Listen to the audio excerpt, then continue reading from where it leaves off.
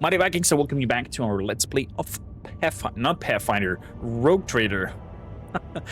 We're about to explore some more around the world and are meeting a Hulk before we go back to Janus, our main planets. I think Janus was the main planet, and re-establish our reign over there. So, nothing in the wreckage over there was empty. Let us go to the Expanse. You missed Pathfinder? We might return it, Kidgon. We might return it. Druck, hello, welcome in. So, Lord Captain, your plan was a success. Our provocation against Nemesites and the killing of the traitor brought all the rest of them. My enforcers have captured a number of suspicious individuals and beaten the truth out of them. That scum Nemesite wishes to avenge his mentor's death and plans to raid the ceremony of the officer's anointment. Since the impious Adalbert, not Abelard, Adalbert, has turned out to be an apostate, it is the new confessor duty to ensure that the officers retake their oath of the God Emperor. Traditionally, the ceremony is attended by the officers' families, and it is why and where they're gonna target. He wishes to slaughter all of the ship's elite, all in one swoop. I have ordered a trap to be set for Nemesite. Would you like to personally involve in that operation?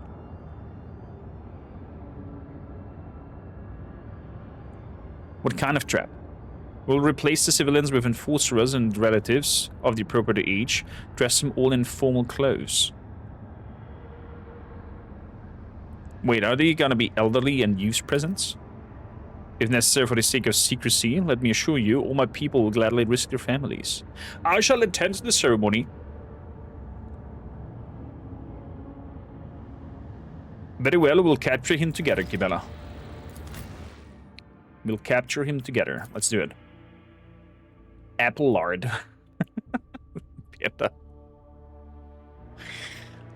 Dragon Lady, how you doing? Welcome in. Greetings, greetings. So, press any key. I would like a key on my keyboard that says any key. Look at that ceremony. All praise for the Aquila. Yes. Tenregan, how you doing? Can we have a shout out to Tenregan? Everything going as planned, your lordship. Look at the participants in the ceremony. The facade is holding with everyone playing their role perfectly. And who might you be, Madame Matriarch? Belinda Travgold, Lord Captain, transferred from the enforcers with the rank of Senior Lieutenant of the staff of your lordship's quarters on account of my age and declining health. But as you can see, there's not such thing as a former enforcer. So why would Sarbeck entrust my safety to someone advanced in years? I guess the Master at Arms remembers how Belinda used to be the best shot among the enforcers back in the day, and knows that my eye and hands have not diminished over the years. I spent 40 years on duty, and to this day I can tell if a man is carrying contraband in his pocket just by the way he's walking. I'm grateful to Mistress Sarbeck for the honor. I don't want to die in my bed. Let me fall in battle, defending the Lord Captain and crushing traitors. Do you think Nemesite will fall for our ruse? Judging by the way the serf in the back row keep glancing around, our Nemesite has swallowed the bait, just like the void rat he is. The porridge will hit the fan at any moment. The ceremony comes to an end, the vows are given and four-headed. Now comes the moment for the closing prayer. And may the God Emperor protect us. The loud menacing voice booms through the hall, cutting short the sacred words. But not today! Ex cordator datura. Oh, mutant! You cannot stop the angels, faithful!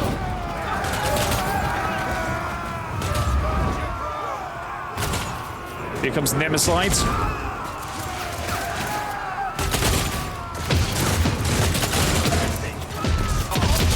Defensive positions! Do not let a single one break through! Oh, they did bite the ruse. Tenregan, how you doing, my friend? Okay, so prepare for battle.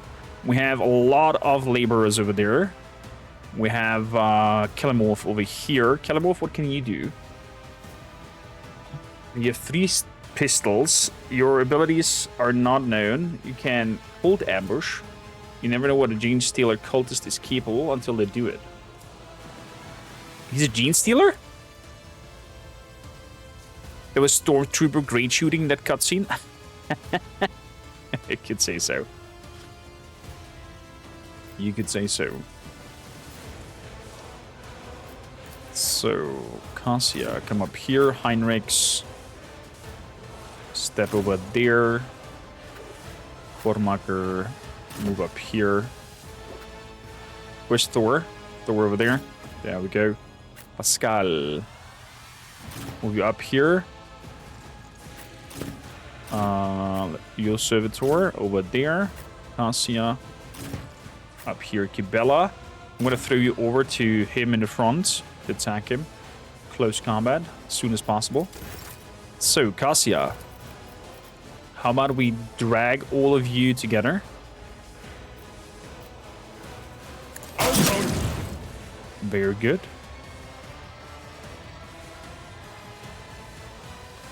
Then I'm gonna move over here and put the eye.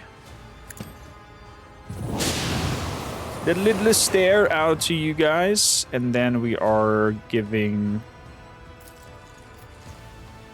Oh crap, I'm not close enough. Damn it.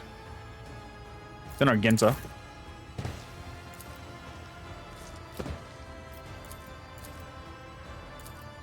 No.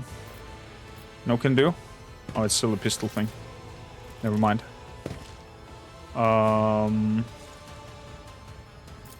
Take a shot. Blam. High momentum. I'm going straight up into superiority. Take a Faith. shot over here. Oh, beautiful.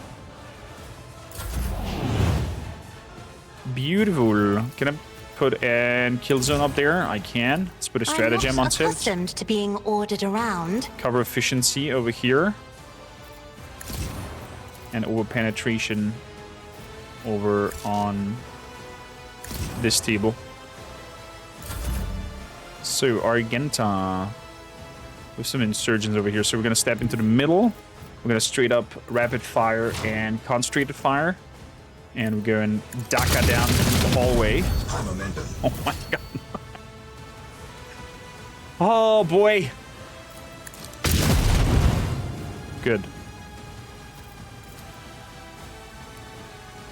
Good, good, good. Can I come closer? I cannot. We're still in the first round. It's a lot of As the ticks. Empress is why I was chosen. A lot of ticks of burning. I'll do it. Jesus. Jesus, look at those stacks. Whenever a soldier deals damage, your critical damage is increased by 1 until the end of combat. We have 32 stacks already. How many more shots? Bombs, faithful soul, the tyranny ends today. Oh. Oh.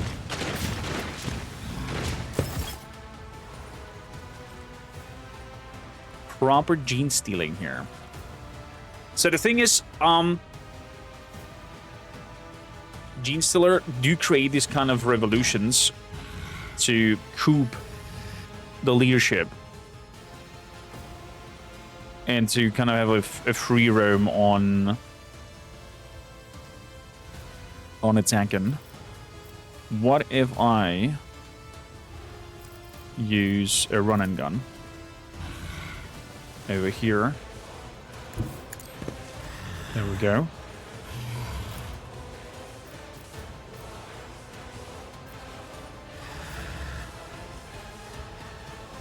And shoot. You, my emperor. Jesus. Nice. So, Heinrichs, your deal is to deal with this massive creature. Please, thank you. Let's charge. Shield bash. Very good. Remain there. Aim for the heart. part next time. I must not falter. Weather the storm. Okay, Let's make it quick. some Enforcer did die.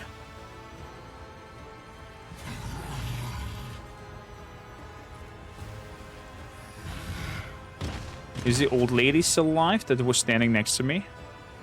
Or is she running away? So... Kibella, you're gonna go for kill him off. Move up here. We are moving in with the Raining Blood. So we just make him once to put him into the Blood's spiel. Then we go for Captive Audience. And we are doing that. Blade Dance. There we go. That should have given him quite some stacks of bleeding. Beautiful. Then we're going to do a jump over here for more stacks of bleeding. And we're good to go. So, as for kormakrtv, let's put Dog on advanced tracking. Let's move him into protecting Heinrichs. So standing next to him, I'm going to move in as well. We're going to render shot, actually normal shot there. Beautiful. And then kill shot for the second shoot. Can I send out the doggo to attack the insurgents? No? Pathway blocked? Doggo was blocked for some reason. Okay. For now. Maybe blocked out. Maybe bugged out. So, moving over here. We are putting some stacks on you. Then we're exposing your weakness. We are relocating... No, not provocating signal. Yeah. We're relocating you. Actually, you can be over there with provocating signal. Why not? And then take a shot. Good. Now we have to do shots every turn in order to increase that. Hello. How's the rest of the training? Oh my god, he's dead. Thanks for the alert, by the way. I can handle this. Need me on Thursday? I'm gonna be there, my buddy. Still sad I missed most of the part of it. But is what it is. So, let's move up here and we're gonna buff Pascal. Give him an extra turn so you can do another shot. Dismantling second attack. Cycle be discontinued. And then we put some stacks on him and shoot again. And every time he shoots, the plasma weapon will do more and more damage. Let's put a Nightmare on you as well to lower your willpower. So your max HP is going down. Perfect. So, as for Argenta, I think she's gonna take out the creature. Let's go full on Daka.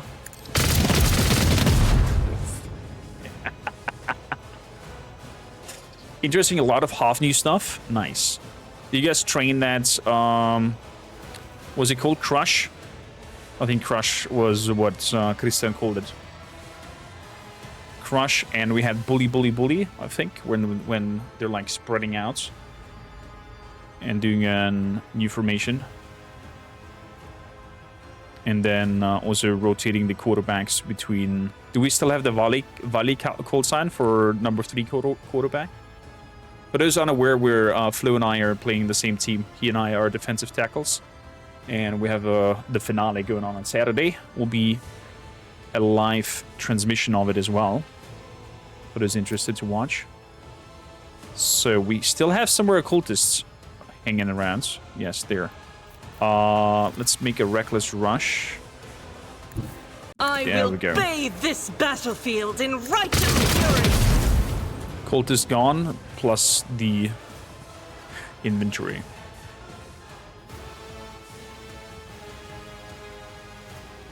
Your info on WhatsApp in the afternoon, fantastic. Thank you kindly. I thought most important parts would have been talked about in the installation at the beginning. But apparently not. We still have to work a little bit on our internal communication. At points, I feel like. The taunting scream is not working until then, but we could enfeeble him to make him weak. The true believers will release all. Nice try with a kick. Moving out. Not happening. Kibella, your kill. Go catch him. Raining blood. And where it hurts. So all the stacks. So that means 58 stacks of debuffs are added to this one attack. Yeah, instant dead. Call you later. Have a nice stream. Thank you kindly. Later will be around 5 p.m. if that's okay for you. Nemesis is crouching on the ground, clutching at the bleeding wound. His tortured body is still strong, and everything in his posture expresses a will of fight. The red scarf no longer covers his face. Weak. I have yet to be impressed. The bright familiar eyes of the flute player from the lower decks glint with boldness. The humble swindler who used to play tricks and fools with the help of his trained rat now nods at you mockingly. I've been waiting for this meeting, Captain. It was the flute player from the lower decks. Interesting. No longer covered by the broken goggles, the hairless skull and bulging with massive growths. However, the mutant mature nature of your enemy is just as quickly betrayed by an even more unsettling feature, the third arm growing out of his torso.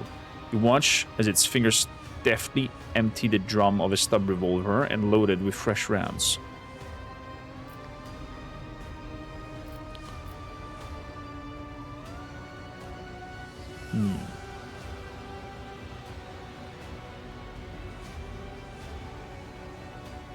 I know you. You're the fortune peddler from the front line who entertained the rabble with games and music. Here's some nice guns. That's what she said. Vile mutant, you're an insult to the human form. Nemesis shrugs all three arms, moving with a deadly grace. Fate has rewarded me with the ability to kill 3 of your mutts at once instead of 2. I'm truly blessed.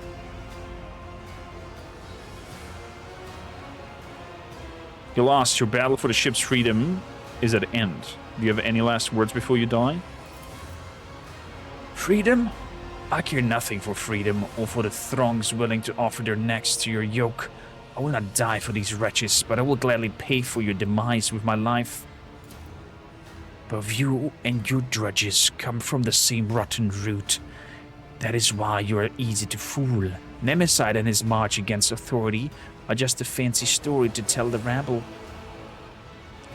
A convenience tool for recruiting the wronged and disposed. In truth, all of you must die and make way for those who are truly worthy, more pure, more pious, more courageous than any of you ever were.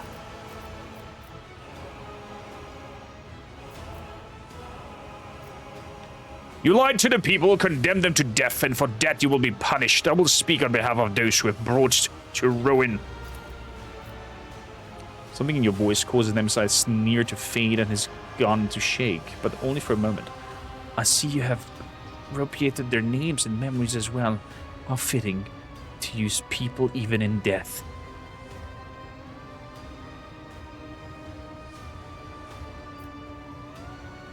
You'll be the last Nemesis on the ship. I will make sure of it. Aren't you a little overconfident?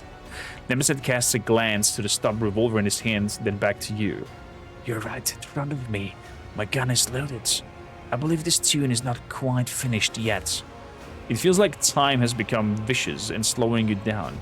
You see the bloody hand of the Nemesis raise the weapon, and your body reacts of its own accord. What? There's no time to deliberate. You draw your weapon and point the barrel at Nemesis, but he's already aiming his own at you.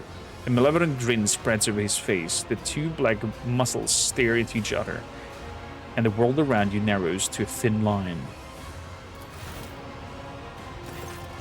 Kibella emerges nearby like a shadow, blade gleaming menacingly in her hand. It is your threat that will break today, and no other. Save your message from your false god when you meet him, servant of death. I'm glad I get to take you two down at once. I vow that your murderous sect will fall along with the Lord Captain.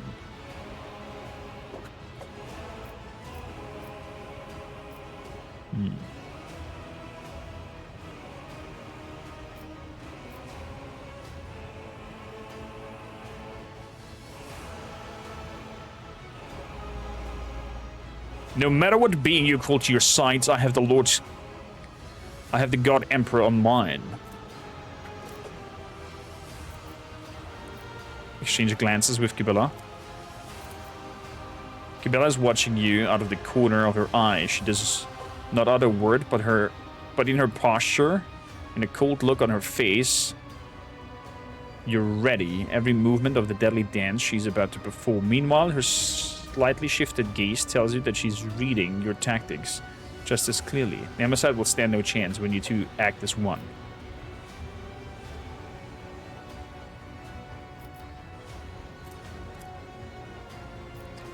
No matter what being you call to your side, I have the God Emperor on mine. That means you are doomed. If you knew even a shred of truth about my god, you would already be groveling in the floor, begging for swift death. Absorbing his zealous rejoinder, Nemesis is no longer holding you firmly in sight of his weapon. A tense silence falls for all words have been spoken. At last, Nemesis says quietly, "It's time. Farewell, Lord Captain." The acerbic smile vanishes from his face. Instead, his demeanor turns cold, collected, calm, with the indifference grimace of a skull. Time stops for a moment, and then, as if tossed by a blast wave, the events fly forward like murderous shrapnel. Shoot first. You pull the trigger, but your enemy is faster. The muzzle of Nemesis' stub revolver erupts with fire.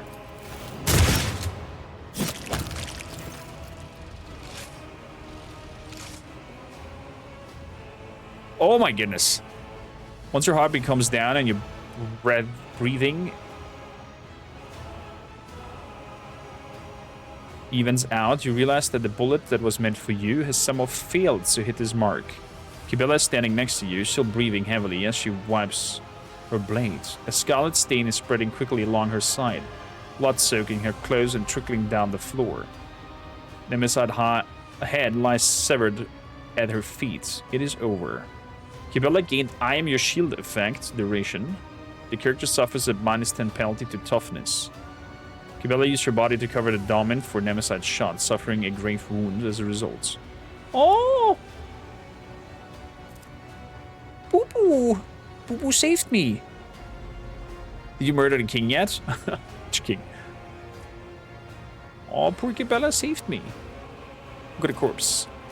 The decapitated body lies motionless on the deck. The cuts at the neck stares back at you from the grotesquely disordered ridge from its spine.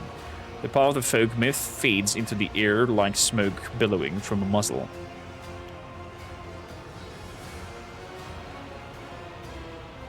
Kibella, are you injured? What? I am, but it matters not. Kibella looks indifferently at the bloody hole in her side. This bullet was never meant to cut my thread, for it belongs to you. He did not harm me. Kibella looks at Nemesis' body with an incomprehensible expression. But he tried.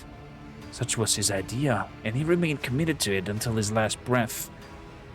His was a good death. Thassera was not just a rabble-rouser, he was a genetic aberration, a mutant. Deviation from true human form mutilates the soul as much as the body. It should not surprise us that the heretic leader was the most malformed of them all. And thus ends the struggle of Nemesis. The struggle is not people. The struggle is ideas, and people are merely their vessels, the carriers of the struggle. I need to reflect on his death, Domin. I need to stand before the Undying One and hear his blessed whisper. We can discuss what's happened after. Okay. Okie dokie. Give me loot.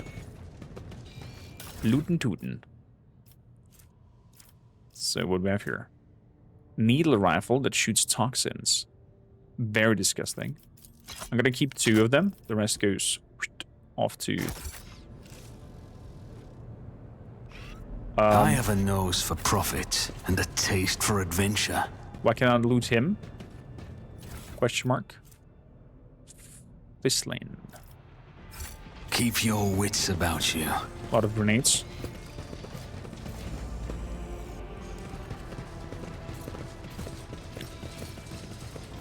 I guess when I leave the place, I can pick him up. It's okay, she uses medicine, that's true. Which branch?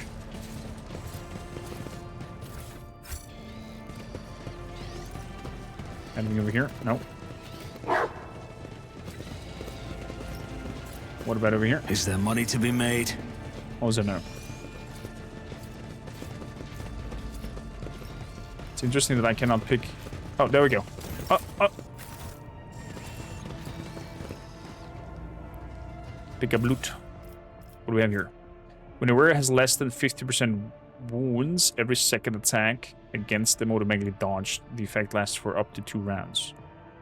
Relics of the Unknown Saints. Interesting. Efficient armor. Dead shot stop revolver. Additional hit chance 50%. Promise of freedom. Every hit from this weapon inflicts 1 stack of fatigue on the target for 1 round if the target fails a toughness resistance check. Armor penetration 50%. PM. And then promise of retribution. This weapon deals an additional ballistic skill bonus direct damage to the target for each stack of fatigue suffered by the target. Oh! Oh my god. So you go pistol burst with this one, fatigue up, and then pistol burst with this one, doing a fantastic amount of damage. Oh my goodness gracious. This one can go. Wow. Wow. So, let's go by newest.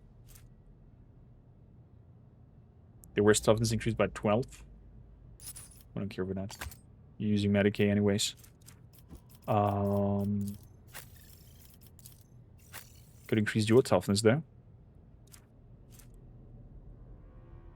Oh wait, what is the number for toughness? Medicaid.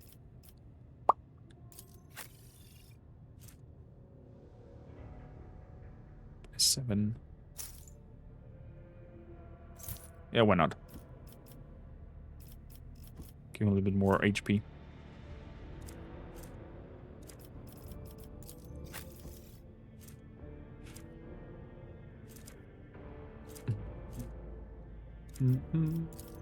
Okay. But we have a new doggo thing. Oh, it's a bad one. Never mind. Proxy, how you doing, buddy? I always keep my options open.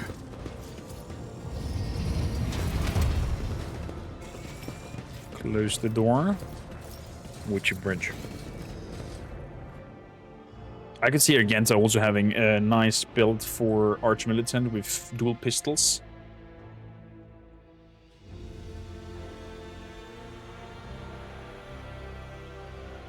Do an insanely amount of damage.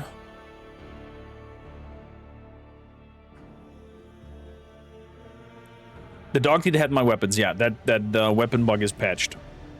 If you're referring to that evil Kinikon. The weapon bug is patched. So, can we talk to Kivella after that fight? She's wounded. Take heed, Nemo. Our blessed Domin honors us with a visit. The one who delivered this ark from the curse of your existence. The malformed skull Kivella hands has been polished to a pale sheen. Its empty eye sockets pose a question that can only be answered in death. Who's Nemo? An aberration. Your former foe. His eternal foe. My new companion in shadow and my trophy. Oh. You once knew him by the name Nemesite, But now, his name is Nemo. Nemo! So we just keep killing instead of just keep swimming? Was that?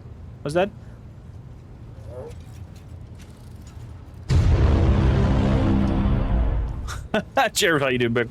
Welcome in. Whenever I feel the need to voice my thoughts, I turn to him. He is far wiser in death than when you he found was Nemo? alive. Brandley. How's your wound? Pain has no power over my body. I can imagine by the cuts you single put. shot cannot break me. And yet, before, whenever I found myself caught between unlife and undeath, I always remained calm. My mind was ever a vessel of humility and resolve. But when I saw Nemesite pull that trigger, I suddenly realized.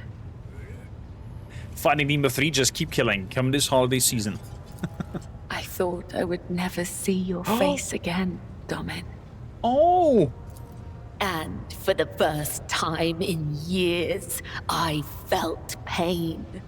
It disturbed me. It disturbs me still. The wounds of the flesh will mend, but a bleeding soul dulls the edge. Such a blade does not deserve to be at your side. You saved my life. I have no reason to doubt you. I will strive to live up to the great faith you have put in me. What do you wish to discuss? For years, I have been honing my body and spirit through sacred rituals. Yeah, I remember I that have when we had ushered hundreds intercourse. of souls to the other side.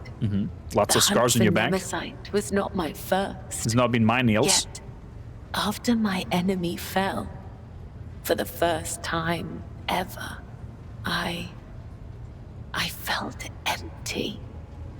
And that emptiness only grew heavier under the weight of the question that formed in my mind during that hunt. Will I ever be filled up by the Domin again? I'm gonna go to horny jail. I prayed. I longed for his guidance to put my mind at rest. But in my self-pity, I showed weakness in the eyes of the Undying One. And so, my only answer was silence. I must therefore ask you this agonizing question, Domin. Tell me, what is the purpose of the blood-spun web? Her voice acting is so good. Super Richie, welcome in. Teresa, how you doing, by the way? Welcome in. Welcome.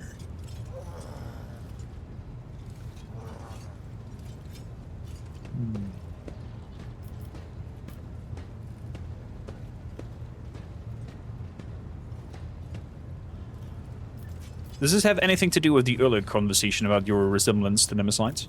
Please, just answer me. Okay.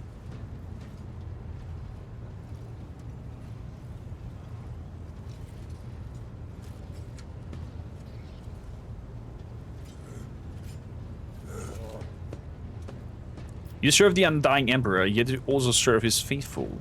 You are the givers of his peace. Then that makes me a driver of the ignorant.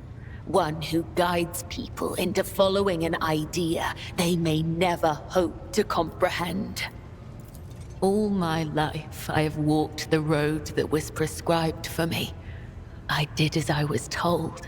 I searched for the truth in other people's words, then repeated them in my own voice. And I never once questioned my destiny until you came along, Nemo. I might just as easily have met Nemesite's fate and he mine.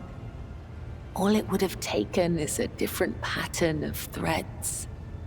The only distinction lies in our ideas. Thank you for this conversation, Domin. It has satiated the void that gnaws at my soul, if only for a time. As for how to seal this chasm for good, that I have yet to find out.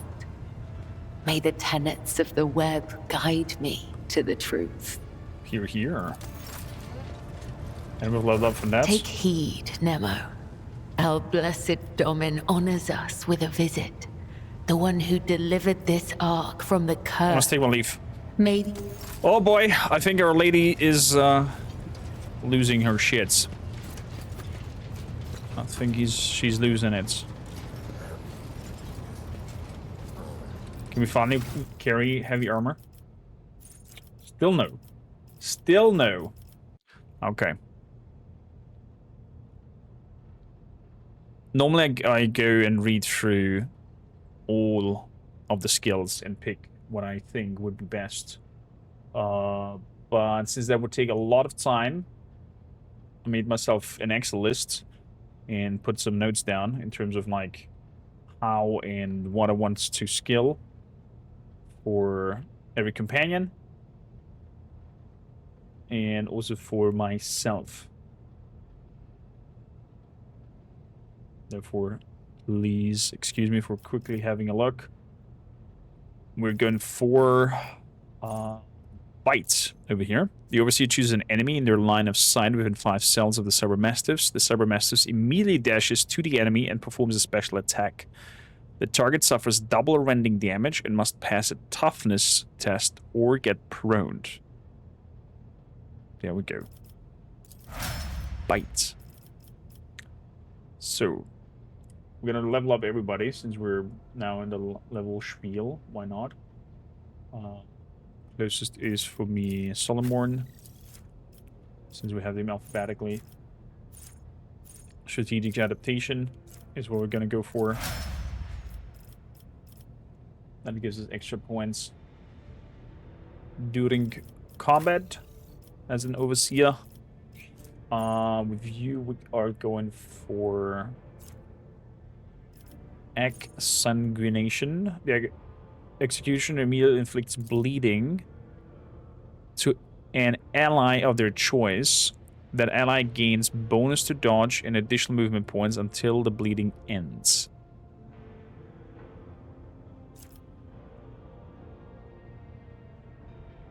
So we can put some bleed on us to get, for example, some additional movement points. And of course, the extra dodge is always great. And then I think I'm gonna grab Grenadier with you as well, being there in the front line, being able to toss in grenades for free, giving us kills. Or what I could do as well is to improve our Medicae skill to be even nastier. Now, let's grab Grenadier.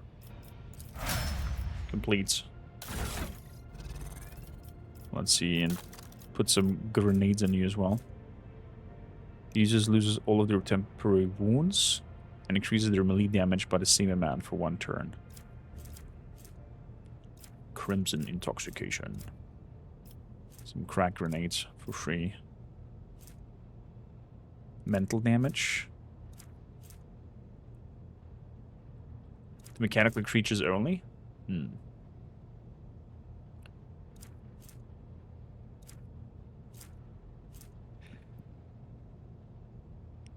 Sorry, let's sneeze.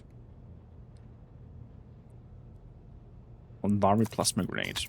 Let's use that one. As for you, we have now this wonderful, not stun grenade, but Tears of Repentance.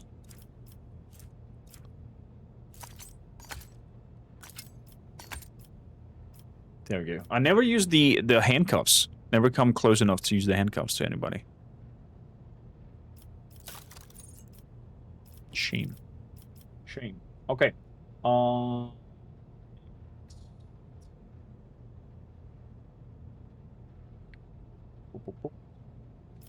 Heinrichs.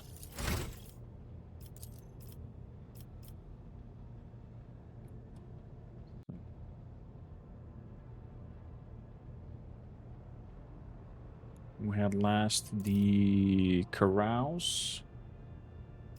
Now we want warp speed. Until the end of combat, the target ally increases their movement points by 8, their agility by 15, and their AP by 1. Oh yes, baby. That's what I'm talking about. So...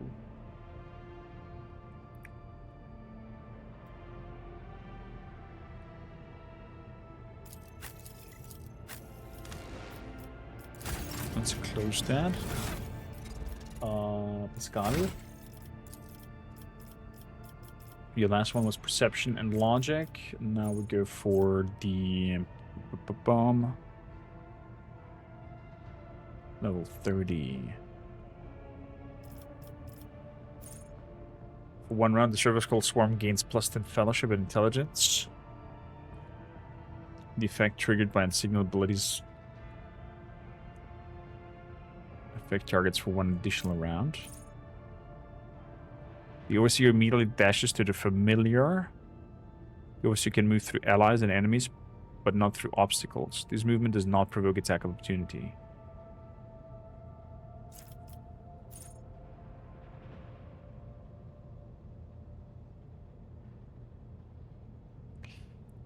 Priority signal.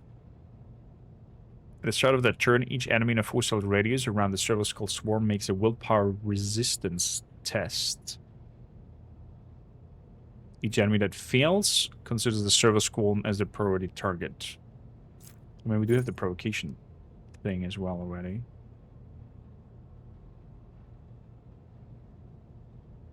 At the start of the turn, each enemy in a 4-cell radius around the Service Call makes a willpower test. Each enemy that fails that makes a free attack against the closest creature. After that, they attack normally.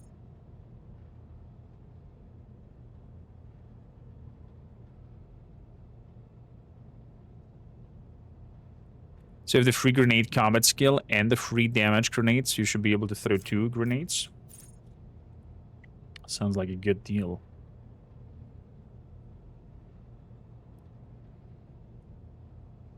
The attack kills the target, does not count towards the attack limits. Strategic adaptation.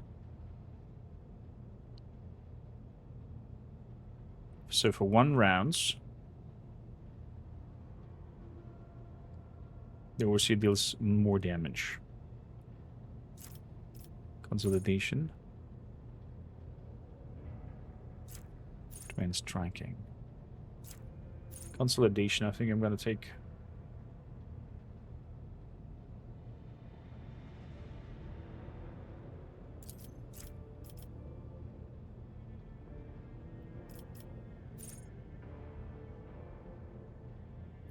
While the signal effect lasts, the Service Call Swarm's armor and dodge is increased.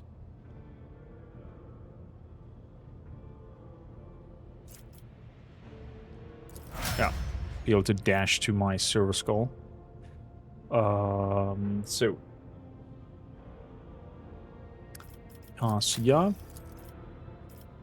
What are we grabbing for your next thing? Last one was Fellowship and Persuasion. Now we're gonna go for Mend Reality. Now Navigator decreases the Veil degradation. All allies gain weapon bonus. Deflection against all warp damage.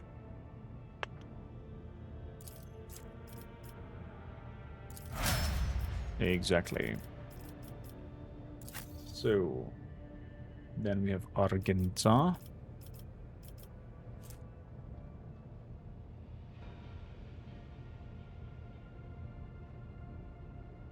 So the last one was Perception and Cleansing Fave.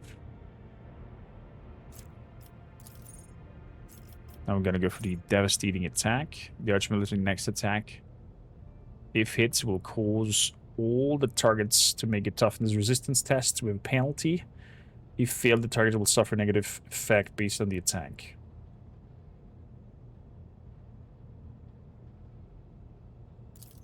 Very good. Last but not least, Mr. Abelard.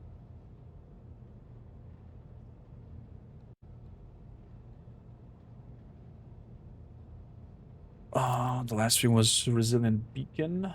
Now we want Carouse and Strength.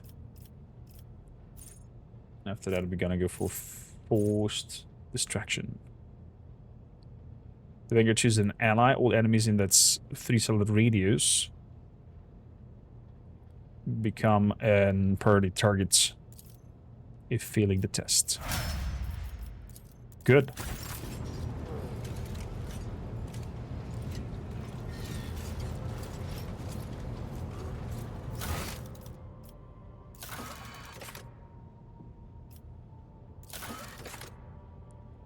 An audience with the arbites. Complete the development projects at the highest colony. Find the hidden cages in Dargonus and Kawagama.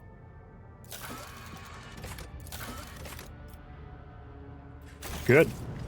Off to Dargonus we go.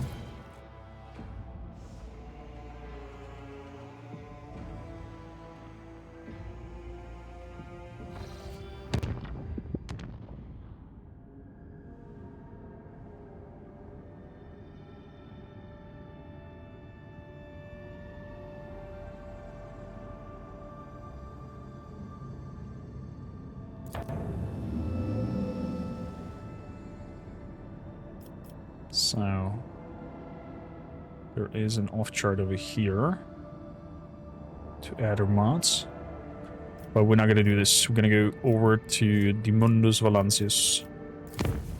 We'll travel. Fire upon the unidentified vessel. The shell hits the target. The unidentified vessel is holds its course for a moment and then vanishes. Okay. Was just something in the warp. Got a little bit of damage. That is okay. So, let's visit our home planet, Mundus Valancius.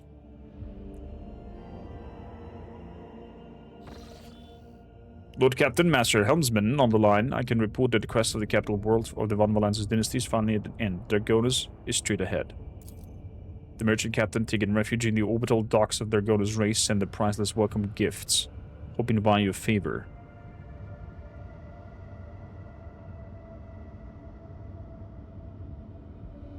Tell Dargonus the Red Trader is coming home. It will be done, Lord Captain. Lord Captain, will you please accompany you during your visit to Dargonus so I can personally introduce Achilles Scalander to you? Okay. You're gonna join me then. Let's get a scan.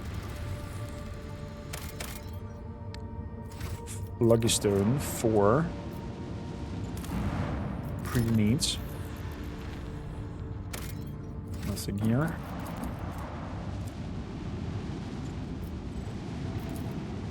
So at some point in the past, this one's living planet met a death proportional.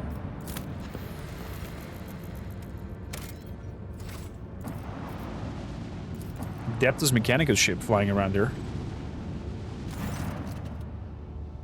Lord Captain, a transport shuttle bearing the marks of the Adeptus Mechanicus is approaching ship. Magos Tarsus delegation intends to board the ship. Many of my tech comrades neglect diplomacy when interacting with the laity. It is regrettable.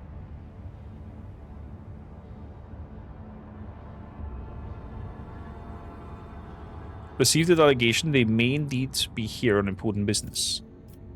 It will be done, Lord Captain. Requesting permission to present the audience granted by my tech comrades. Of course, Pascala. Gonna come with me.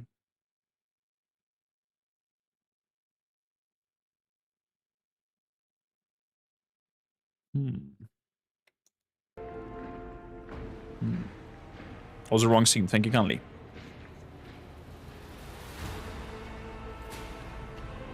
Thank you for the welcome back, Otarik. Some of the in-game background music heavily invokes Disco Elysium for you. Never played Disco Elysium. Is that a game we should play at some point? The enormous tech priest points his hand at Pascal. Thou shalt not suffer a heretic in thy forge, for rust begets rust. Pascal Hahnemann, in the name of the Adeptus Mechanicus, you are under arrest.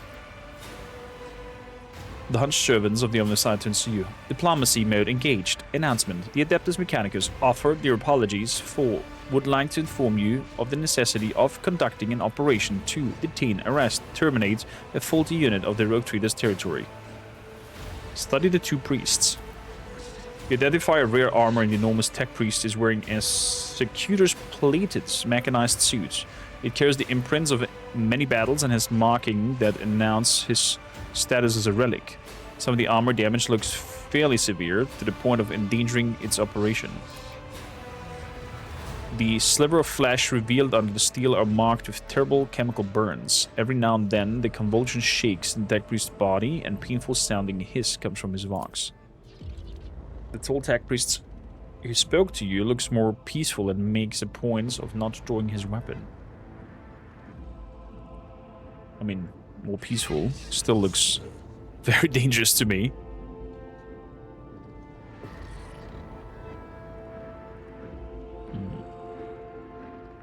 On what charge are you trying to arrest a member of my retinue? This heretic is accused of stealing personal identification codes, spreading tech heresy in the world of Kiabagama, and making an attempt on the life of the servant of the Omni Messiah. The faulty unit will be removed in the name of the Omni Messiah. I condemn you. What the hell? You are malfunctioning, tech comrades. I deem your logical conclusion questionable. The statement is forced. Tech brother Tassus Hahnemann is willingly undergoing holy torment deterioration, which, however, does not critically affect his cognitive capacity for data analysis.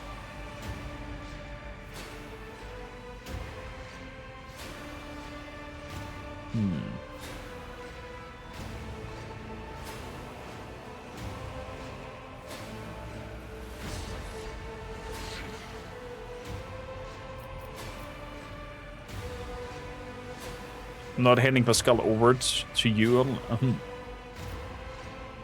What do you have to say to this, Pascal? I deny these charges. I never plotted against my tech comrade. My cognitive purity vows were never disordered. My unique identification code was never stolen. I am the true Magos Explorator Hahnemann, and I'm not guilty. False witness! Does he have to roar?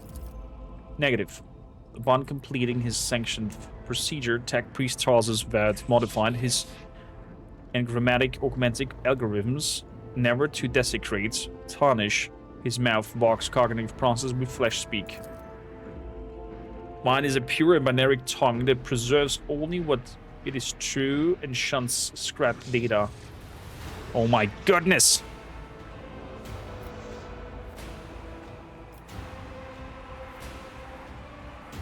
You have proof that this tech priest is who he claims to be? Confirmed. According to the archive entry, Magos Explorator Tarsus Hahnemann served on maintained the ship, identified classified. Owing to statistically fortunate coincidence, by the Omni Messiah's grace, enough of the operational capacity was preserved for him to don a Goliath model secret battle harness. For vengeance I thirst as I thread the path of vengeance, following a blasphemous miscreant bloody tracks. Analysis of security systems showed that assassins, heretics, infiltrated the library using Tech Brother Tassus' unique identification code. Someone had stolen, duplicated his code, which is grade 3 transgression. And the unit made the criminal claim of being Pascal Hahnemann. By the way, what's happening on Kiavagama? The planet belongs to me. According to the Vox intercepted data, the planet fabricator sensor made blasphemous modification to manufactorum working procedures, which qualifies as a lapse into sacrilege. Oh boy. Our data suggests that the unit which used Magos Explorator Hahnemann identification code performed an unauthorized upgrade on the planetary Vox array.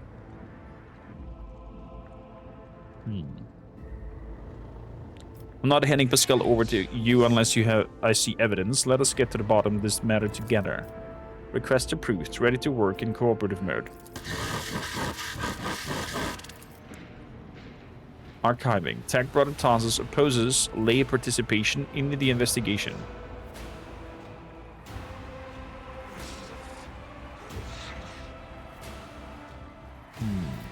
I insist on a joint investigation. Arresting a rogue trader's retinue members without any justification stands in a breach of the law of my privileges under the warrant of trade.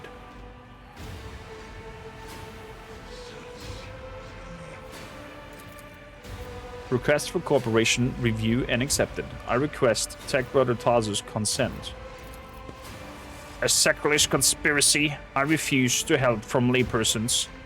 I'm a cog of the Deus Machinus, and I will carry his sentence out immediately.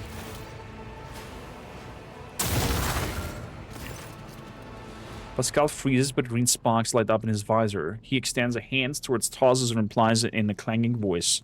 Let the cycle be discontinued. You realize Pascal's words are coming from both of his Vox and Tarsus. Then, every sensor of the executioner's battle harness light up at once. Blindingly, and the wounded armor Leviathan lets out a deafening roar of pain.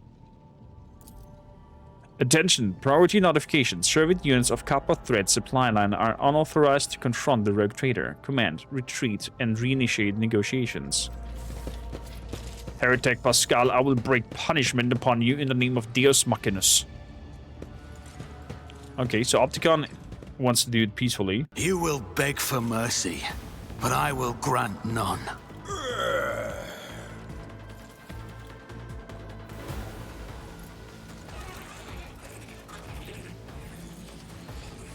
Okay, let's prepare for battle.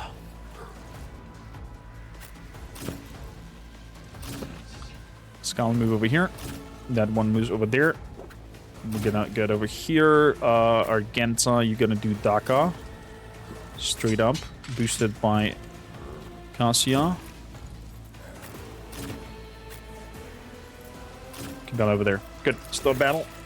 So, let's boost your powers. Isn't this a job for the serfs? Maybe. You, my emperor! Maybe it is. Pull them all back there. And put a nightmare Me? If you insist, Lord Captain. on top. If I may.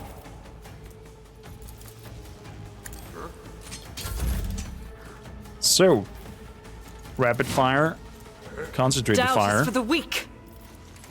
devastating attack. Faith without deeds is worthless.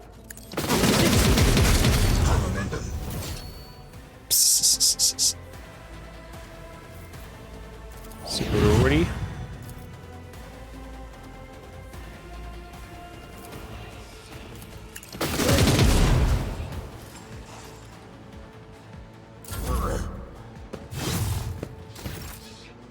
Interesting approach. Good points. But it did not work. My dog does not do the attacks. His claws are missing. Didn't he just patch it? Revan, how you doing?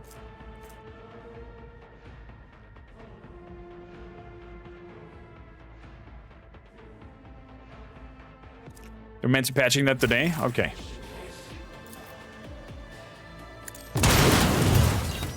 Guess we're gonna fight for the right to party without the doggo then. And just do dual shotgun. There we go. Get to end your run yesterday? I don't mind. Don't have to end it. We have still the power of the shotgun.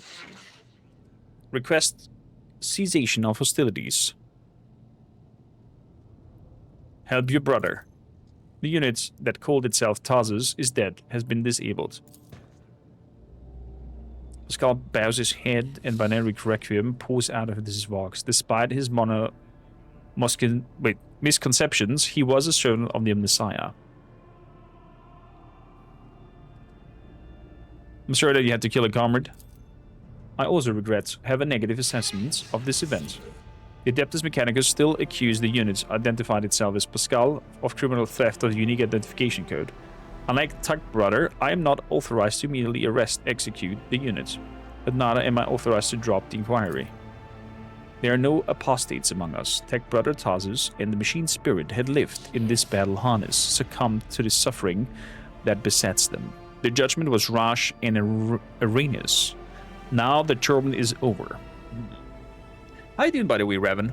For those who are not familiar with Revan, on the Vikings, he is the master of builds.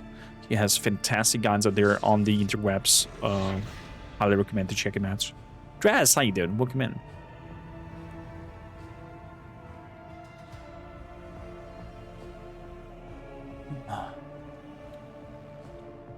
What a fun and interesting looking dual shoddy setup. If you're looking at the class, will be in your inventory. I don't think so, but we'll see. And if not, I don't mind. Maybe they'll fix it until the next time. The tech brother Thasus and the machine spirit that lived in his battle harness succumbed to the suffering that besets them. The astonished tech priest looks on Pascal, leans over in slain main body, and extracts an augmatic from his skull. His movements are precise as they are respectful. Listen in silence. Bzz, bzz, bzz, bzz. Speaking of, when is Mechanicus 2 coming out? Does anybody know? You saw the agony of your tech brother Thasus was in. His unbridled pain spurred faith, intimidated you, yet you were silent. Reverence stopped you from raising your voice to proclaim that the machine spirit with which his mind had merged was morbidly afflicted. The imperative of the reverence had paralyzed your will, and you watched the tragedy unfold in silence. The sixth universal law states that comprehension is the true path to knowledge, yet the procedural cycle has robbed you of your comprehension. Therefore, let the cycle be discontinued. Let the cycle be discontinued.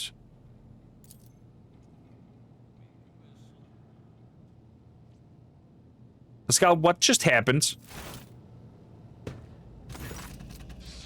I decided to sustain my words with an excerpt from one of the Blessed Amaranth's sermons.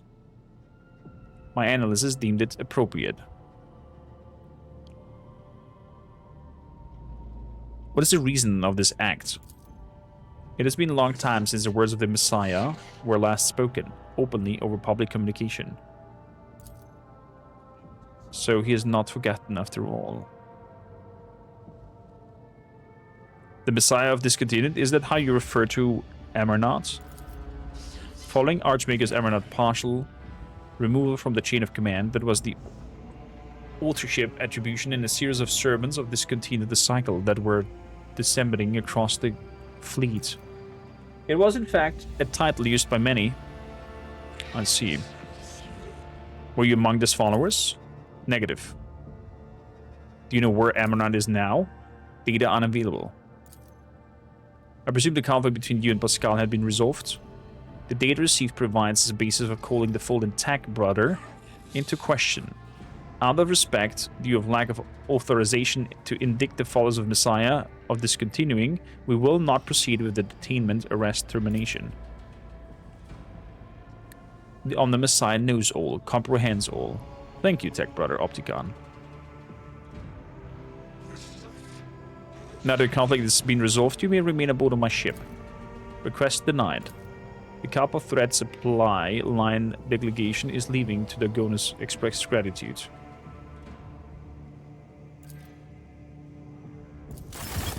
Okay, okay.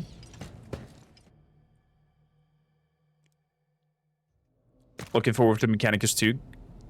Get my butt beat by XCOM like 40k games. Demon Hunters was quite fun. Demon Hunter was fantastic.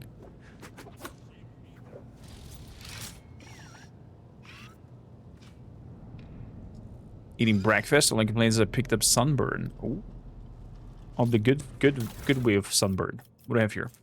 I'm the Messiah axe and the power sword. I don't think the axe is any good compared to what Pascal is wearing right now. Yeah, no. Add to cargo. Add to cargo. Be gone. I have to clean up my inventory. So many wild things in there. Wild things. Bum, bum, bum. It's funny, but I think my doggo did find in the previous thing. So where could the claws be? Not in inventory.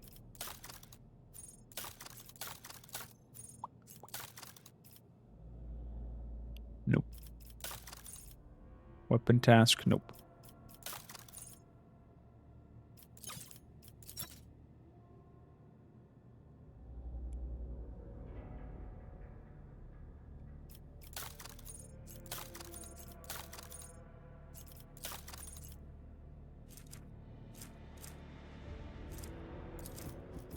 Hmm.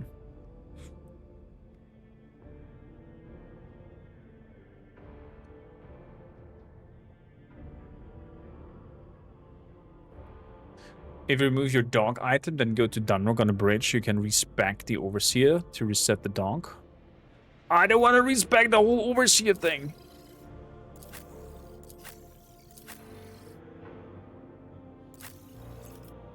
That's so many skills.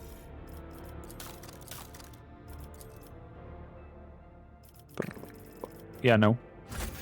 No. Thorbridge is then a cosmetical companion then. I'm just gonna dual shotgun.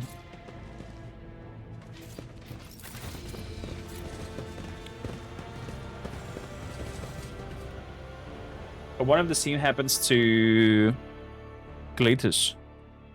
You can just take the claws from there. Without a dog, you're essentially level 15. That's true. That is true. Ah, goddamn.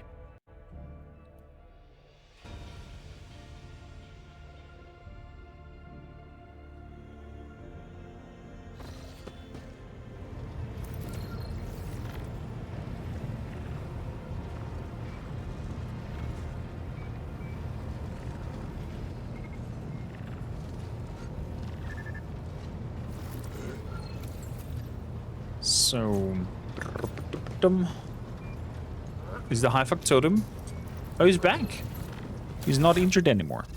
Good. Let's take off the life snare.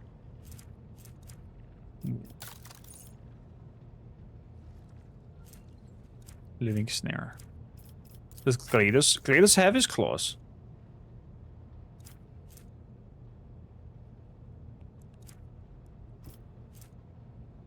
When the Cybermassive hits the apprehended enemy, the Cybermassive gains stack of bonus strength 4 a round.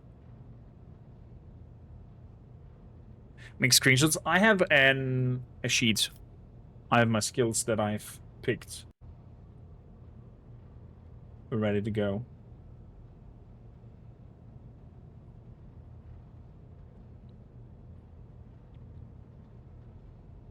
Spreadsheeting is the way, yeah, especially for complex games like this.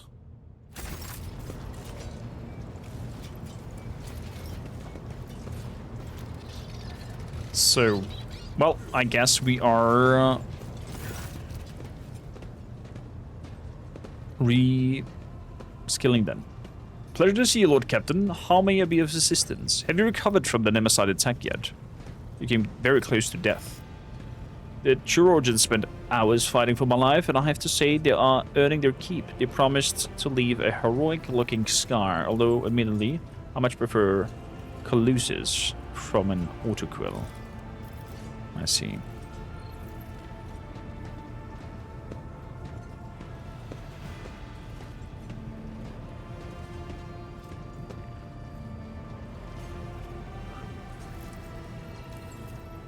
You have it now open for public? Interesting. So cool that you do that. I, on your side, would have put that all behind an Patreon access. For the amount of work, sweat, blood and tears and testing and hours you've put into it, I would have had a link for friends and VIPs and whatnot. And then for everybody else, a Patreon page where, I don't know, they throw in $5 or something like that.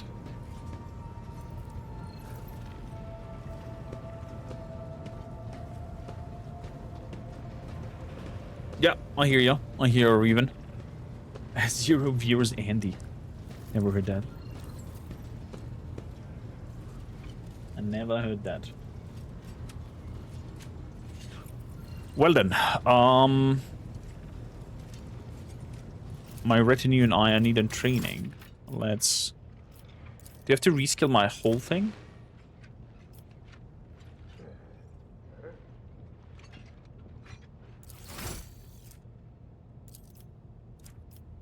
Okay, only the Overseer. Cyber Mastiff.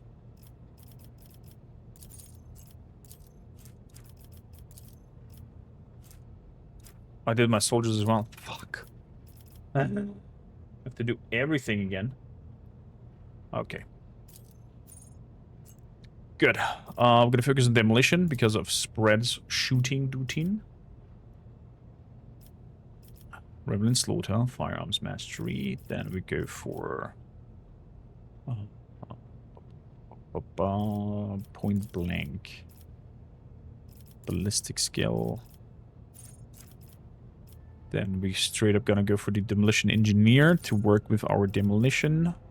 So area attacks do more DACA. Ballistic skill again. Concentrated fire, of course. I'm gonna go for perception or agility.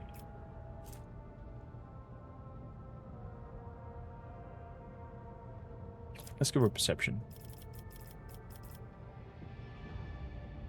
Then we want the operator can parry incoming attacks with ranged weapons. Exactly, lawful intervention. DLC definitely did well for me. 300k views and 2k subs. Business-wise, I probably should do a Patreon feature for builds on Dark Heresy.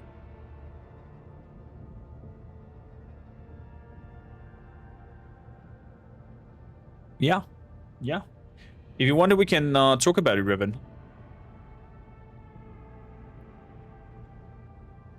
And do a mixed match, mixed mans of lore VODs, build VODs, and whatnot.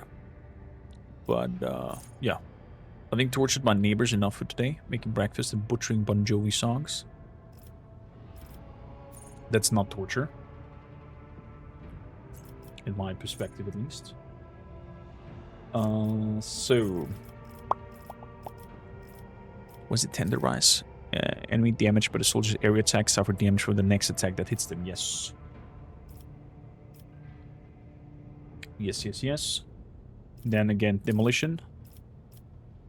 Until the end of the soldier's turn, he gained 4 movement points. Their attack did not spend movement points. Yeah. Want to do DACA without having to stop. Then the soldier's second attack deals more damage based on our agility bonus. Then gonna go agility.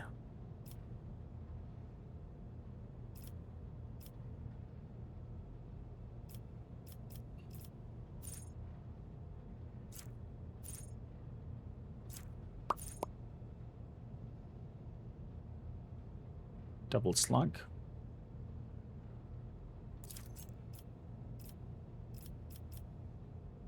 Coercion, because that works with the arbites skills.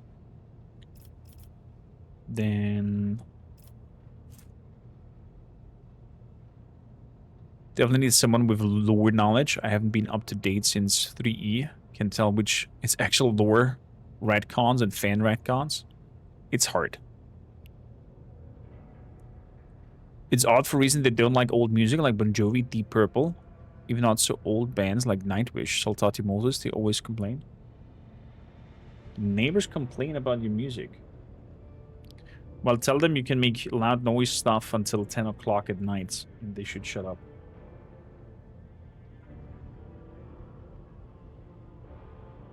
So...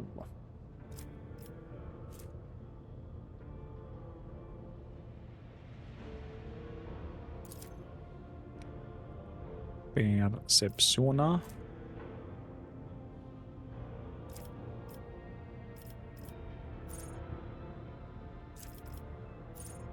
So,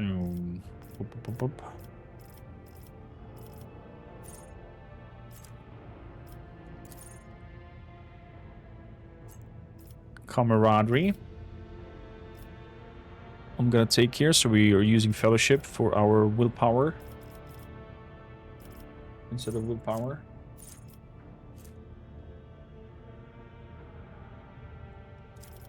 Then swift slaughter. Reverent slaughter can be used after 2 kills. Very important.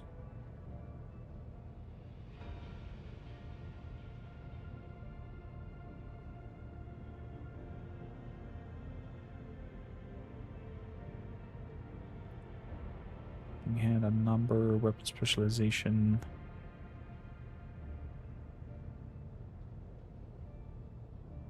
Gonna go for where's heavy armor?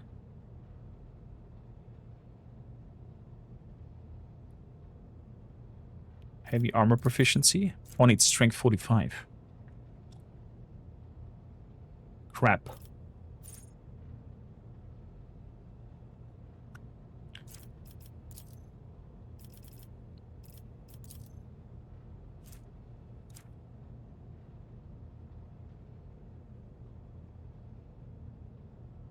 Revan, do you know, is there medium armor for arbites?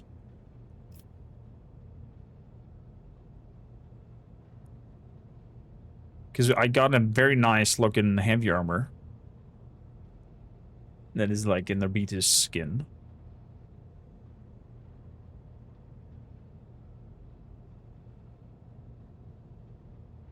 Two medium armors that'll apply corrosion. Okay, then I'll ignore that one. And give the heavy armor to somebody else.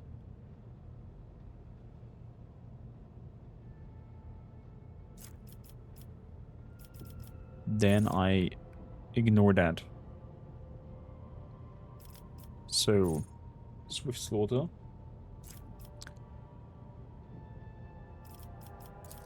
Let's see.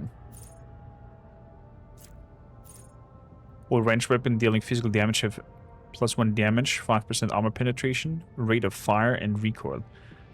I don't care for recoil and rate of fire with shotguns. I'm not sure if it's worth it, that +5 armor penetration though.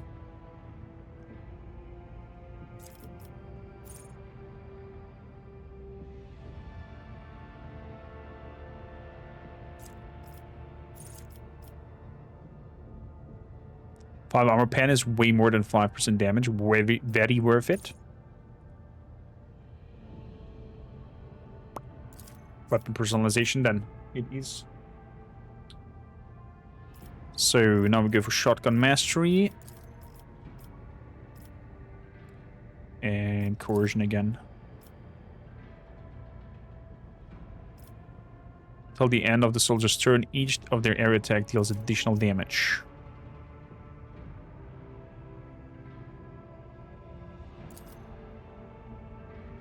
Overseer, Saber Mastiff. Strategic adaptation. A rite of calibration, so we pay less AP for those. Overcharge. Get our AP in. And ballistic skills. Then... if protect is used on the Overseer, the Saber Mastiff's MP is doubled when moving. Exactly. So you can run as far as possible. Then we want advanced tracking. So the further it runs, the more stack of damage it gets. And then we go again for demolition. Now, since we're talking about armor piercing, could grab armor piercing. -20 for 1 turn. Sadly not stuck though. Still good. If you ask me. Agility again.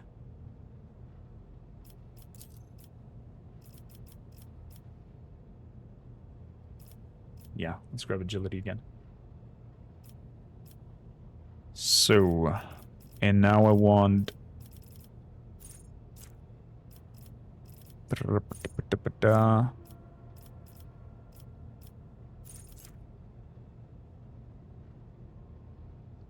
Fresh start helping hand.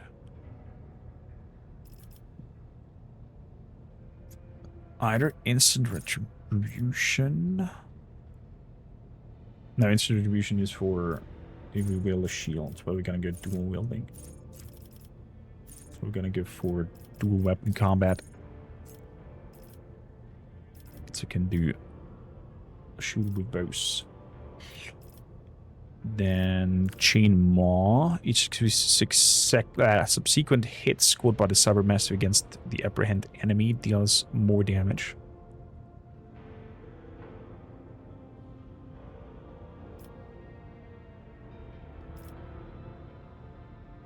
So, then again, agility, demolition.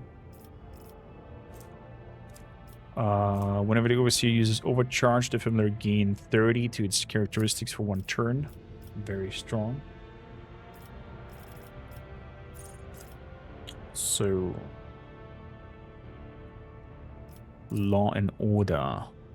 The rotated attacks make on other turns deal 20% more damage, and they can become immobilized.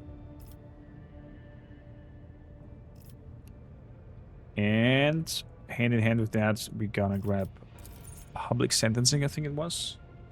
Whenever an enemy adjacent to the arbitrator fails a willpower resistance test the first time, you provoke an attack of opportunity.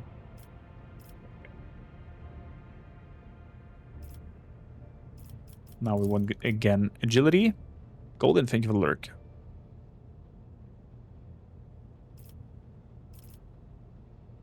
And some more coercion.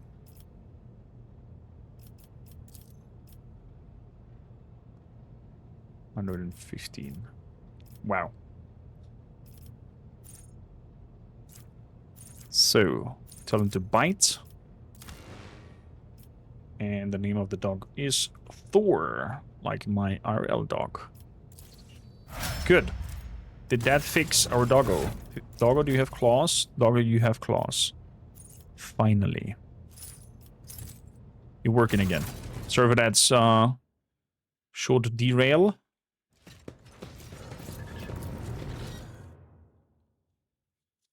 But we needed that. Revan, do you remember wicked mechanics parts for your colony?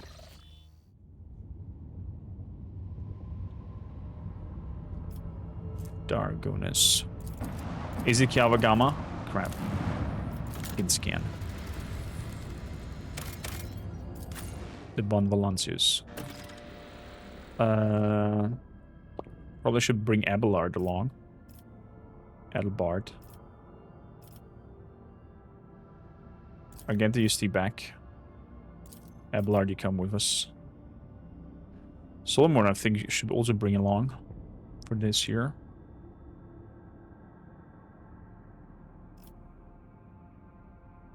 Okay, Bella, you're gonna stay back. Was it on Dargonus where the arbites are placed? Could be wrong. I can't wait for the DLC content of the arbites. Fuck Heinrichs, take Kibella-chan. We're definitely gonna take Kibella with us, but Heinrichs wants to introduce us into somebody. We're landing! The Von Valancius dynasty. Glory to the great rogue trader. Greetings, your lordship. The noble's already whispering. Oh man, the architecture. Glory to the great rogue trader. Glory to the great rogue trader. Greetings, your lordship.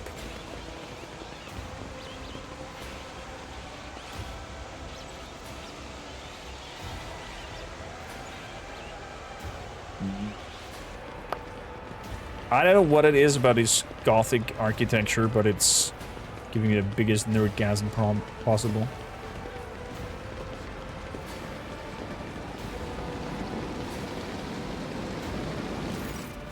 The Emperor protects. Welcome home, your lordship. Clementina Verserian. Oh, Abelard, that your daughter? I'm Clementina Verserian, Court Chancellor of the Von Valancius dynasty. On behalf of all Dargonus, please accept my deepest condolences for the ultimately passing of Theodora Von Valancius. Her departure is terrible, blow to us all, but is One star expires, another always flares to life. And, although still overcome with brightness and grief, your subjects hope that you will become the Trade Dynasty's guiding light in these trying times. Clementia. Abelard offers a reserved nod. She nods in return, and the lines in his brows soften ever so slightly. Your current run is going to be interesting. Never actively used Idira before, but for this run she shall be part of my group. Oh, Idira is an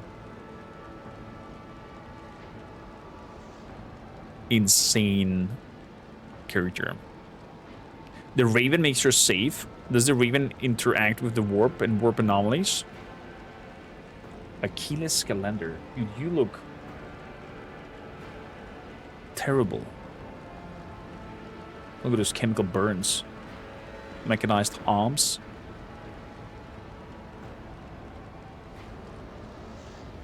Achilles Calendar, Secretary of the Administratum Department. I hope your journey to Dagonis was not darkened by unwanted troubles. The Emperor protect us on our journey through the star. And may he remain merciful to the end of time. Does your lordship wish to survey the grounds, or perhaps we could sate your curiosity by answering any questions you might have? Clementia, what was your last name? You heard correctly, your lordship. I am House Rosarian, Lord Abelard's granddaughter and direct descendant. Oh, it's granddaughter, not daughter. The succession of service is an effective good. It grants new generations of understanding of their function within the mechanism. Chancellor Rosarian has held her position of the Van Valence's court for many years. She earned Lord Captain Theodora's respect through acts of great perseverance. There's no room for doubts. Blood had nothing to do with it. The Emperor blesses those who strengthen humanity's domain through their deeds. You have reason to be proud of your progeny. Thank you, Lord Captain. Why isn't the governor here? Apologies, your lordship. Governor Drivestem residence is on the other side of the world by the Administratum Palace of Dagonis. We send word as soon as you enter the system, but it takes time to travel the great distance of your domain. Chancellor Vazarian appears unruffled, but you cannot shake the thought that the governor's lateness is a subtle political gesture designed to test the limits of what is acceptable when it comes to interacting with the new rogue trader. Aha! Oh, the build I looked up for her recommends Executioner with poison powers. Interesting idea as well. I would like to rest before the meeting. Where are my chambers? They are very close, just down the hall. That is also where the study and the audience chambers are. Lady Theodora's study has remained locked since her last departure, but on your account, on your arrival, you've arranged. It has been tidied up. It is ready whenever you may need it. My apologies for my bluntness, but I have a request to make, perhaps before the meeting takes place. The illustrious Lord Captain could spare a few minutes of conversation. I'm certain that you will find my report on the state of affairs of the Van Valence Protectorate most useful. Sounds good. Sounds good. Oh yeah, you play normally Psycho yourself, exactly. Talk to Achilles. Wait, is not everybody here anyways? Yes, we are. Good. Toss a coin to the... Glinting the light coin falls into the clear water and sinks to the bottom.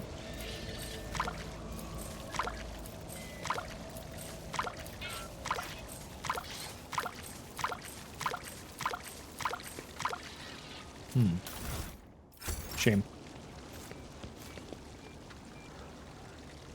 Till, you can change the pad's color. Wait, you can change the color of the pad? Stop wasting coins. I thought there's like, you know, the spirit of the welcome in that. From the menu?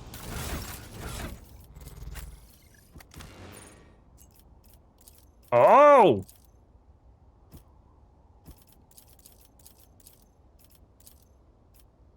I didn't know. Thank you for telling me. Sadly, not a lot of interesting appearances there. Shady character.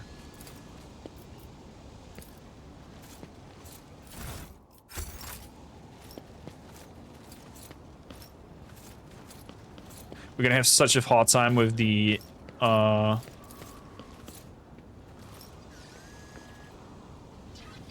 Act 3 with the Drukhari, because I think my character is fully mained on combat.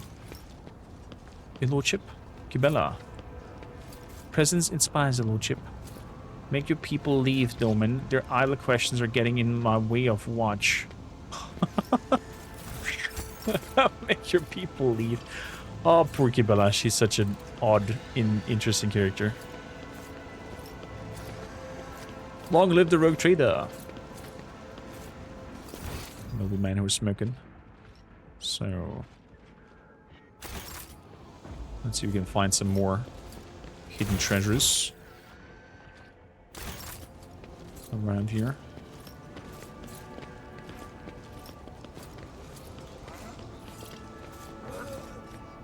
If my perception is good, I should shred the Drukhari. And if not,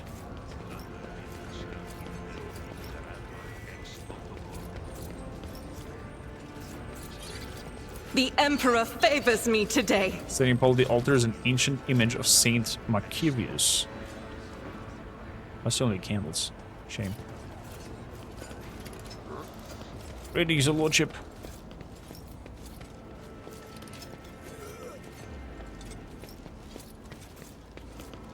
Okay, seems like there's no other thing to find.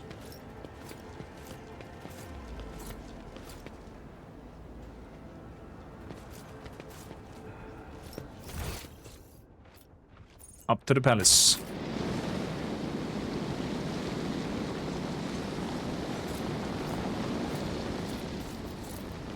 The peasants will pick them up afterwards. I mean, we're so rich. What is some coins there?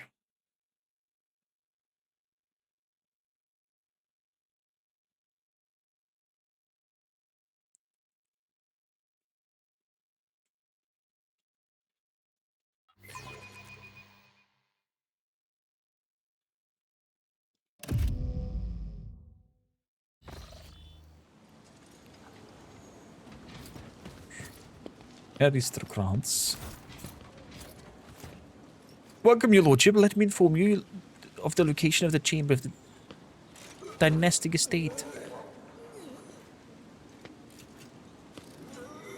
The main throne room is up the stairs and straight ahead. Your subject Achilles Calendar informed me that he humbly waits the opportunity to meet you there. Okay. What's going on with the servitors back there? If your lordship wishes to rest after your long journey, then your personal chambers are up the stairs on the right. Okay, mister. Let me just pass through. Thank you kindly. Some goods over here. Tech priests and servitors.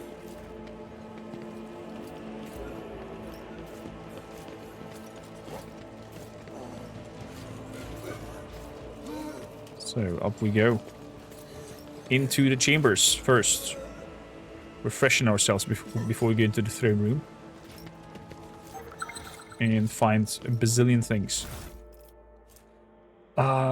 Breeze catcher boots. Whenever the wearer moves through a cell occupied by an enemy, the wearer gains dodge against the enemy and attacks until the wearer's next turn. Not really happy with next turn thing.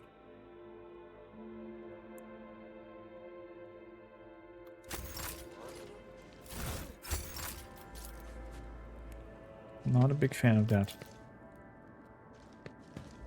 I wonder if the Drukhari region is an What a shotgun peculiar thing. to be found.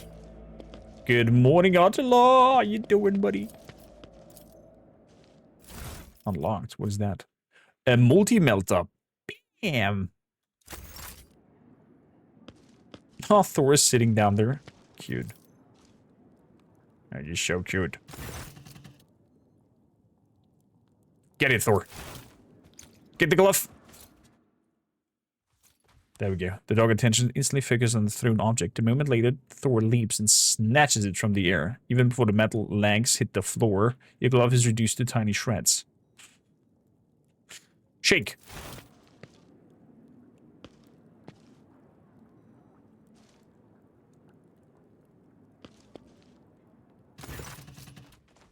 Thor looks at you expectingly. Evidently, the server protocols refuse to acknowledge an unknown command, and so the cyber master is simply ignoring it. Pet him. Good boy. Can I tell him to patrol? Patrol. Go, dog.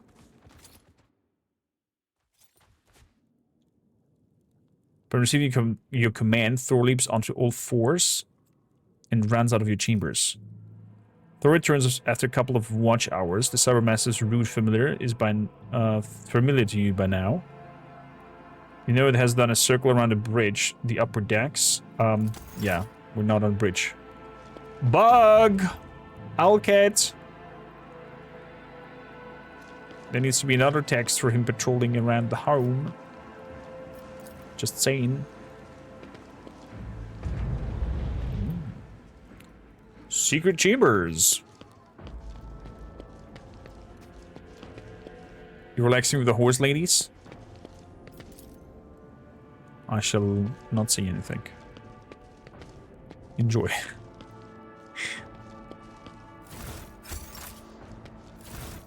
Lots of Xeno stuff.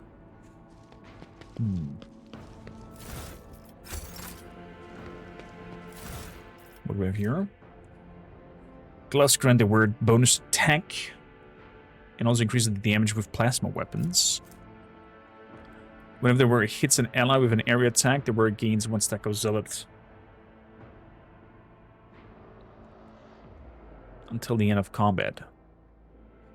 The word deals 10% damage with their area attack for each stack of zealot effect. So if I learn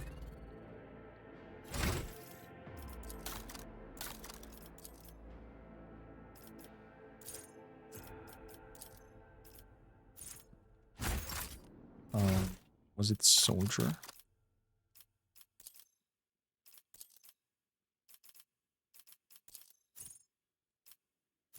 It would learn control shot. My allies would dodge automatically the next attack. And I can stack up insane amounts of damage there. So there is a little riddle in here in terms of what order you should interact with these things. If somebody knows, please let me know.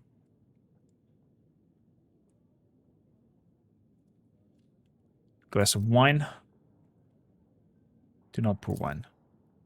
There's like an specific order of how to do this.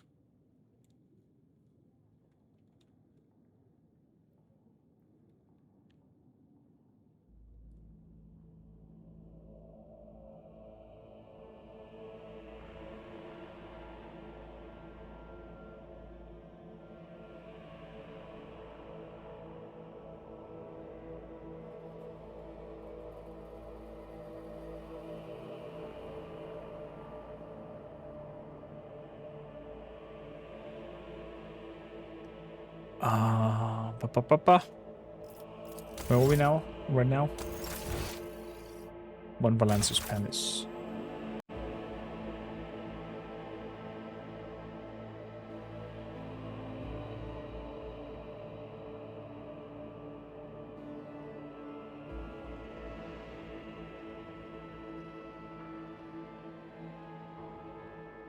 So we're gonna pour some wine. We're gonna pour the Flame of Purity. I'm gonna choose a book. And we're gonna be the Litanies of the Motive Force. I'm gonna change the music to the Symphony of Honor and Duty.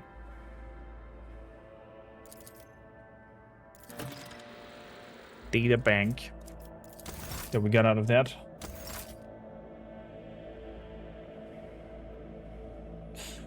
Beautiful. That data bank we're gonna interact on the ship. So, out of the chambers, into the maws of talking with politics.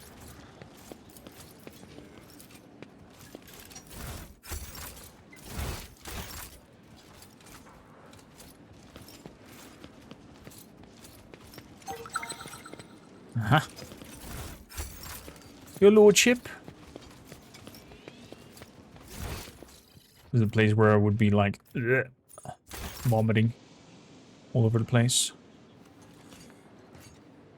Curiosity merchants.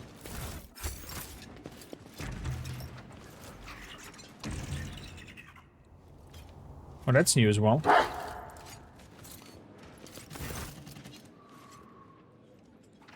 What kind of curiosity do you sell?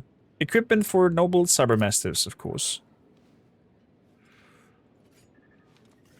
I'm a rogue trader and I seek the rarest of curiosities. Do you have anything of that sort?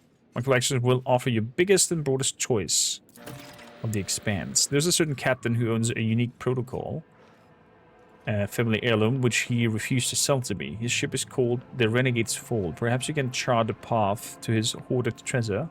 I'll send you the coordinates of the place where we last met. What's the name of this beautiful eagle?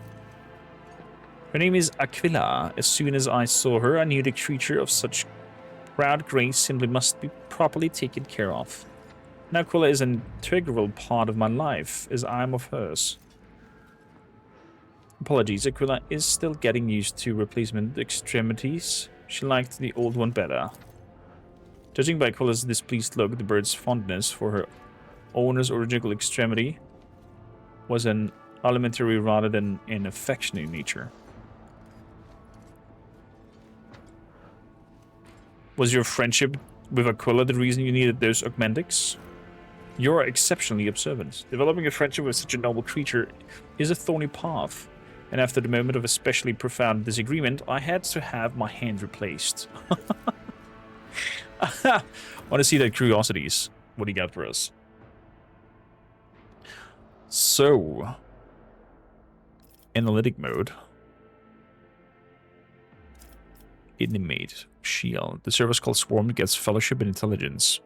While any signal effect is active, the service called Swarm gains deflection, cannot be overpenetrated, and counts as a partial cover for allies. Wow.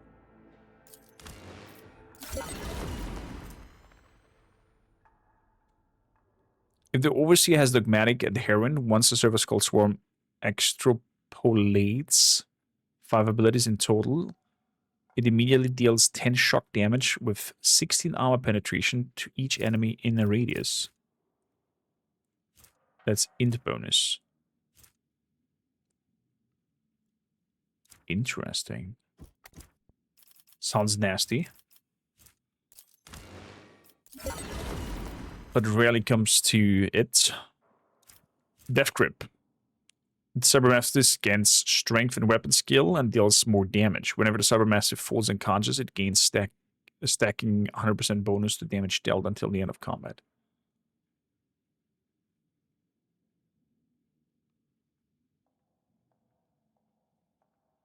Okay, domination and elimination. This one gets 10 strength. Cybermastiff is adjacent to an enemy. At the end of the observer's turn, the Overseer gains resolve until the end of combat. If the Overseer has a heretical, they gain bonus to a random characteristic stack.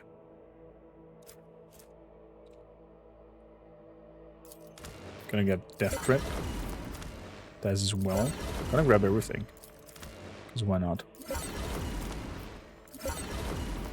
Familiar Maintenance Kit. This upgrade kit permanently improves the Rogue Trader's familiar maintenance station. When applied to any of them, both are improved.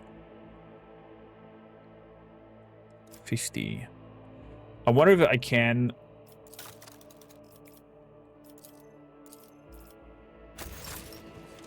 access this guy over my ship as well. So, Heinrichs, you said you wanted to talk to me. The slender figure, clad in robes made from expensive fabric, shudders from violent coughing. Achilles, it has been many moons. I hope your cousin is feeling well. Achilles covers his burned lips, trying to and failing to suppress a coughing fit. She is in good health. She sends her regards to you, as well as her wishes for your swift return.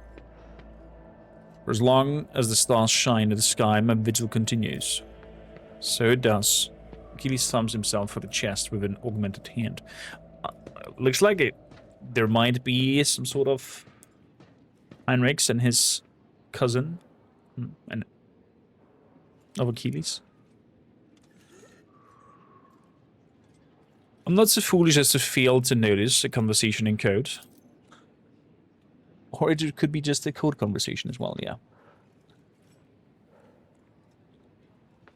Your insights deserves credit, Rogue Trader. Then again, I expected nothing less from Theodore Van Valence's successor. Allow me to introduce Achilles Calendar properly. In addition to his duties as Secretary to Administratum, he acts as an agent of the Golden Throne under my aegis. Master's Calendar was transformed into my remit by my colleagues who is engaged in other matters at the Corona's expense. I'm sure we'll find Achilles' service useful, especially when dealing with schemes of humanity's foes within the borders of your protectorate. Greetings, Lord Captain Van Valancius. Allow me once again to express my deepest condolences. Do you know anything about what became of Kunad Voitir, the former master of Whisper? Word of his treason reached Dargonis too late. Kunrad came to the planet and left it almost immediately once we had sown discord in the midst of the gullible and naive. The worst of the rumors he started was that you were the one responsible for Lady Theodora's sudden demise. Of course, your loyal subjects did their best to skin alive any who showed signs of doubts, but it seems unlikely that the wardens got to everyone who has allowed doubt into their hearts and now nurtures hidden secrets.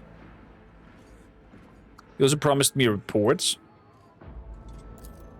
I've already forwarded all official reports to your seneschal.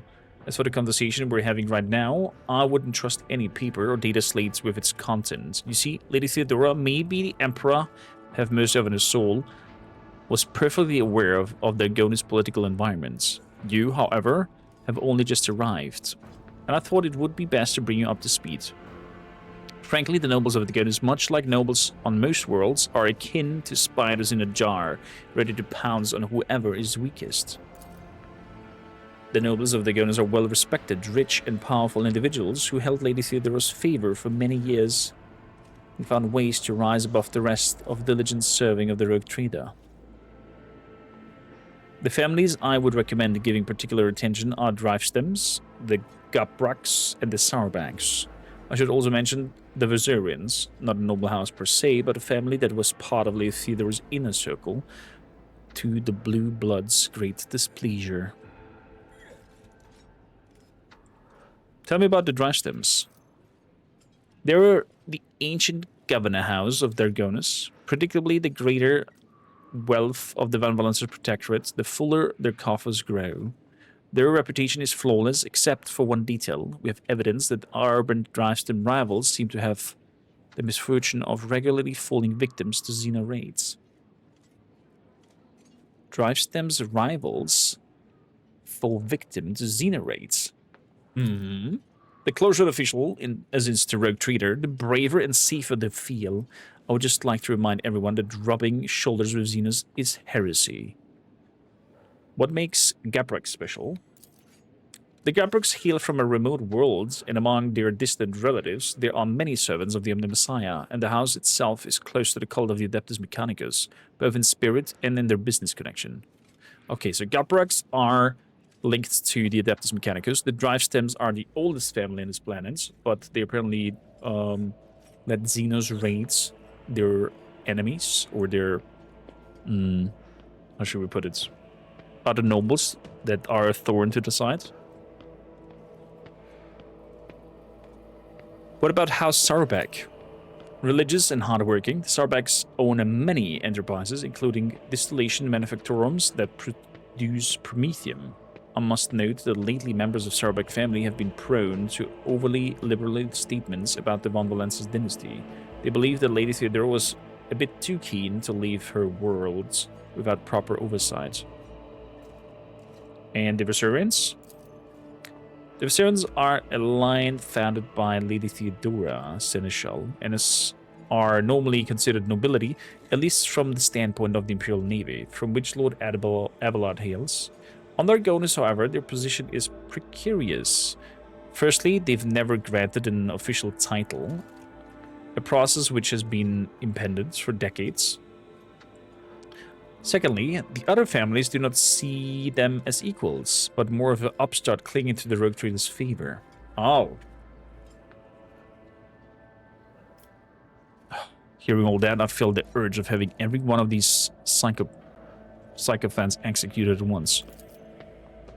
You are naturally well within your rights, rogue trader, but remember that this will cause a multi-layered bureaucratic system of the Gonus and your entire protectorate, in fact, to come apart at the seams. And that's not even considering the likelihood of attempting reprisal from their families and allies. I would hold off on death sentences, act with restraint and wisdom, present all to see sufficient proof of the unwanted house guilt. Do not mistake me. Mass execution are one way to solve your problems, but in that case, you should weigh up every possible scenario before you act. Enough about nobles. Was there anything else? There was, your lordship. At this time, it concerns the main reason for your presence, for my presence on this planet, Xenos, and the threat they pose both to you and humanity. The last few months have been difficult for the people who report to me. My eyes and ears scattered throughout the Corona's expanse. Warp disturbances, astropaths overcome with madness, ships' disappearance in the immaterium. Many of my observers and contacts have gone dark. It is within my power to supply you with intelligence on where and when the Xenos will strike next.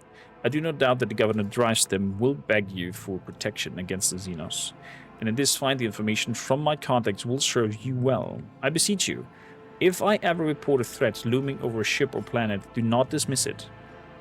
Okay. Fantastic. I must take my leave then, if that was all. According to the message I received a few minutes ago, Governor Drystem has arrived at court.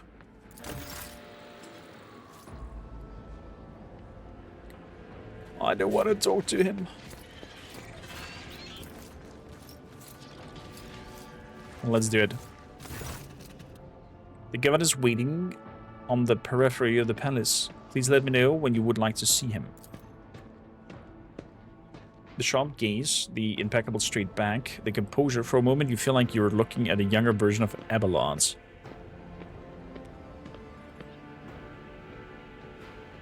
Achilles Scalander, does he cause any problems?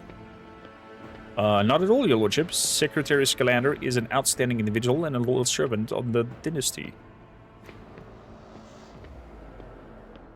Ooh, sorry for the sneeze. And I don't know why, but even the governor trembles before Achilles, which is unusual for a man, shall we say, standing.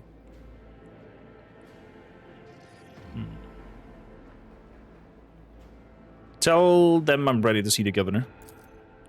I shall arrange the escort. 2 hours, wow. Cormac van Valancios. 20th in his line, rogue trader, keeper of secret of Varens, and so on and so forth. Urban Draftston, governor of this great world, first and foremost, please accept my deepest condolences. Please allow us to declare half a year of mourning, so that we can honor the memory of your beloved lady. Fedora, the governor glances to Gabella anxiously, then immediately averts his gaze. Her gaze, right? Never mind.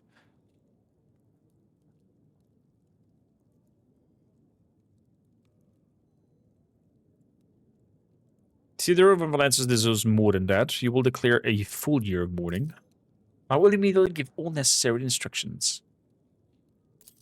Esteemed Cormac, Lady Theodora was a strong leader, and we ought to follow her example. Let us lean on our wisdom and preserve in spite of the tragedy together, and let us carry on where she no longer can be leading.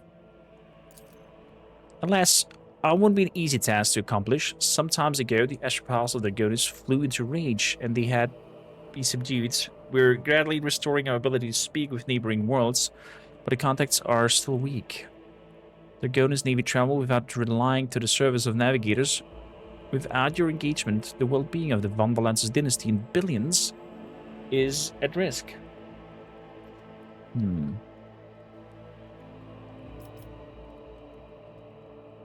We met a ship from their Gonas not too long. They were carrying in a strange artifact. This is truly regrettable bit of news. What's more, leaving their Gonas has been forbidden for several cycles now. It seems that the Thassera family has once again failed in the primary responsibility. We will investigate this at once, as well as the fact that the ship had that acquire a permit with the Administratum seal. Does your nephew still serve at the Administratum Palace? I don't understand. The ship did indeed depart from orbit, but it did so, if you can believe it, on Rogue Trader's authorization. This is why no one dared to impede the departure. Lord Captain, it would seem that Kunrad somehow got his hands on a copy of your authorization, or perhaps even on the original. A tool like that in the hands of a traitor does not bode well. Has Kunrad shown his face here, this heretic? Lord Vorkdvir visited the capital some time ago, but he did not request a personal meeting. A heretic, you say? Now I see where all the whispering in the corridors has come from. I shall be frankly with you, Lordship. Lady Theodora's sudden death was a blow to everyone, and the absence of a sort of a variable and complete information about her successor gives grounds for all manners of rumors, especially if someone so deliberately inciting unrest and discontent. Naturally, none would dare challenge you by accusing you of something as sacrilegious as murdering the Rogue Trader. However, Kunrad was once a true boon to the Protectorate back in the day, and some might heed his words. I sentence all who have dared to make heretical remarks about the Rogue Trader, servitude, impertuous, machines unprone to dissidence. I shall immediately make all the arrangements so that your order can be carried out properly. What exactly do their Gonas nobility expect from me in light of the loss? We are troubled by the fate of the agri-worlds, Janus, and supply the Gonas on other planets with foodstuff. Empty stomachs can drive even the mildest rebel to revolt. Furthermore, House Gaprak is perturbed by the loss of communication with the industrial world Kavagama, which is in their charge. Such intriguing concern for Vebus 6 outpost. Doesn't your house happen to own the extraction station there? Your Lordship, I beg of you, do not interpret my words as an attempt to influence your decision in any way. You see, without Vebus, the manufactorums on your worlds will need to make haste to find new suppliers elsewhere and arrange new shipments. My only concern is for the prosperity of the Von Valancius. Already visited Agri-World Janus. Governor Viats found herself facing a number of problems in my absence. Truly, the Viat line is one of the oldest in the Von Valancia Protectorate. If the inheritor of such well-prospected blood could not handle whatever had fallen, then the situation must have been extraordinary indeed.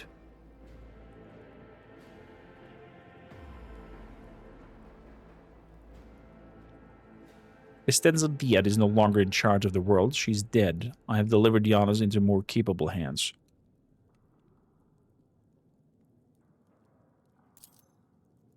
The Viet line is broken? Such horrible news. Oh, it will shake many who are connected to the Viets and who are used to immunity that comes with our class.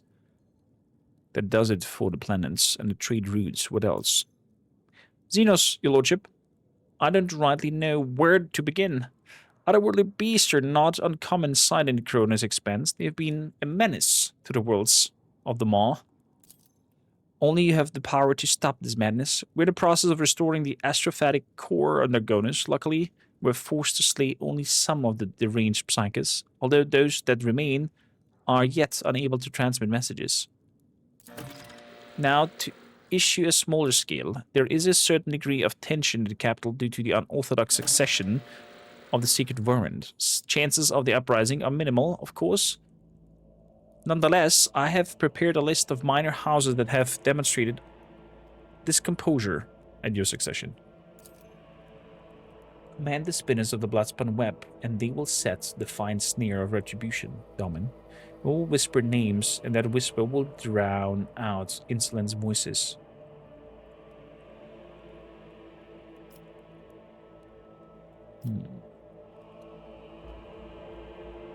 Eliminate the most prominent malcontents quietly, but do not threaten the entire families. Hopefully these steps will be enough to keep the rest from causing any more trouble. Make arrangements for public purges. All who have sullied the rogue trader's name must meet their death on the executioner's block.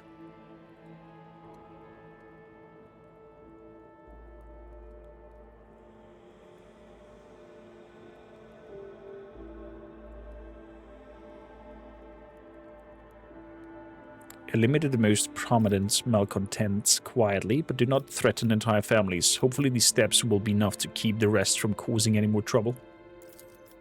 Once your lordship wrath descends upon the guilty, I have no doubt there won't be a soul of Nagonas willing to share their fate. And one last thing, your lordship. Your inauguration as a bearer of the secret word is but a matter of time, and I would like to inquire about one crucial detail. I imagine you're intended to uphold a centuries-old tradition, bolstered by any equal long-lasting friendship, of being represented on Dragonis by one of the noble houses. I presume that, as before, has the duty of the house drives them. Which houses can represent me at the ceremony? Any of the noble houses located in Dragonis.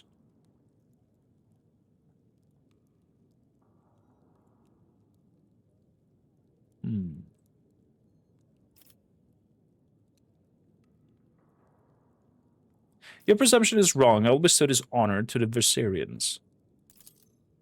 Lord Captain, to accompany you to such a critical hour is the greatest honor of the Thasserians' bloodline. Have no fear, we will not fail you. Forgive my boldness, but I must remind you that the Thasserians, whose lineage traces back to Navy officers, are not of the Dragonis nobility. I shall immediately relay your commands, most gracious rogue trader. Thank you for your time.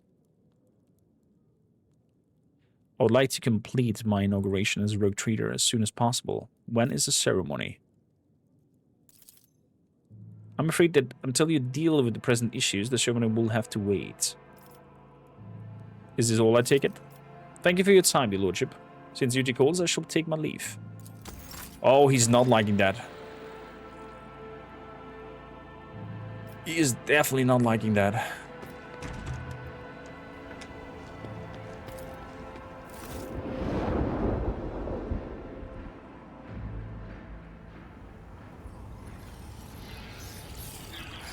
Oh, look at him fly by.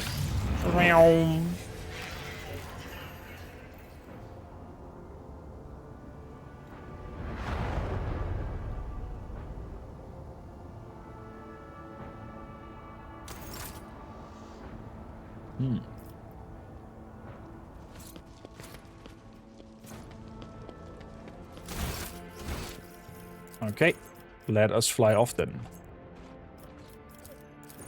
Salamorn, do you have anything to say?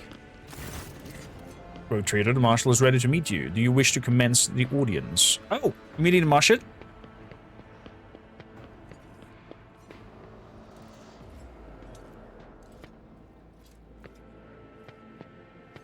I would prefer first to know exactly what it is that the head of the arbites in the Expanse wants to see me about. I do not know the details, but I would assume the procedure is the same as with Lady Theodora's time. A personal introduction. Well then, I'm ready to discuss with him. Meeting the Marshal! Oh! Oh, look at him! Marching in here. Excuse moi. He looks badass.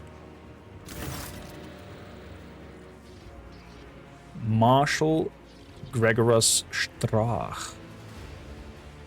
Ah, shame is not voiced. Two markedly distinct figures approach your throne, marching in front of a man clad in Adeptus Obedius armor. He carries his helmet in the crook of his arm, but his stern facade serves him as well as any visor could. He bows to you sharply. Marshal Strach of the Adeptus Obedius. An old woman walks in the marshal's shadow, her body fitted with dozens of scribing implants and magnifying instruments. If not for her eyes, quick and inquisitive behind the giant pair of ocular lenses, you might have mistaken her for an exotic servitor. Her robes are adorned with sacred symbols of the Adeptus Administratum. Oh, she is cute! I like her. She's holding her hand on someone's shoulder. Reminds me of my grandma. Rogue Trader, Von Valancius, Prefected Scrupia Vulture, greet you on behalf of the Adeptus Administratum. I will now begin due procedure of the official address to the rule of Dagonas as formalized by Amendment 4N/10 to Law SK 941. May your name be wreathed in glory for centuries to come. May your fortunes ever proliferate. May the God Emperor bestow upon you duty worthy of his chosen. Get comfortable and listen to the end. The prefect resumes her elaborate formula. You notice a few poorly concealed yawns and frenzied blinking among the crowd. The speech drags on for another 5 minutes, but you pass this test of fortitude honorably. At last, the prefect's address comes to an end.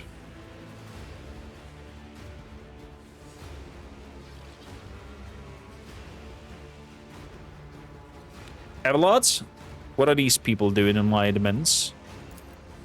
A delegation of the Adeptus Administratum and the Adeptus Arbites is accompanied by the Von Valancius territory, so that they may tally and collect the imperial tithe from your worlds.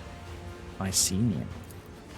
They come here to collect. If I may continue, as per decree of Theodora Von Valancius ought, the representative of Adeptus Administratum and Adeptus Arbites are sanctioned to use the Palace of Justice, oversee tithe collection in the Precurate, and review any of all cases of tithe avoidance.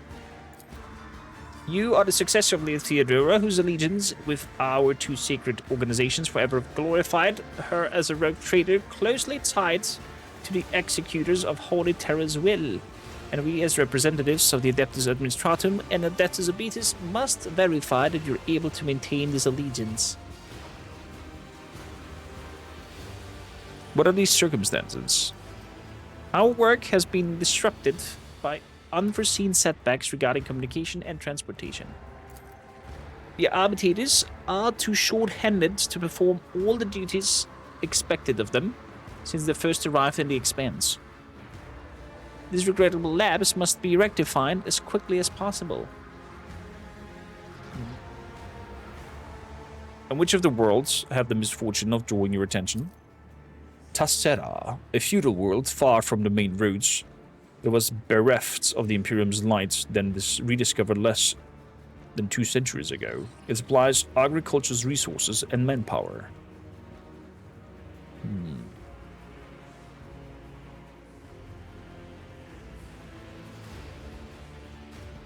I shall carry forward the responsibilities taken by Lady Theodora and offer you my help. An arbitrator will be assigned to you for increased security. Proctor Anfar, front and center. The marshal's voice thunder over the arbitrator's rank, and Solomon Anfar marches over to your throne, the saber mastiff at his heel.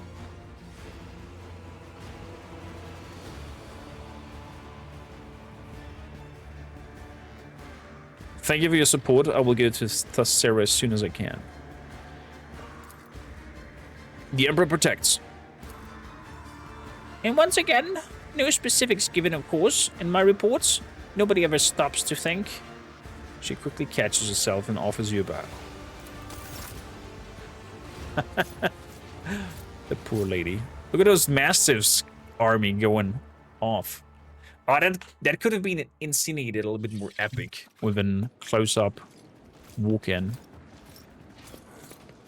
So, anything else, Solomon? No.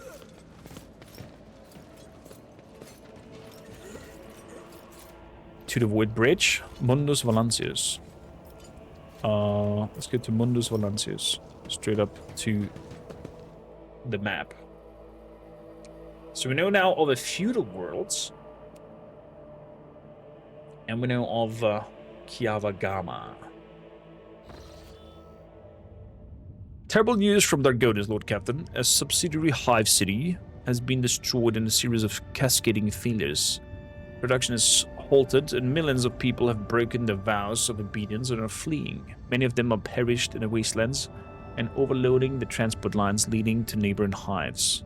The surrounding residential sectors are becoming increasingly agitated by the influx of refuge. What is your directive regarding the distribution of these refugees? What is the cause? It's still unclear. The noble houses are casting blame on one another. Agents of the esteemed Achilles Scalanders stationed in Scipione died heroically while trying to save the population from this disaster. The final reports mentioned some vulnerabilities in the industrial sector of the lower hive, but did not go into further details. All your servants are currently too busy dealing with the consequences of the crisis. Establish labor settlements in the ruins and relocate the refugees there. They have much work ahead of them. Signal the hives to open gates. We will not abandon a single person in the wastelands. Blood of Scipione. What is that? The rogue traders gain deflection and hit chance. What say my advisors? The death of Achilles' agent troubles me. It may not be a coincidence. Until the cause of the disaster can be concretely established, I would avoid letting refugees into other hives. There may be saboteurs among them. I recommend setting up prohibitive cordons, where the refugees can be contained in the wastelands between the hives. The Emperor bids us to face often cruel strokes of fate with dignity. If the other hives do not wish to accept the unfortunate victims of this tragedy, then let the victims themselves teach those living in the hives a lesson in resilience and humility. I'm sure that Ecclesiarchy will aid the refugees in constructing camps to survive out in the wasteland, establish a community of proud desert-dwelling martyrs. Such harsh conditions will be crucible of fortitude and fearlessness. This tragedy is a feat of spirit. The noble houses are trying to wash their hands of this. How predictable.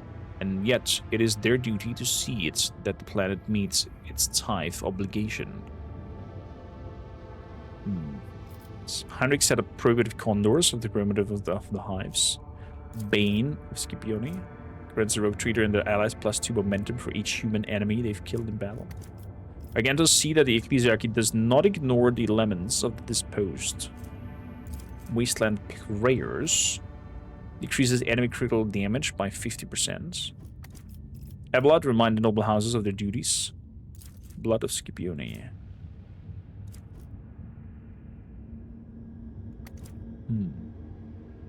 While this internet, we're still gonna be here, Dragon Lady.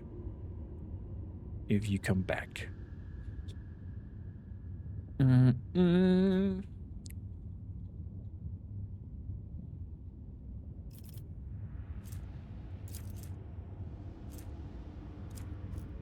Argentos see to that the Ecclesiarchy does not ignore the lemons of the dispossessed. He who dares to remain deaf in the pleas of destitute shall be branded a traitor to the faith. Large labor settlements were set up around the ruins of Scipione, and the refugees from the wasteland and neighboring hives have been rounded up there. Many of the Ecclesiarchy priests sought to share in this burden with the poor souls coming to the villages and preaching to them about righteousness of the hard work. Some priests have even chosen to stay in the camps permanently. There we go. On Valence's throne room and the palace. So, blocks the other buildings. If I make the restoration, a new hive city will be established on top of the ruins. It brings complacency, efficiency, and security everywhere. My profit factor would go down. If I make an extasium of nobility, complacency and profit factor would go up. And I get a bonus to all my skills. If I make an emporium, The surviving spine of Scipione will be rebuilt in the space elevator. I gained weapons, I gained efficiency, chemicals.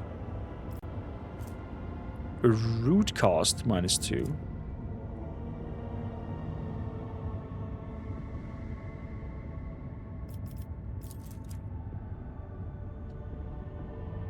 I'm gonna restore the Hive City.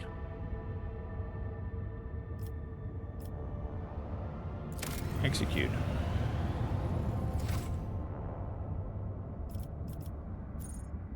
So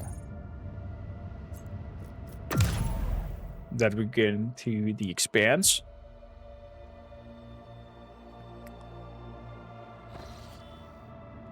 And we should know now of Beaver 6.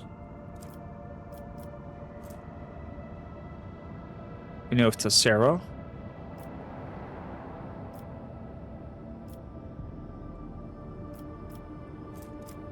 I think I'm gonna head to Thassera first. The Trader must land on Thassera to meet the planet's governors.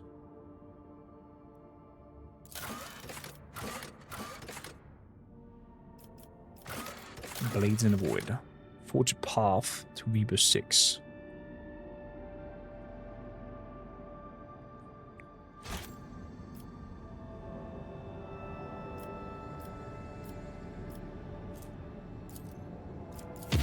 Let's jump.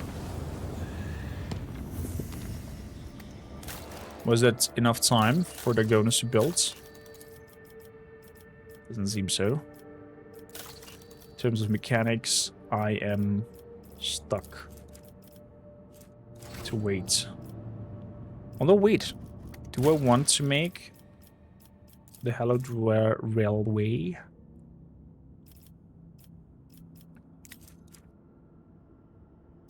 Complacency. Cemetery of the Faithful. Let's make that. Because it brings complacency to all my colonies.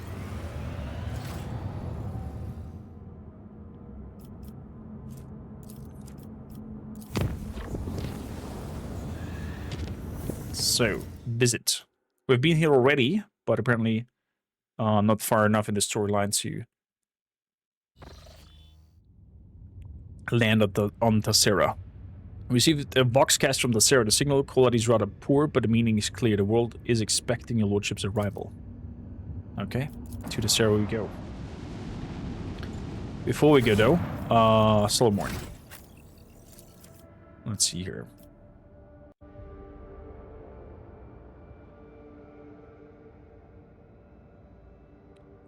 The last one was strategic adaptation. Now we're gonna go for law and order.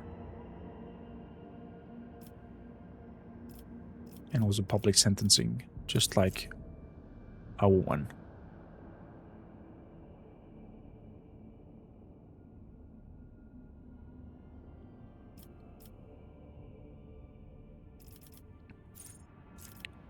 Perfect.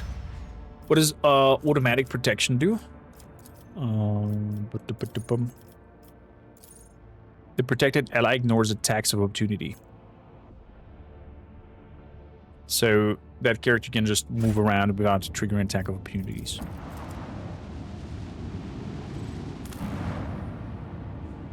Law and Order plus public sentencing is a huge upgrade. It's super strong. So you're a must join.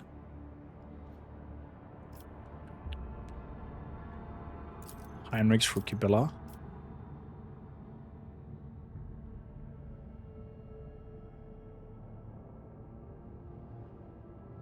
Where's Jaya? She got shot.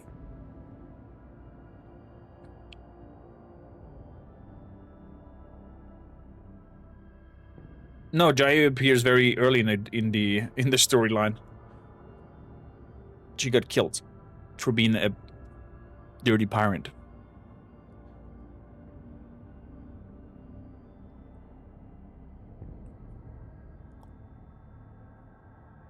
Same goes to Iliad. She got shot for building a filthy Xenos. And Idira got apprehended to the Inquisition.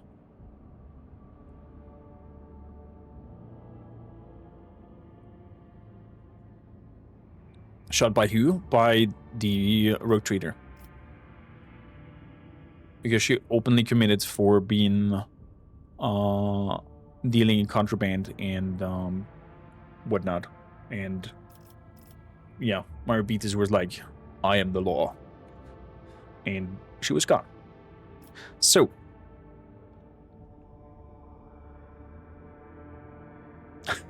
you made the choice.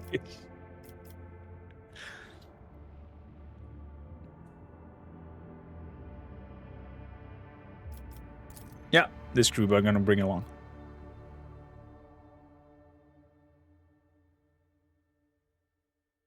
It's compatible with Iconoclast runs. I think Heretical would work as well.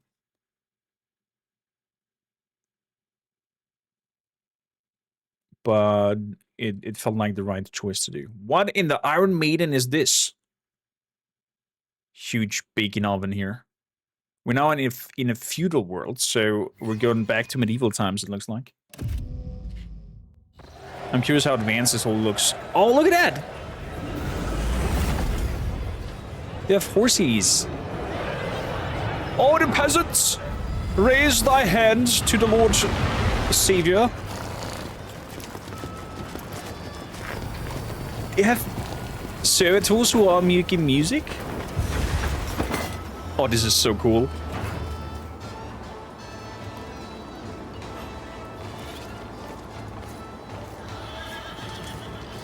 The guy was an officer, former aristocrat, so his way of thinking was much more iconoclast.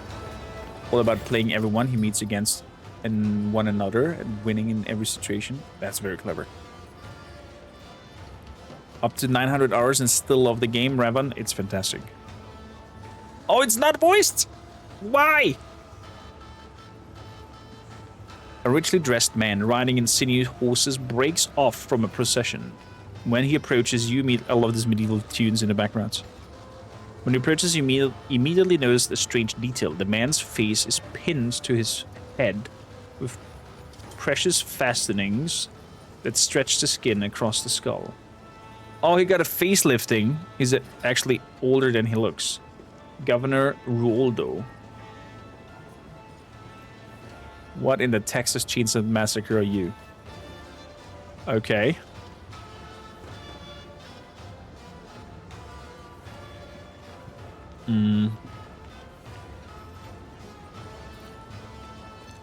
I think if your coach is welcome, Governor. However, we have come here to address a grave concern. But of course, Your Celestial Highness, it would be my pleasure to discuss whatever topic you have in mind. That said, you have had such a long, perilous journey behind you. Like any self-respecting host, I must first propose. What's happening? Is that a gesture?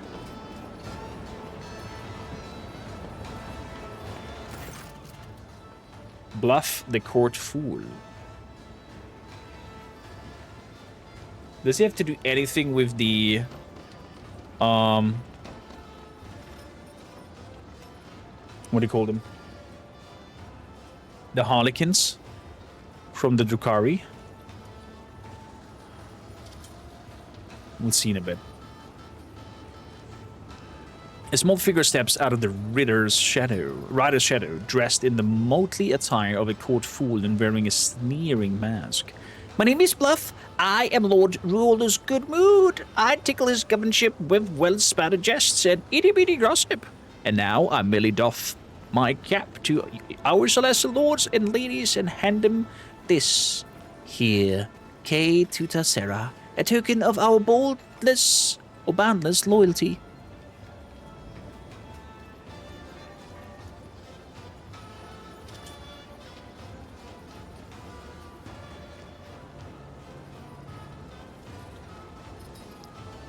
Do your servants often interrupt the ruler's conversations without permission, Governor?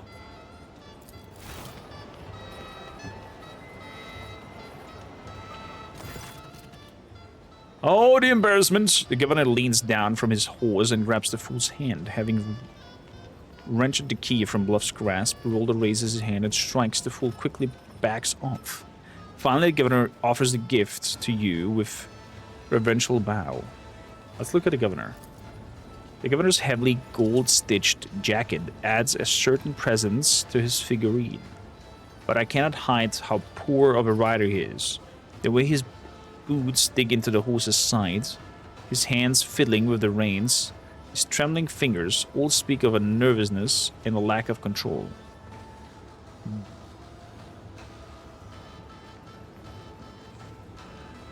It's just a court gesture. We'll see.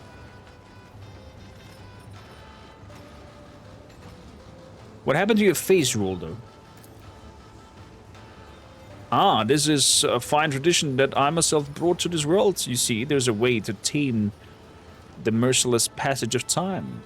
All you need to do is find a young and healthy face, appropriate it, and attach it over your own fading skin. What?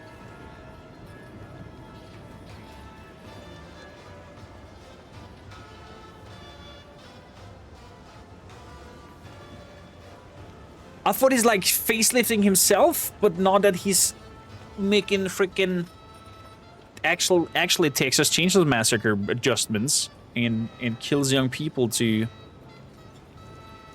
put that on.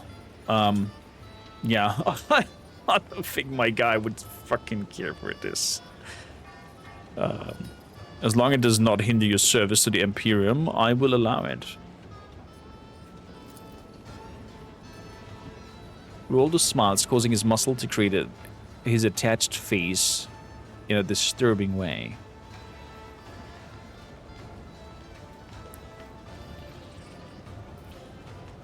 Your face looks fine. I'll be having that now. Imagine. Avalanche, announce the purpose of our visits to the provincials. His Lordship, kormakrtv, inheritor of the greatest protectorate of the Corona's expanse, the bearer of the secret warrant, has graced Thassera with the presence in order to discuss matters pertaining to its planet's tithe. Enough. According to data protocol Calixus Sigma UX 11-4, this Mu-classed planet, Mu-classed, as in cow-classed, type feudal, Estimar rating. What is that? A planet's Estimar rating reflects the strategic value of the Imperium and has the form of an alphanumeric code that ranges from A0 to Z1000. Type feudal Estimar rating E874 with an assigned tithe grade of Solutio Extremis.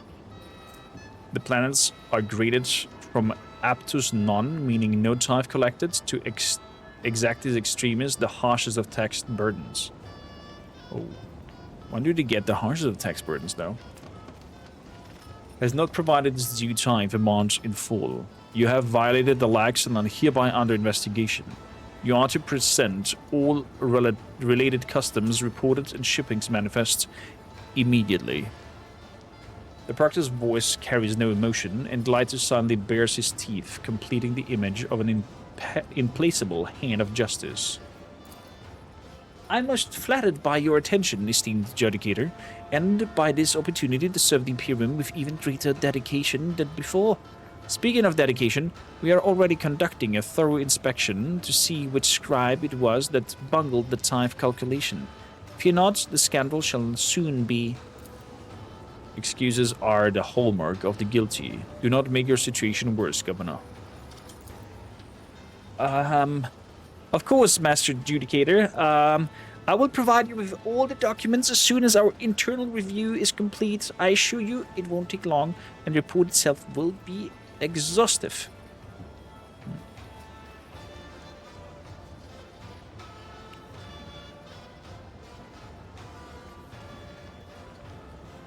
I just glare to him. Daunted by your silence, the governor squirms nervously in his saddle. Well, in that case, please proceed to the castle. All of Thassera has been awaiting your arrival, busily preparing the finest dishes and entertainments in your honor, so I fear it may be challenging for you to avoid attention. Let us have a court lady accompany you. A court lady? Hello.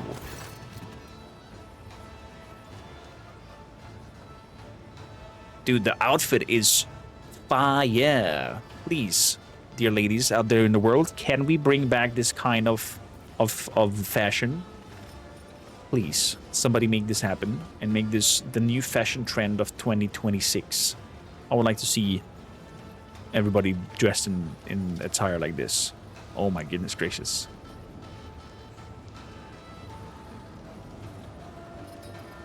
A thin woman emerges into the torchlight looking at you with a mixture of fear and awe. Her diminutive figure is practically drowning in her velvet silk dress, and her and a resplendent necklace of blue stone adorns her neck. Maeve, my celestial lord, at your service. Solomon leans closer and says in a lowered voice, based on my experience, I would say we have been assigned a spy under pretensions of generosity. But this is a good thing. We will use this young woman as our source of information about the world. For now, it would be wise to play along and question her thoroughly once we are away from prying ears.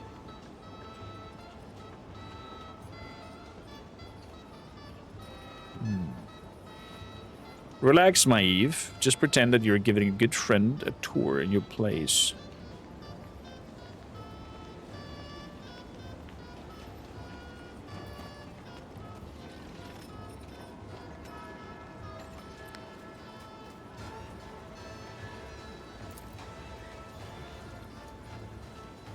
Maeve smiles sheepishly. I'm afraid that is easier said than done, my celestial lord.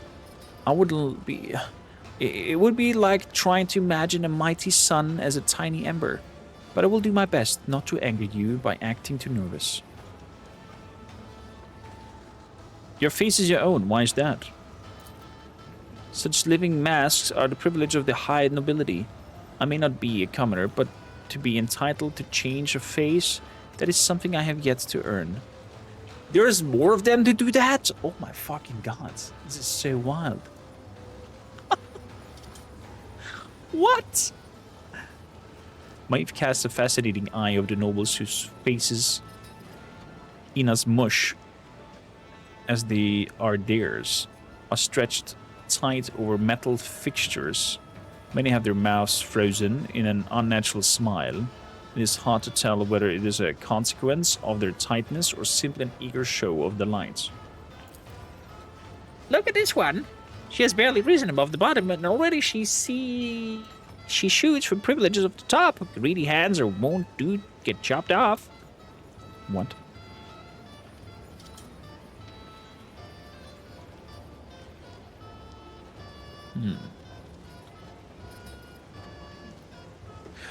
I could just take your necklace. Oh my goodness.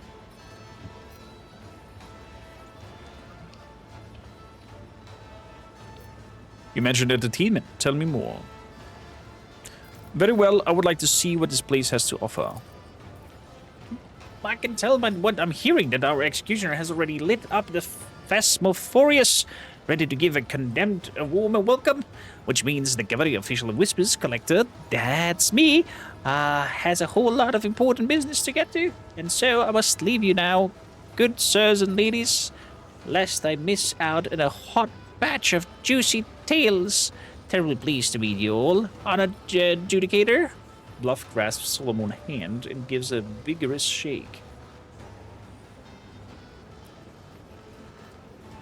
Why do I have a feeling that this Bluff, the Kurt fool, is bluffing? It's kind of obvious. I don't know. I love the naivety and the obvious stake with Warhammer stories. You kind of can't predict beforehand very often what's gonna happen.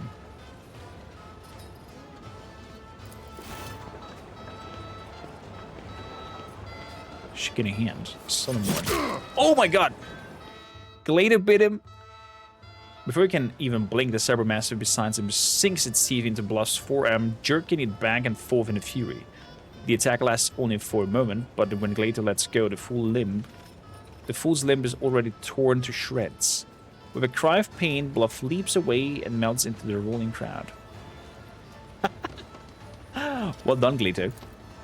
Solomon ruffles Glito's neck and turns to you. Feudal worlds are rarely known for their bureaucratic precision. Reconnaissance on the ground will tell us more than any report hastily scribbled down by these blockheads. I suggest that we attend this trial and see how the laws of this planet are enforced.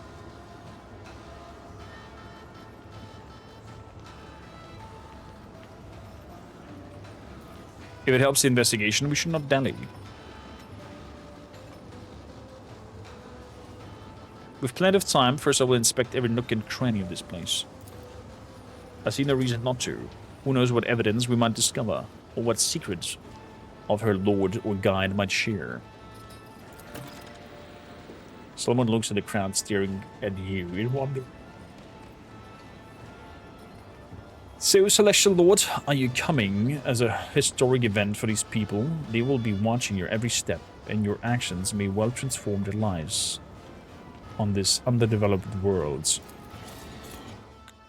The amount of influence we have upon the people is insane. Are they all gone now? Okay, she's gonna follow us. I see. There's knights. I've been telling my grandchildren of this day. It's him. It's him, the ruler of the stars. Oh, hello there, Ryder. This chapel where you pray the Emperor, the holder of the key of the destinies, the bell of its tower can ring so loud it makes your ears pop. Oh, there's a bell up there. So there's a pathway leading up top, and a pathway to the right. Let's go to the right.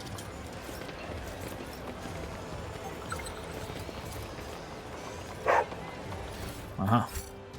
Goodies. Pamphlet lying around.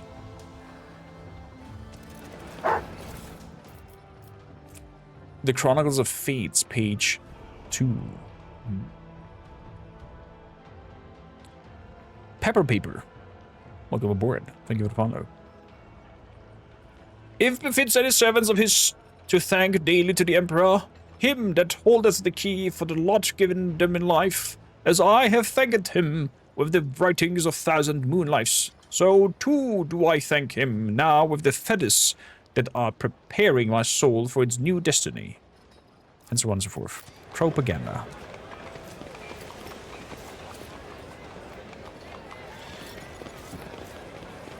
Oh, goods up there. Oh, never mind. Goods are somewhere else to be packed. Stall owner. Thasserians. Not a stall owner over there. Don't miss out. Buy it while it's fresh. Ooh, a trap over here. I always have a backup plan. Whoa! Okay, doggos seem to not trigger traps. That's good.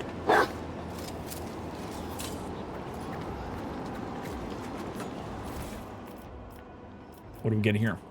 Ebonite Sword. Target hits with the sword suffer a number of static charge stack equal to the damage dealt by the attack. When a creature with their stacks is killed, all creatures adjacent to it suffer shock damage. Jesus. Claustrophobia. The cyber eel gains percentage and more damage.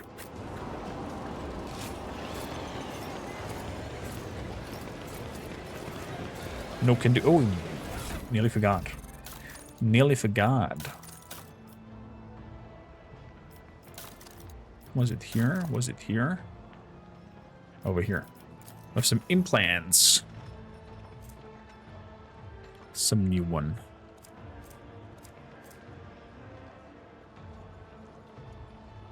Okay, the one that I have equipped already is a lot stronger. On you, though. Weapon skill and deals 100% more damage. Gets 5 strength and weapon skill.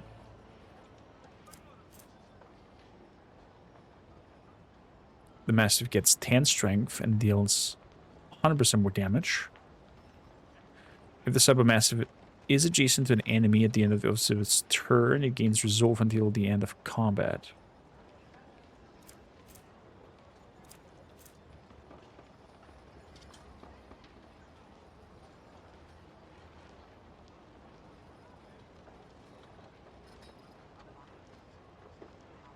Yeah, I think... Let's grab Death Grip. Let's grab Death Grip. Can we change your appearance as well? I cannot. Rise to the top or get left in the dust. Chronicles of the Fates, page 1. More propaganda.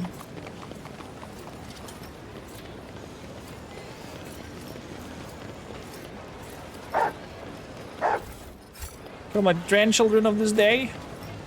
Yes.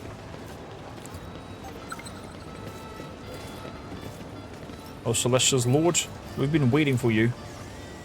Have we now? There's some music up top. I love the level design. It's so curvy and wiggled up.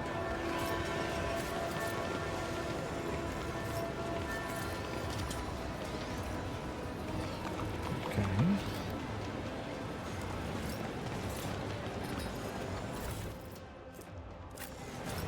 Chapter 3.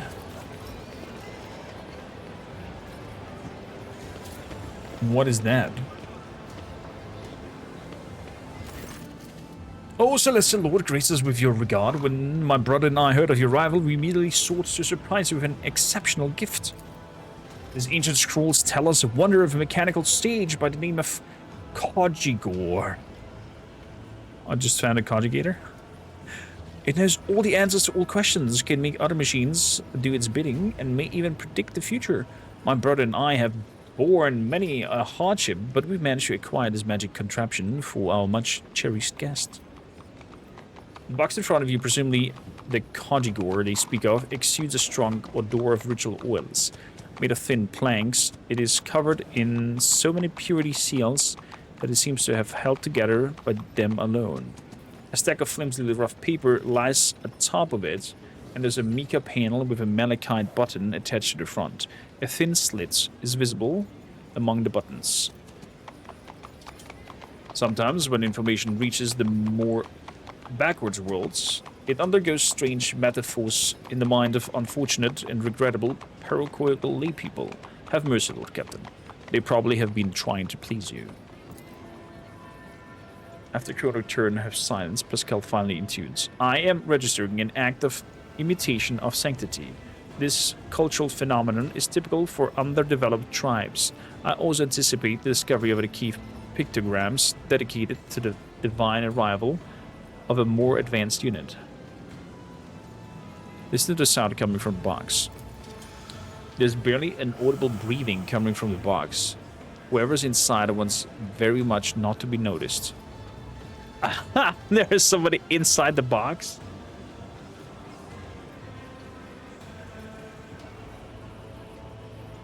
Really? Then again, what else could you expect from this ignorant world?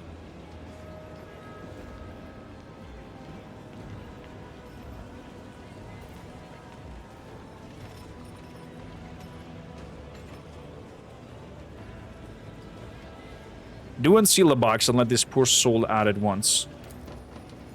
Who? What poor soul? I did not. The young nobleman addressing you withers under the scathing gaze of his partner. As you command, my celestial lord, forgive us. We wished only to delight you by reproducing an otherworldly miracle we had read about in an ancient chronicle.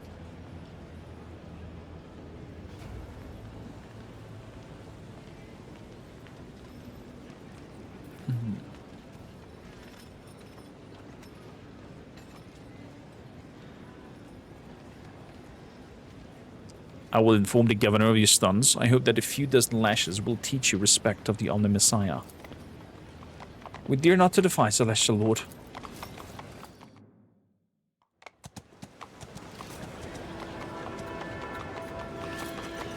Let's examine the horses. Just as I The planned. horses glance at you with an odd curiosity. One of them pulls its muzzle closer and clanks its teeth almost too greedily and hungrily for a harmless herbivore.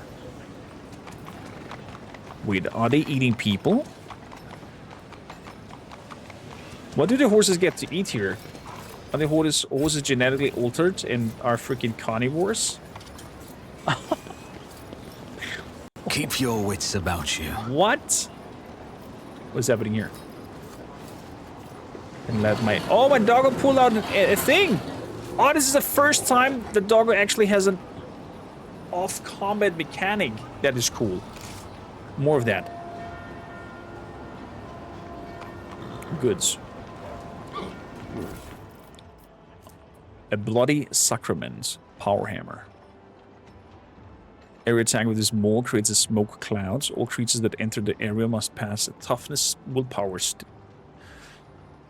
If failed, blind. Wow. It's pretty strong. Okay, Mr. Blacksmith. Ballistic skill.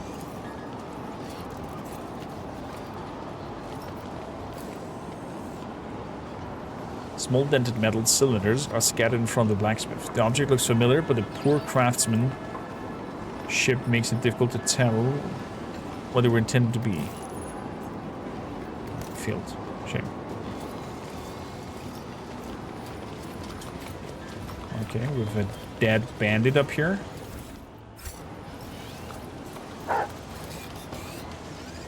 Judging by the attire, the man was a high social standing. Someone has carefully and skillfully peeled the skin of his face. Jesus. Open the gates. Good. And blood is a little bit fatigued. Climb up. Unexpected result. Getting another shroud. Item. Who's there? Is that the Celestial Lord himself? You shouldn't have come here.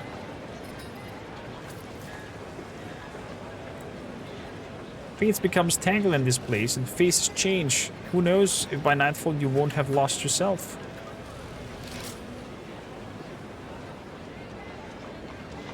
Just a piece of advice, beware of the shimmering blue or else you'll end up like gorgeous folds. The shimmering blue. Beware of the shimmering blue. She has a shimmering blue thing on her neck. My Celestial Lord. They see you are the God Emperor's anointed. Have you truly seen him?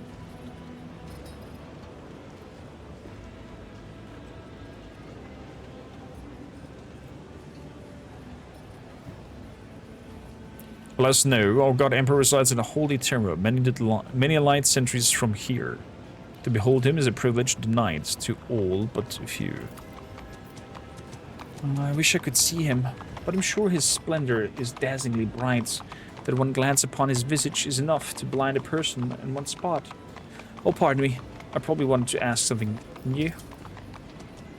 Cast a quick glance around, as if looking for someone, and then nods at you confidently.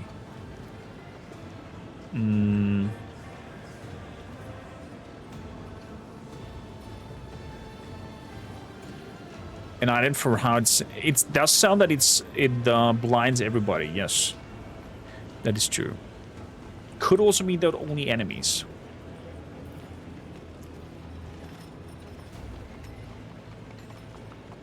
How do you find living at the governor's court? I dare not complain, the Celestial Lord. Lesser nobles such as myself sometimes receive punishment for angering our lords, but that is good in a way. I think it makes me cleaner and brighter on the inside and helps me to better serve the God Emperor, the holder of the key of all destinies. You call the Emperor the holder of key of all destinies. Why?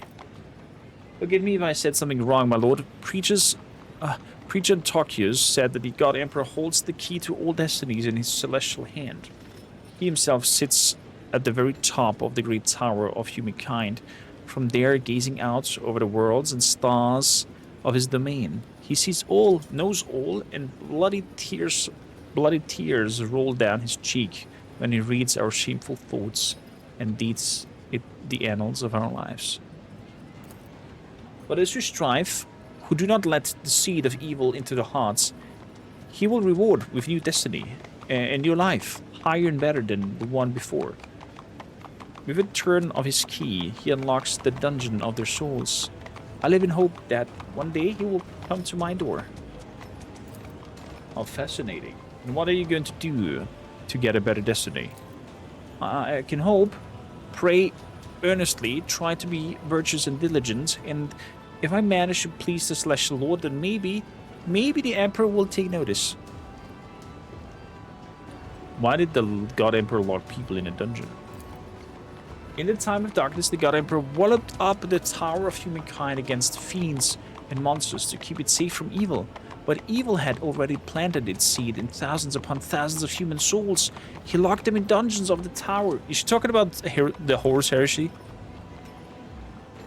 So that they might first eradicate the evil in their thoughts. All our lives we atone for our transgression against the God Emperor, and after death we return to his judgment. But that is our burden to bear, my lord. When I see you, I realize that before me stands his anointed, one blessed by his godly hand. There is no one happier than I. What do you think of the governor? Oh, he is a wonderful person, so considerate and generous, but of course his venerable age has taken its toll. He behaves oddly from time to time, but we all have our quirks, don't we? He behaves oddly? Well, he gave me a lovely Thassera necklace just before you arrived. Strange, is it not? To bestow such a treasure on someone of lower nobility. And I also noticed that we have been conversing more of late, and it's been easier. Sometimes I think he knows me better than I know myself. So the governor has never favored you like this before. Perhaps the appointment to escort the rogue trader also came as a surprise. That is so, my lord judicator. I still wonder why the God Emperor saw fit to bestow such tremendous honor upon me. That is weird. Getting that necklace? Beware of what shines blue. I think there's something on with that necklace from that window chat that we had got told. Tell me about Bluff the Fool. How did he win the governor's favor? He is the best among all the court servants. He always knew how to make a noble lord laugh, but at first Dean's jokes were just funny pranks and puns. Those were wonderful, almost impossible times. Something happened and Dean changed. Did he not? That is his name, yes?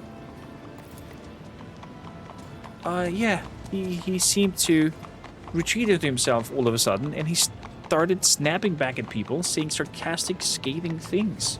His jokes were simple before, but now there's always a nasty bite to them. And he started exploding at every little thing and ordering me about. My own brother. Having said all these, she freezes in fear, turning white as a sheet. Apologies for my lack of restraint. So, Bluff is Dean, your brother. For a brief moment, a deep wrinkle cuts across Solomon's forehead. So, your brother is not his usual self. This world is tangled web indeed.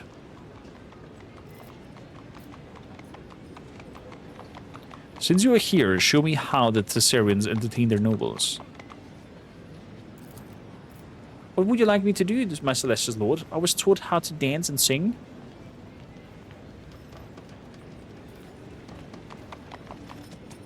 Sing me your favorite song.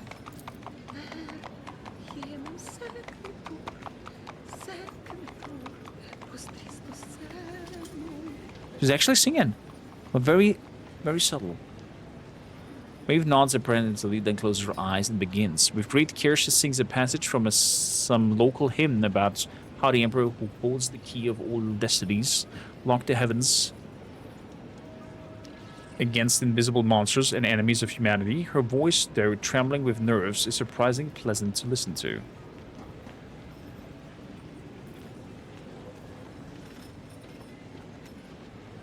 That was delightful, thank you. Thank you, Celestial Lord. For me, there is no reward greater than your praise.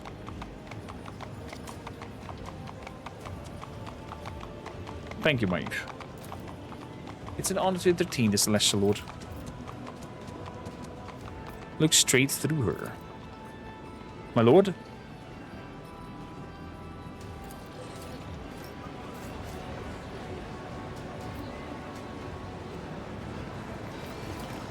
So, let's jump back off. Let's get up here.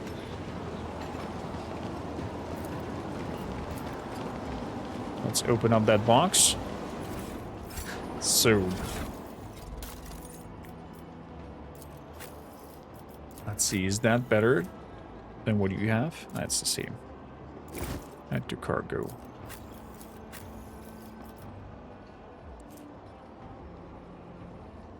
When the Vera has 75 or more wounds, their deflection is increased by 3 and their parry is increased by 8. It's really good.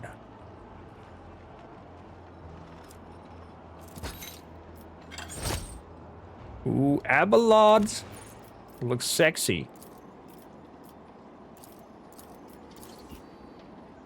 This looks great.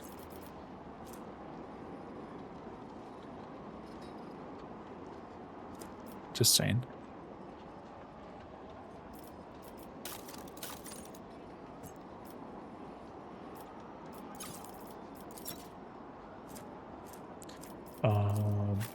The gloves. Attack bonus and damage to plasma. There we go. And I can use the...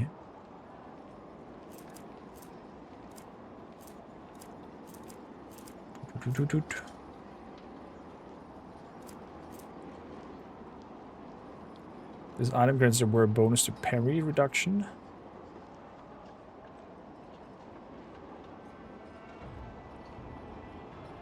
All allies gain hit chance to the ones nearby. Okay. Weapon skill and strength. Could be something for you.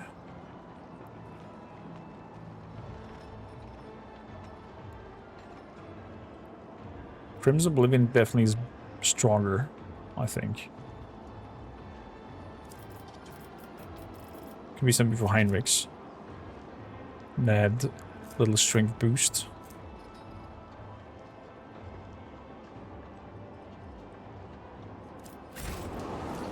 Good. Onwards. Why is that golden over there? The enormous gate is locked fast.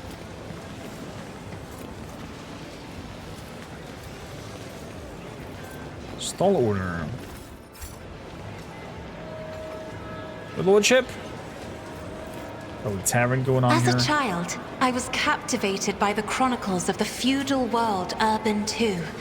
Knights clad in shining armor riding their fine steeds, battling enemies of humanity, and holding feasts after their victories. But this world has only grey and mud. What do you The same expect? is true for many worlds in the Imperium, Lady Cassia. You should accustom yourself to that fact. Yep. Yep. They're all dirty.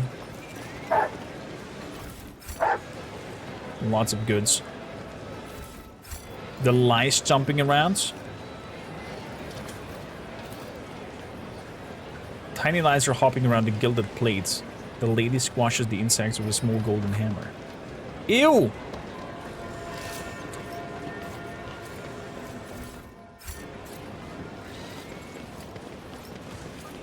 Oh, what are these creatures here? Cyber Lacaraxes.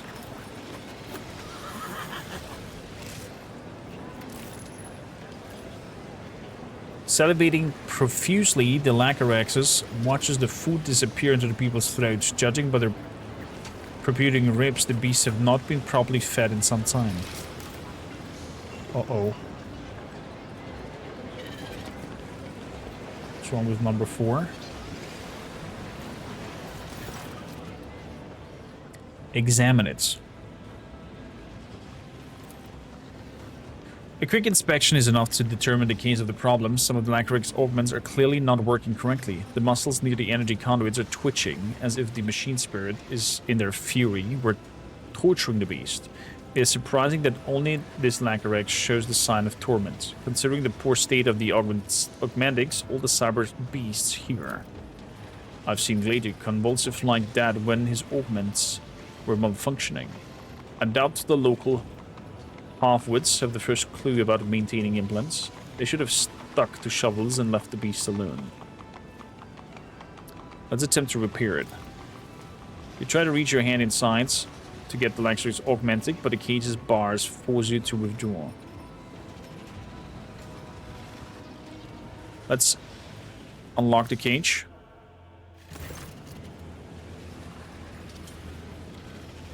You're unfamiliar with the operation of the mechanical lock, but this does not stop you from disabling it. Attempt to repair the augmentic. You find the issue and fix it with ease. One of the circuits was broken, possibly damaged with a fight with the other beast. When you're done with the repairs, you're hit with a realization there now nothing stands between you and this huge predator. With a flash of its visors, the beast begins to turn slowly towards the exit. For a brief moment, you find yourself only a meter away from a monstrosity whose jaws could snap a person in two. It hisses in your face.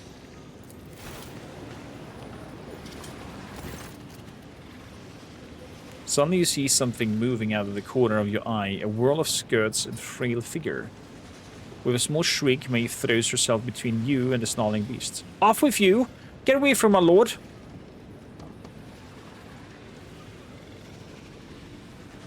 What are you doing? Step away, Maeve. What are you doing? It's going to kill you. The young woman is trembling, but she does not move an inch. But me than you! Maeve shuts her eyes tightly and clenches her whitening fingers around her dress. With a sonorous roar, the Lacarax swiftly lunges forward, past Maeve's frail figure and towards freedom. Oof.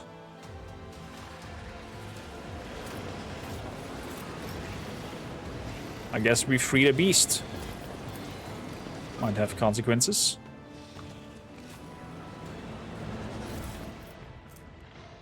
Chronicle of the Fates, Chapter 0506.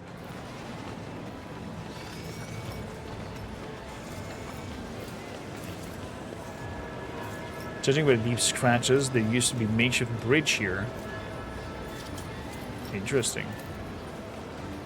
There's no doubt that this piece of iron is sturdy enough, but it's boldly short for a bridge.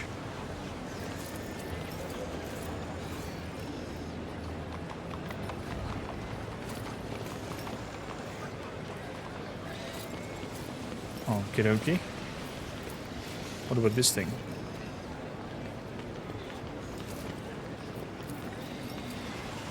Despite the gaps, the metal lattice looks both sturdy and long enough.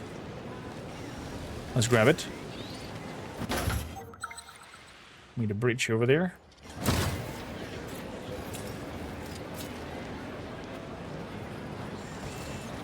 So let's grab those goods. Holy crap. Got the living shit out of me. Assault armor. Whenever the worst starts the turn with no enemies in a 3-cell radius, they gain 4 MP and don't protect opportunities. Plus 10% armor if the worst starts the turn with at least 1 enemy within a 3-cell radius.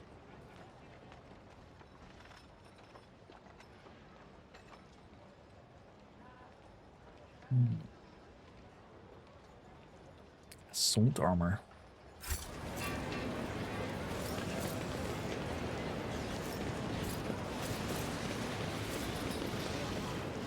Manera, Maeve. What's happening? Whatever's happening to you doesn't look healthy. So, Pascal, can you please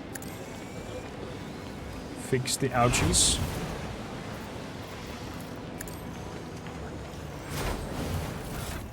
Thank you kindly.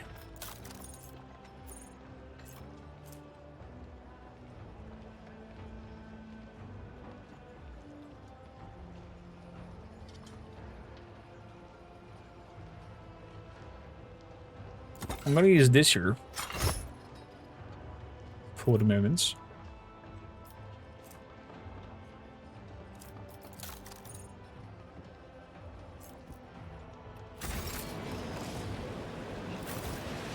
Is there money to be made?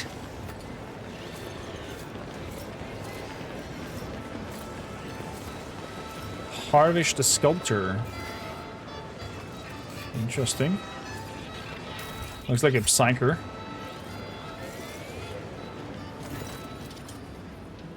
The sculptural mechanical hands claws over the rough stone. Is my celestial lord here to gaze upon his destiny, unless my creation is not yet complete? I'm here to look at the sculpture. What has my destiny got to do with it? When I sculpt, your celestial highness, I see people's destinies in the forms I create. The visions that come to me shape not only the stone, but the person's fate as well. Your image was indistinct when it appeared before me, and my work is not yet done. What do you wish to behold?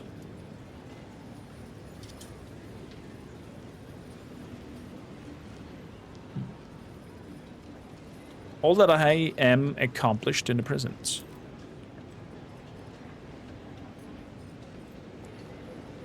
The sculptor hands scuttle over the stone like a metal spider. Somehow his sightless gaze perceives exactly those details. Your destiny will soon be complete, my lord. I will have it to deliver to your celestial vessel. The glory so far. Your very life path has been carved into stone. Increase the character's fellowship until the end of the mission on Thassera. Oh, that's nice. May I ask who you are? I'm a humble trader, the governor's first sculptor, Havrisk. Are you a psyker? My lord governor calls me foreteller and trader, otherwise wicked sorcerer. There is no cause of concern. My abilities are sanctioned, and I'm pure before the Emperor's celestial eye. Okay. Your hand augmatics are most impressive. Such implants are impossible to come by in a feudal world. Where are you from? Lord Roldo had my limbs replaced before he took me from my home planet. It was not long ago. I've since forgotten what my land looked like to the touch. The sculptured mechanical arms are pierced by sticky tubes, and the elbow joints have all but worn down. It must have been a decade since the implants were last serviced. This man appears to belong to a rare variety of psychers, biomancers, capable of recovering even from otherwise deadly wounds and diseases. And that's why he's still alive. What is the material we're working with? This is Thassera, a fascinating stone born from the bowels of this planet. Like any other kind, it bends and melts beneath the sculpture's tool. Oh, that is the blue thing that's... that guy at the window mentioned earlier. If you're watching this on YouTube or here, please do follow the channel and leave a comment down below and subscribe to it. It would help out a lot. The soul, however, obtains colossus the more sculptor works. The mine has long since become covered in scabs. You capture the governor's destiny in sculptures too? I have made thousands of statues of Roldo, but the Thassera stone's flesh can never seem to state his great ambition. Let's have a look around. Ooh.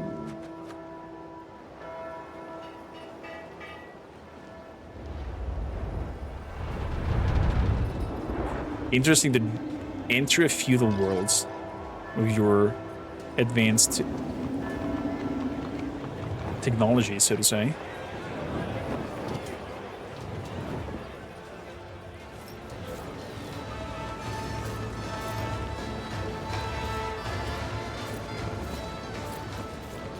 Oh, there's a lifter up here. Fix the lifter.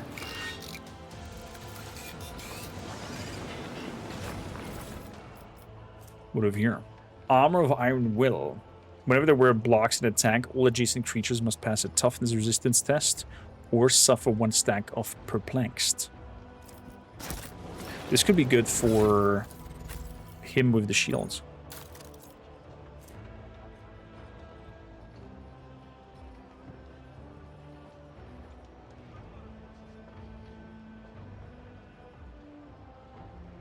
Yeah. Gonna switch you up. I'm just gonna switch you up. Let us not dawdle. Is that better than what I wear?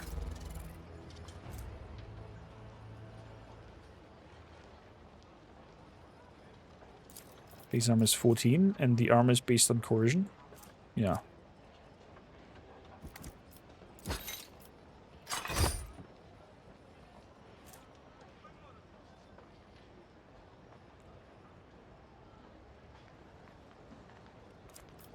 Yeah, baby. We're chunky in this armor. With our thing clipping a little bit through. I like our chunky look.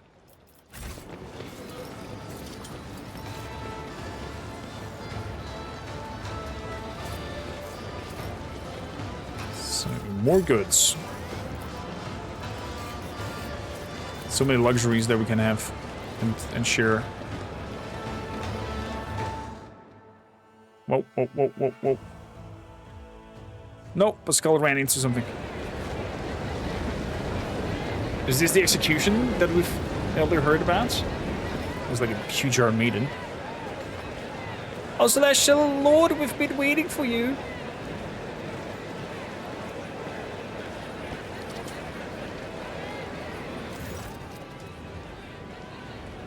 Teduad is scourged. You see a man with a cruel grimace on his face and hands disfigured with burn marks. The very message of the sky have come to decide our fates. We are honored, your celestial highness. What is the structure? The instrument of punishment, a personification of the great blasphemous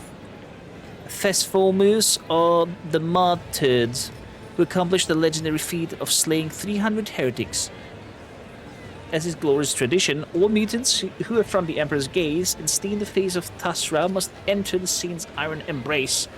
Whenever justice is served, hundreds flock to the Phasmophorius, eager to witness the magnificent spectacle. You've just confessed that your semblance of justice serves as a demonstration of lawful authority and deterrence to your subjects, but as entertainment. Who's inside right now? Another heretic who violated the holy laws of Thassera. And since his body is already turning to ash, such will be the fate of his name as well, to be scattered to the winds, that it may never again defile the lips of any who live upon the sacred world. Never again defile the lips. Maeva looks ready to faint. She seems both terrified and nauseated, but is right. The law of the Imperium punishes those who deserve it. Was that the last of the accused of the day? That was but one of the first bodies, said to Stoke. It is going to get a lot busier now. While the guilty are being reduced to ashes, let us meet the next participant of our performance.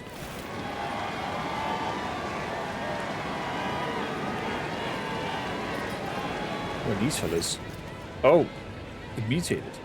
Two people of something resembling people are pushed onto the stage. They are mutants, hideous parodies of humanity.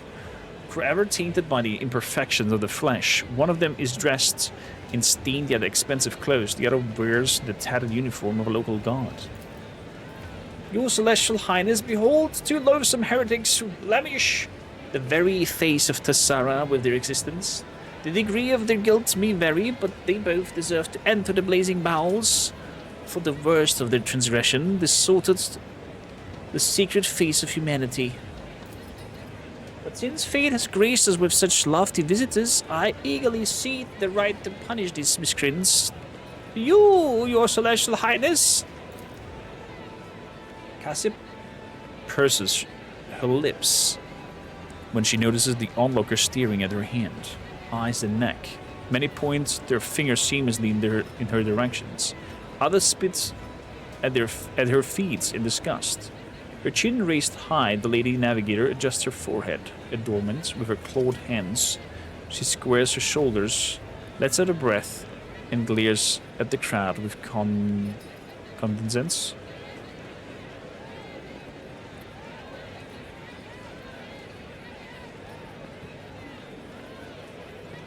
What exactly are these heretics guilty of?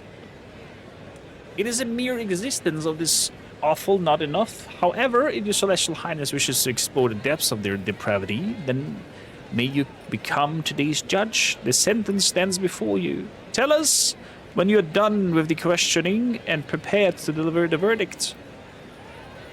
What an unexpected twist. Who better to judge the filth of Thassera than a stranger who just fell on our heads?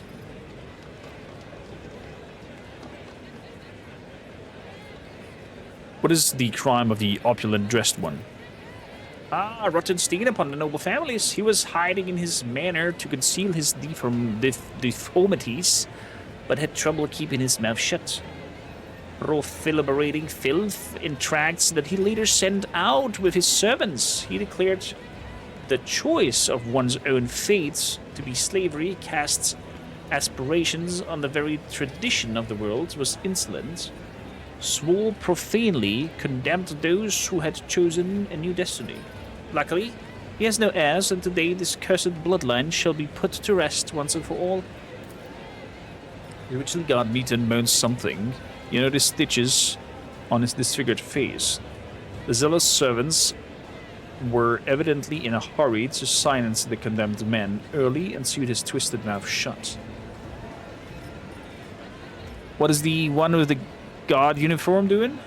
A thief, brigand, and murderer. There's no way to list all crimes lying upon this freak's conscience. However, his willingness to change his destiny again against all odds merits this mutant at least some honor. Despite his feeble-mindedness and simplicity, he had enough sense to obscure his countenance with hoods and helmets until he made his way from beggar to god. It was not long before his existence passions for fighting and stabbing gave him away. The mutant utters a foul curse under his breath, then immediately gives you a frightening look and falls silent. The mere sight of the Celestial Lord seems to instill an awe to the Thasserians.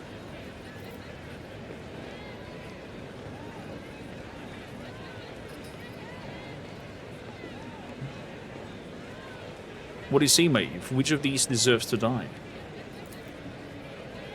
Maeve's gaze darts fearfully around while visibly avoiding the doomed mutants. I'm too low of birth to take the burden of being the judge, my Celestial Lord.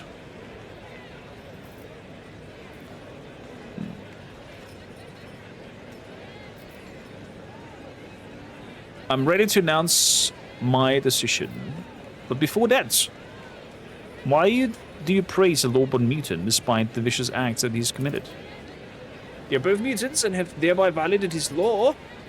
Yet, when one finds a spark of nobility in an ancient commoner, one cannot help but feel a grain of respect for them. This heretic may be low of birth, but he does not flout the values of Thassera the way the nobleman does, and thus honors our tradition and his will. Born into the rabble, he applied all of the abilities and skills, defied the restraint placement upon him, and crushed those who stood in path, all in order for the forge a new destiny for himself. Freedom to change destiny. Even you, a degenerate, should know that everyone has their place in the God Emperor's plan from birth, and that any attempt to change that is a violation of his will. Yeah, you're basically born into your job in this universe. I'm ready to announce my decision. The word of distinguished guests is law. We are trembling with anticipation. Maeve seems to have reined the emotion that were overtaking her, and she casts a timid glance at you as she awaits the verdict.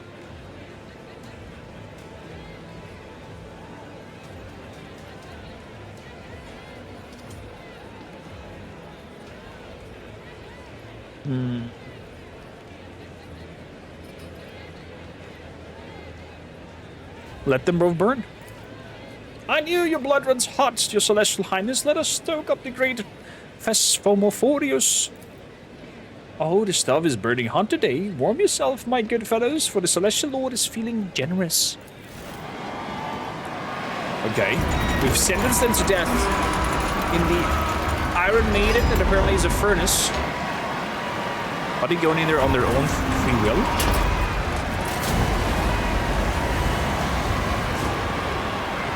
Oh, I see.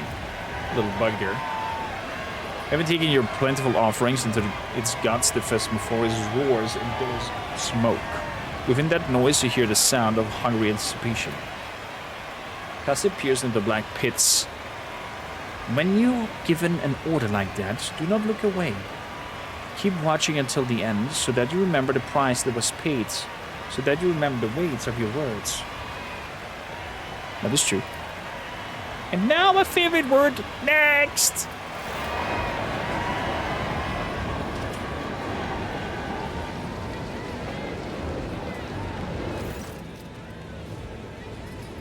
A pale bony creature, barely able to move its legs, enters the stage. In place of a mask, it turns a horrific melee feature towards the world. This ugliness, however, is nothing like that of the previous convicts. The thin, squeamishly twisted mouth is fused to the cheekbones.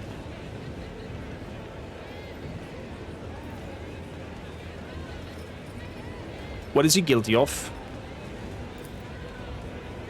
His crime is more grievous than any of these scaffolds.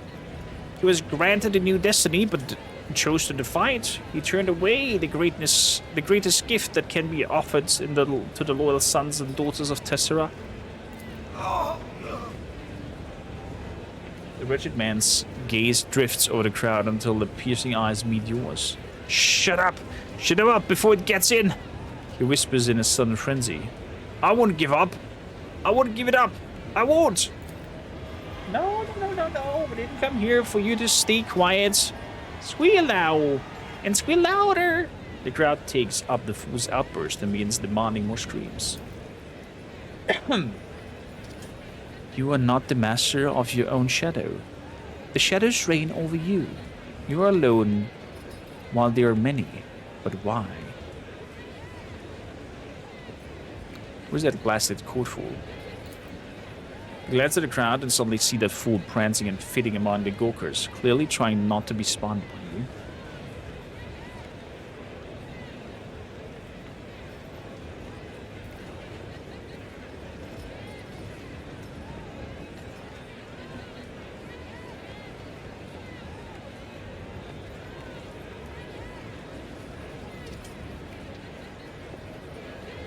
Not to Solomon. It is time to teach this gathering a lesson.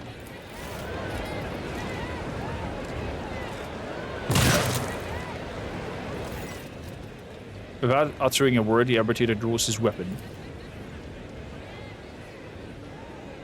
A shoot rings out and a deafening shriek rises from the throng of people. You catch sight of the badly wounded fool disappearing into the crowd. Mimi cries out in horror and immediately claps her mouth with both hands, trying to lock her voice inside.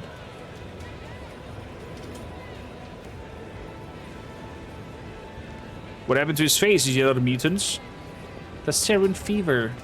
You need not to worry, your celestial highness. It is not contagious.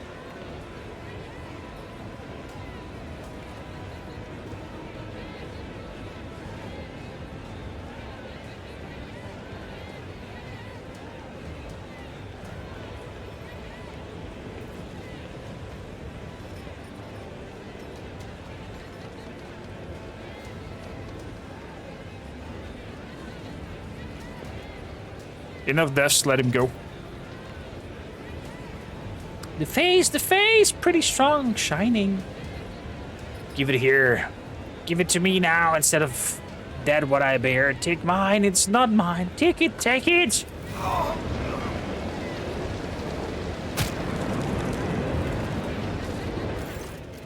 The madman raises his crooked finger to his face and sinks his nail into his sagging flesh. Shrieking with the sound like relief, he tears off the piece of his cheek, then another, then one more. Falling to his knees, he frantically scratches his own eyes out, smearing blood and clear ichor across his face before collapsing dead on the platform. A sudden rumble draws your attention like a rockfall tumbling down a slope. The thudding of feet and mad screams overwhelm you. After a moment, you see the source of the commotion. A throng of mutants is charging straight at you.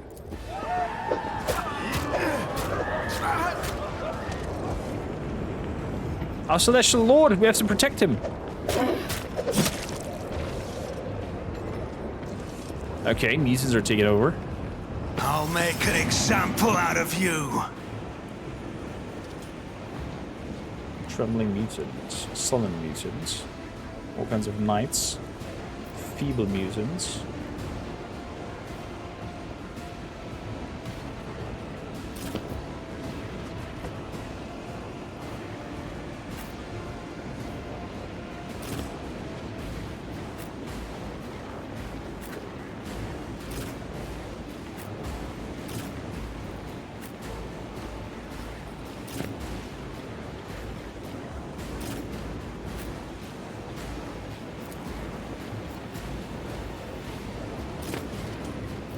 Start a battle. So... Me? If you insist, Lord Captain. Meant reality. That took the veil degradation away. I'm not accustomed to being ordered around. And now we're putting them all together. And giving Pascal the power. Can I relocate? Relocates. Provocation signal.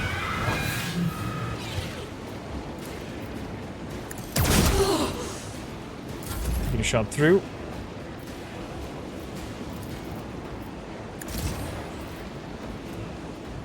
Cover efficiency.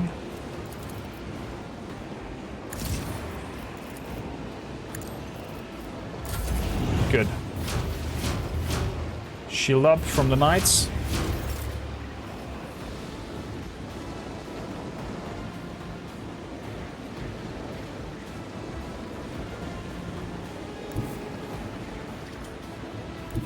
So I go over there and then jump.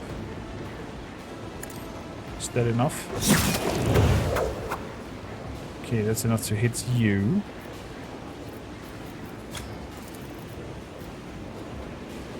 I like to throw in the grenades. There is only death. Yours or mine. Good. Then we jump in here. Killing even more. Apparently they explode.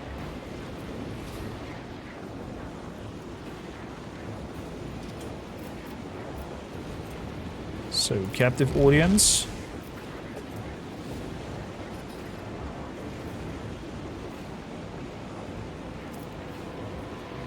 And now we're gonna dance. With that, we're jumping in here. Beautifully.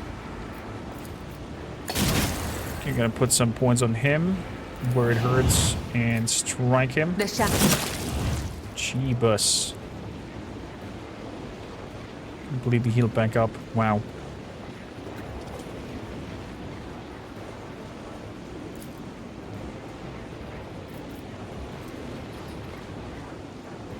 Do you want to go reckless? I don't want to go reckless.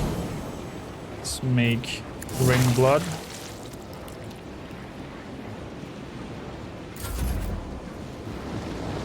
Good.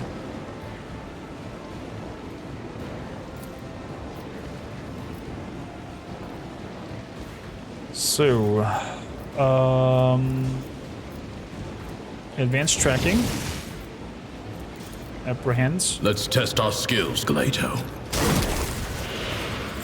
Very good. Apprehend again. Very nice. They go one back, two back. I'm gonna hit both.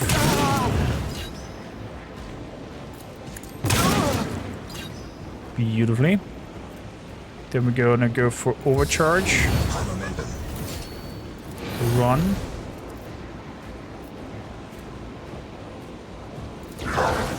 Battle mode with him. Run and gun. Do another shot. Beautiful. So, Abelod's. Move up there.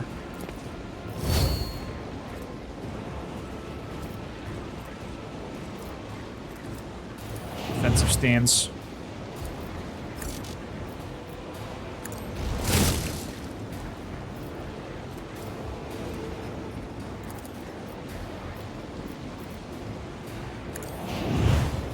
Forced distraction as well. I could have hit him with the shields. Nice try. They try to attack me and they get an attack back every time he parries. My wonderful Abelards.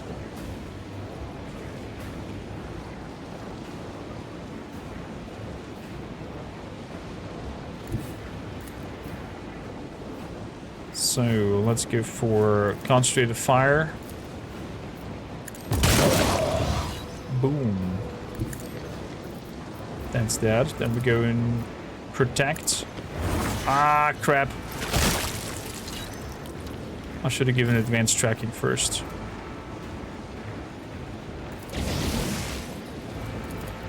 So, an attack. 64.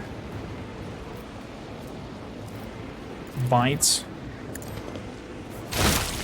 119. Jesus Christ. And here's my perfect moment. Overcharge doggo.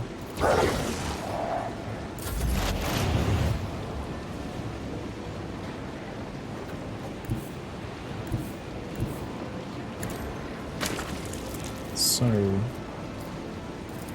we want to relocate. Then bring some scan on all of you. Take some tactical knowledge away from you.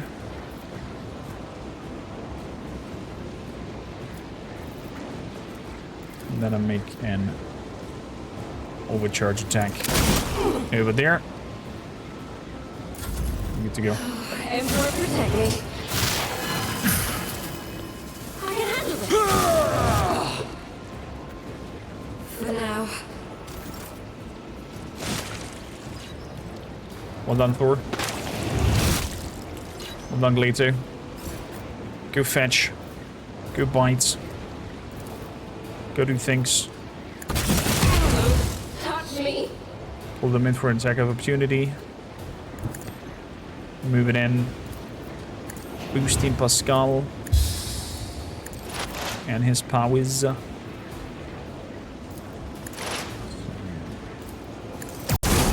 analysis successful. 69. Very nice. Follow my lead. So the knight's moving in. Who else is still alive? With 3 targets alive. 2 are here. So first up we are captivating the audience. So doing a lot of blood to these fellas.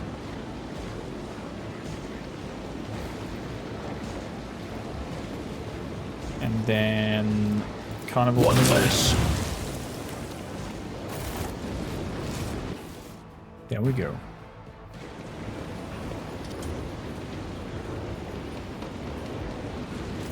Mithras, I did. You did notice that the guy on the stage is active, also writes? What do you mean by that? Your Celestial Highness, apologies for my late arrival. I wasted a great deal of time in idle squabbles with that oaf of a treasurer as he was looking for the shipment chronicle.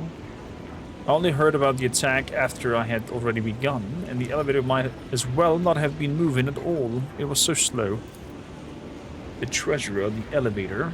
Who are you going to blame next, Governor? Are you the ruler of this world or a casual onlooker?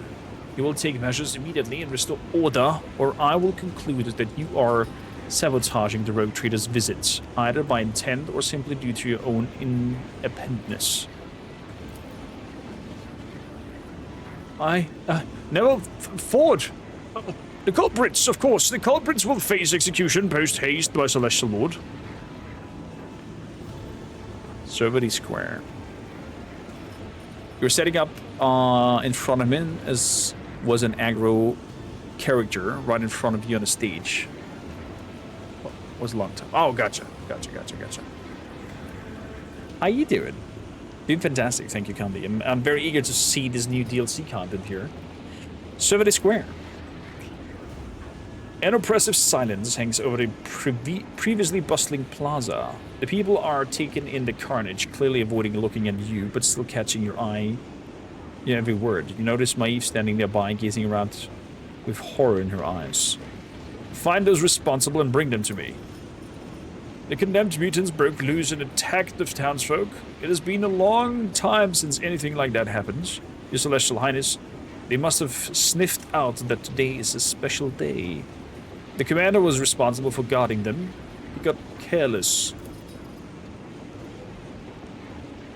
I am Lucra, commander of the fortress. I can attest that the ungodly mutants were restrained properly.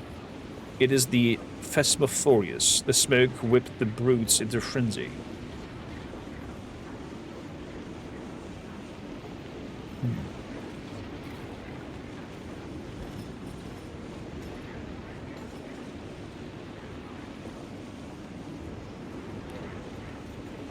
If it were not for the Tithe, you would be the one facing execution. The goddess staggers back from the blow, barely managing to stay on his feet. A trickle of blood runs down his lip, and he spits out a few rotten teeth onto the stones. Thank you, Your Celestial Highness. I will never forget the lessons taught to me by the Emperor's own anointed. So it's either the commoner or the executioner, is it? Then I shall now make my decision. My Celestial Lord, I swear on my life that my knights and I did everything we could to keep you safe. We could have foreseen that Phosphorius, after going itself on miscreants, would start driving the mutants mad with its smoke. Lies! The Phasmophorius does not taunt heretics, it fills them with terror. To shift the blame for your own failure onto the secret weapon of justice is heinous crime in it itself.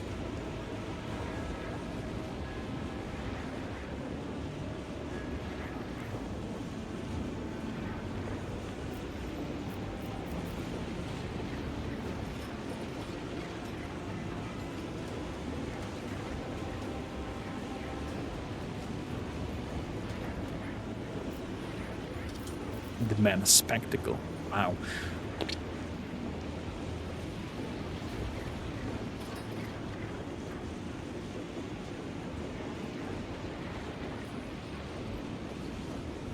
I mean, the knights did stand there and fight with us.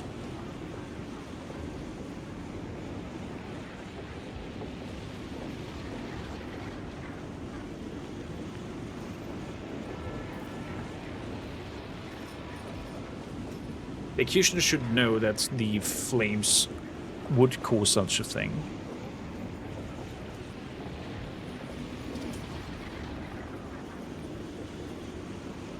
But I don't know yet. There's been enough death, I will order no executions. The commander and the executioners stop their bickering and turn their eyes to you. They quickly recover, however, and offer your deepest boast, maintaining a solemn silence. You are our savior today, Your Celestial Highness, and in gratitude, please accept this personalized sword from my treasury. Fatebringer. A primitive sword, two-handed.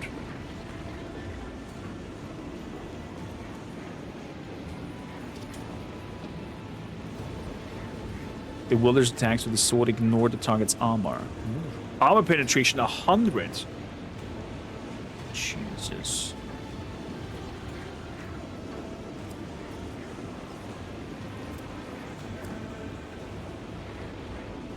Fatebringer once decided the outcome of one of our feuds. It's killed the rebel leader, and peace has reigned on the planet ever since.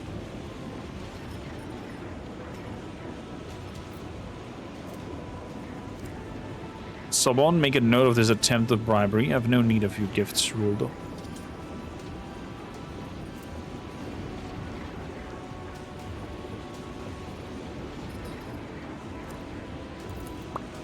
Done. Continue in this vein, Governor, and your punishment won't be long coming. Emperor, forfend that I try to bribe you, Your Celestial Highness. The thought never even occurred to me. Forgive me most graciously. The Governor bows at your feet. Look at Maeve. After putting herself in order, Maeve catches her eyes and look away shyly. Her lips bear a poorly concealed smile of relief. It appears your celebration is over, Governor.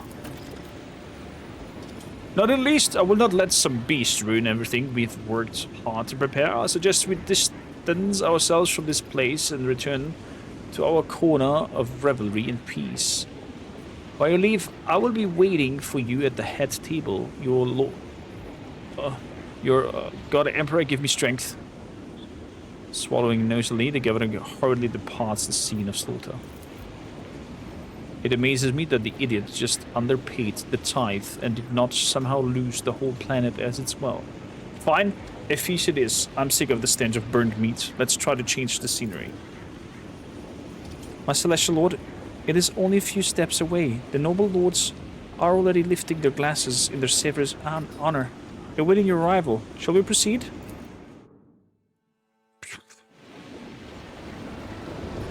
I wonder how this outcome was for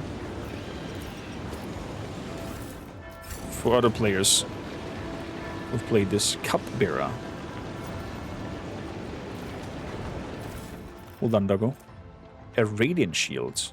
Whenever the wielder blocks an attack, the attacker must pass an agility's test or be blinded. Excuse me.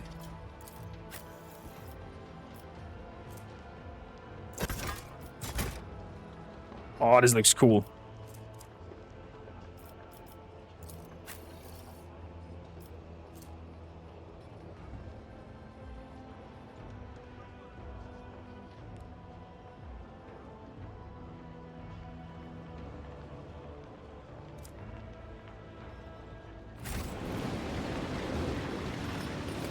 The cupbearer. Have a taste, if you please, my celestial lord. This vintage had been maturing ever since we laid the cornerstone of our citadel. We've tapped it to celebrate you.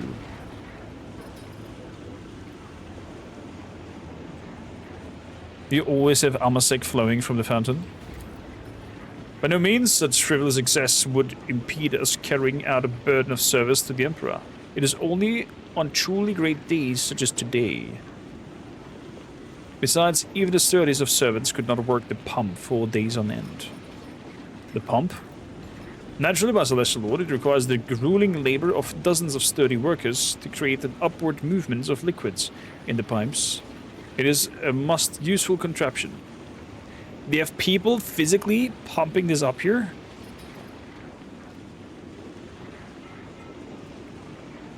I prefer to keep my mind clear, thank you kindly. I dare not protest. Should you change your mind, I'm always in your service.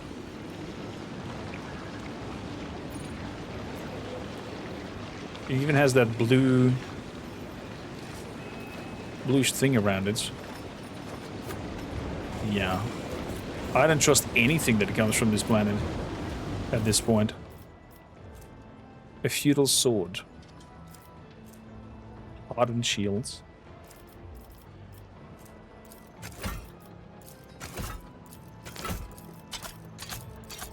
I'm gonna keep one. Just for the sake of style.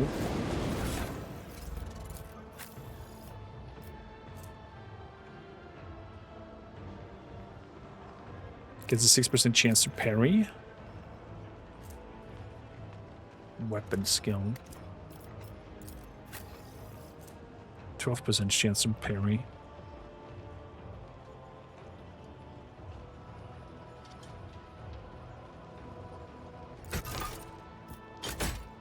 Let's review that and give the radiant shields to Solomon.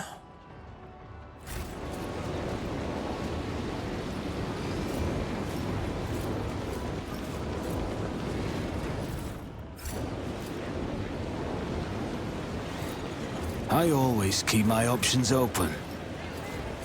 So, all that we've seen already.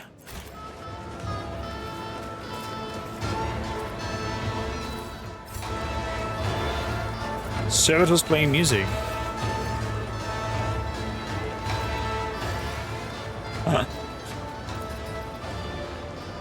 Is this fucked up?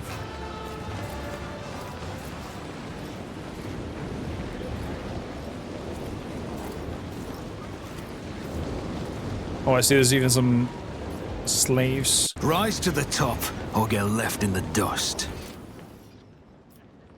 I see there's also some slaves dealing with opening and closing that thing.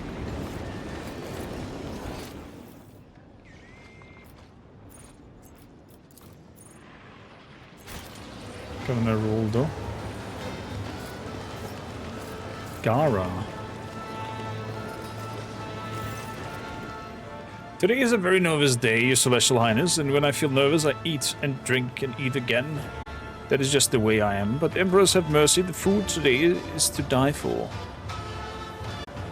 I recommend you to try Alcadon, whose horns were still goring my hunters just another day. And here we have some 5-tailed shrimperoos and stewed black eye saws. These fellow needs to be eaten quickly. They're for the scurry of the plates.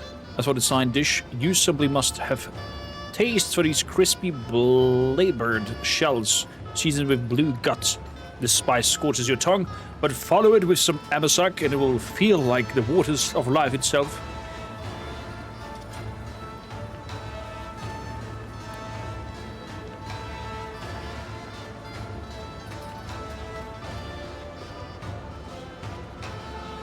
I'm not gonna eat anything of these here.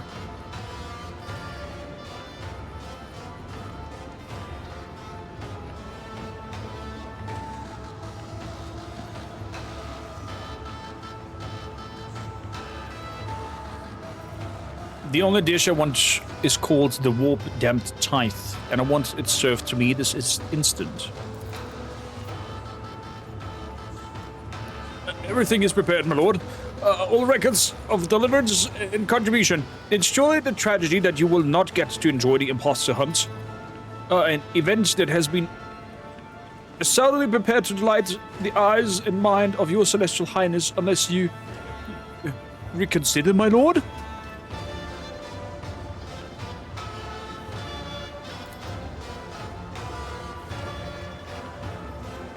Great Trader, once you have your fill of the governor, let me ask him a few questions.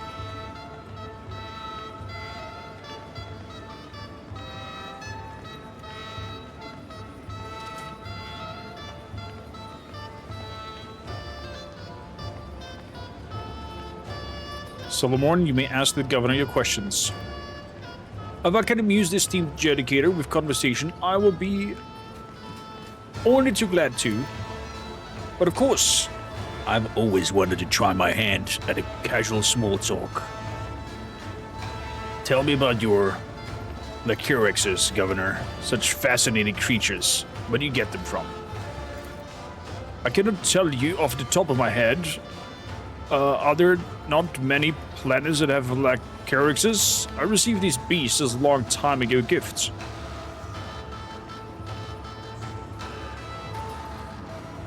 A long time ago?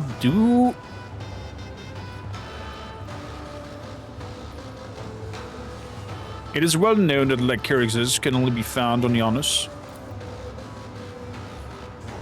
Handy!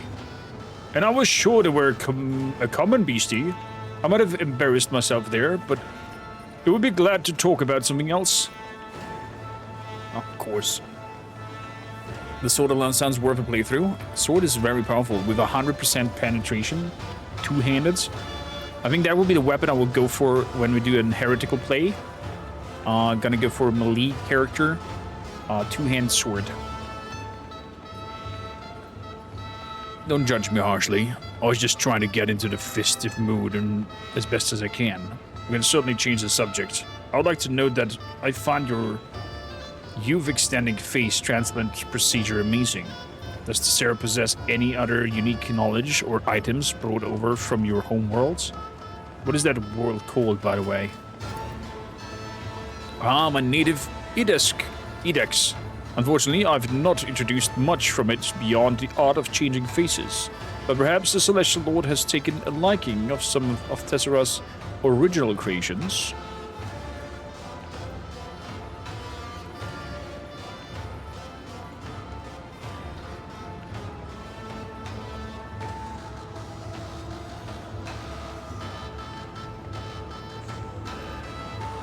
When can Solomon take the calm beat from your ear? Oh my god.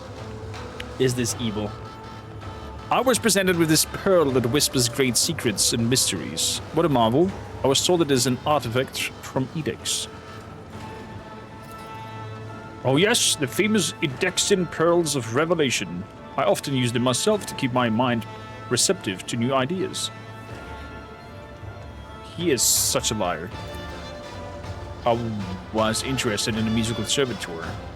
They could only be brought to you by the Crimson Priest, correct?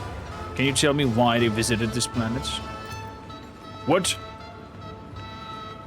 Yes, it was foreigners who delivered the mechanical musicians. I'm sure I have not mentioned them yet.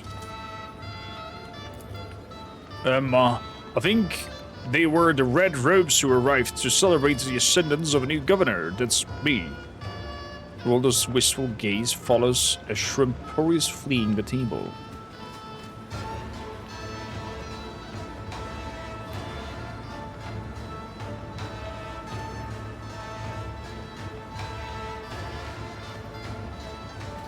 Why would servants of the Omni-Messiah care who had taken throne of a technological undeveloped world? I was too overjoyed at the appearance to ask. The gesture of deference, I suppose. Who can ever understand those mysterious Crimson Priests? Indeed, the Tech Priests are famous for having many vocations outside of pursuing technology and discovering new technology, like music and visits of courtesy. Thank you for the conversation, Governor. I've learned everything I wanted to know.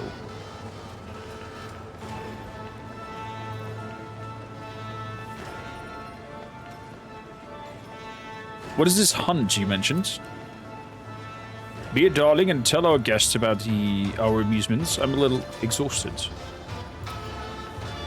Of course, my lord. The impostor hunt takes place every moonlight. Shortly before the event, the servants are thoroughly cleansed of dirt and foulness, combed, dressed in expensive clothing and masks, invited into the courtyard with the rest of the guests. The nobles hide their faces as well, and then they try to guess who the imposters are. Telling one from the other is quite a challenge sometimes. And that is the best part. I highly recommend you try it, Your Celestial Highness. It makes for a very interesting change of pace. And on this occasion, the privilege of branding, if you will, falls entirely to you, our honored celestial guest.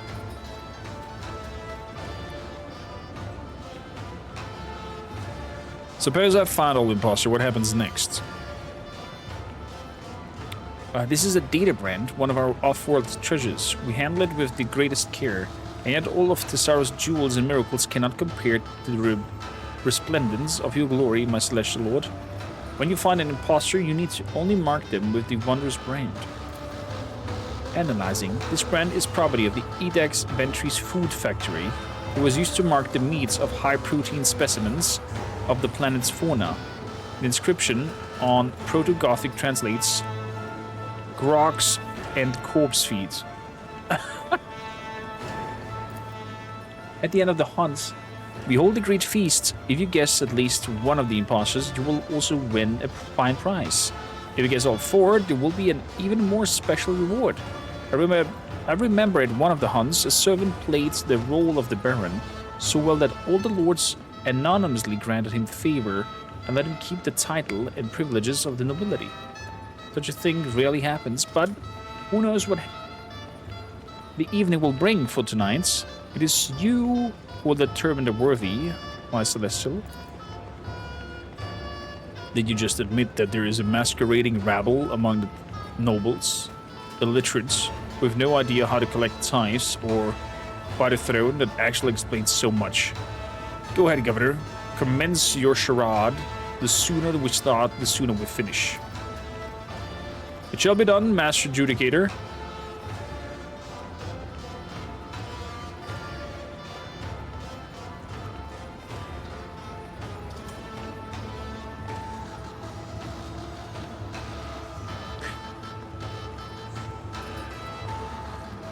I didn't think my arbitrator would be interested in this whole hunt and whatnot.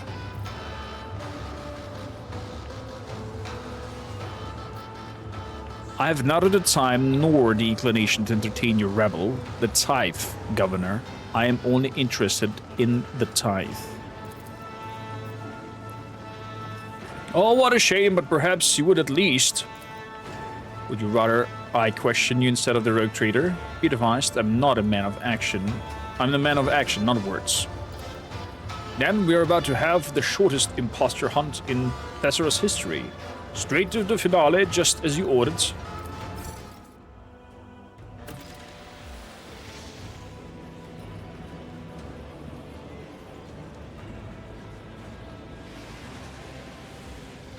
Straining to add a note of gravity to his voice, the governor proclaims, "Most radiant ladies and nobles and lords, I hereby declare the imposter hunt officially over. The participants of our masquerade already stand before you. Did you guess correctly? Did you expose them all?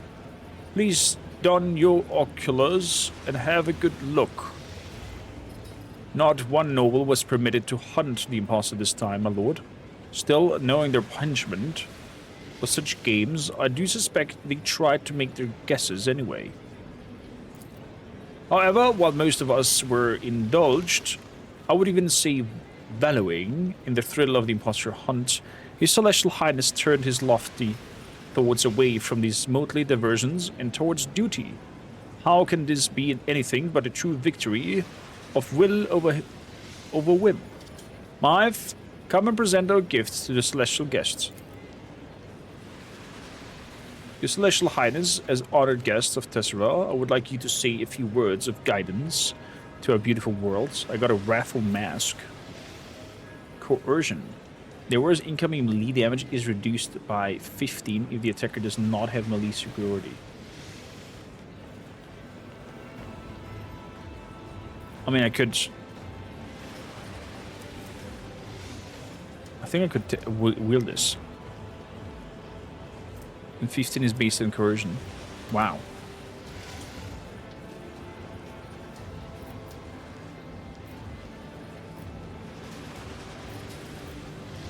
We stand united in our faith and in our common mission to bring about humanity's victorious future. May you all toil for the indestructible fortress of the Imperium and wish for no other life, for the God Emperor is the one true path through the darkness of the universe. Glory to the Emperor. Glory, the masked people respond, making a sign of the aquila over their chests. That was a grand speech, thank you. Roldo sniffles loudly, dabbing his face with a handkerchief. And now the fateful moment has arrived. He's such a foul being. I'm kind of sad that we did not do that masked hunting thing, but still, I don't think my arbitrator, my beaters would want to dabble in such nobility squabble things. Way too military, way too arbites in lines to even care for such a thing. The time has not been paid, and that triggers all of his former assignments.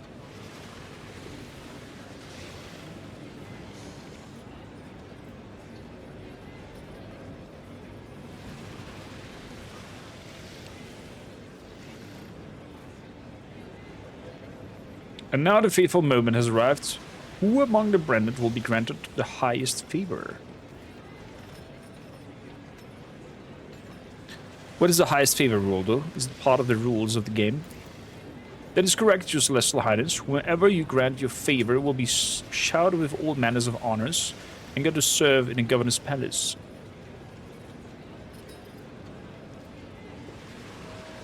Since you people love prattling about destiny so much, we will let fate choose.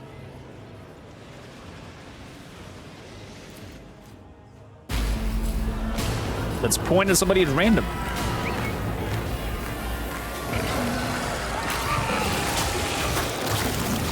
I've been branded. He tricks me. Gotta stop! I'm the master. Maeve, help! Maeve, I'm sorry. Oh my!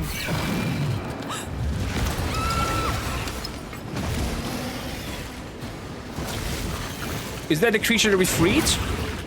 No. Oh, even his pet has been killed. So somebody branded the governor with that mark, and apparently these creatures react to that mark. Germanicus, how you doing? It's been a while. Unleash the beasts. Defense is a good offense. So let's pull them all together. Let's move over here and see if we can stun them.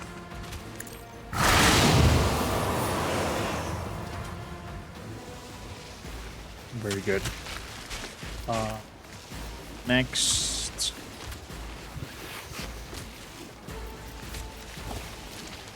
Let's mark this a front line.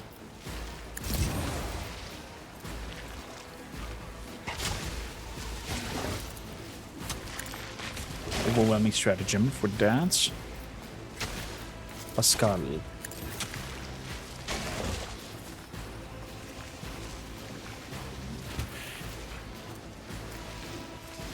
Relocates.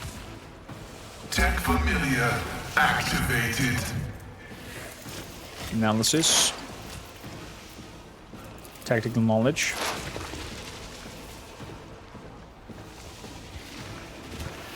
And provocation signal. To blessed creations of the Thassera.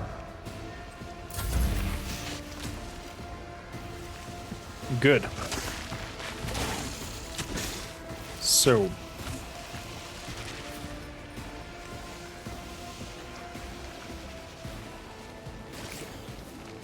Upon reaching the designated target, the Cybermassive makes some melee damage, which lasts as long as the enemy and the Cybermassive are adjacent to each other, or until another order is given. He's apprehended, meaning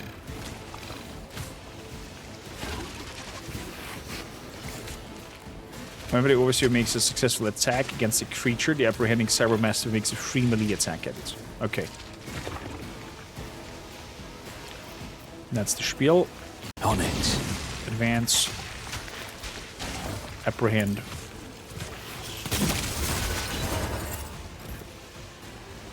Coming over here and to get a shot at them. Wait a bit. Dodge, parry, and block of the target is reduced by 34.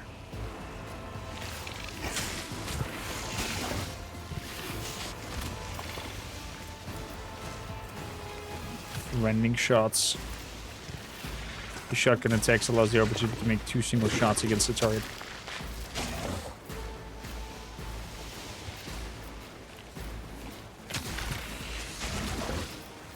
What is the attack pattern difference?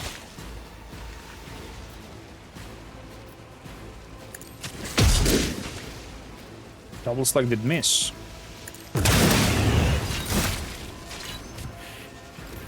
Okay. How about a bite? Who if not me?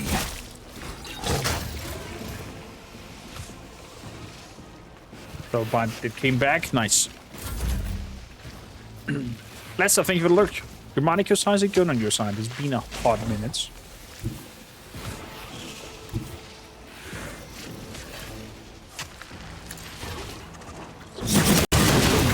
Not yet.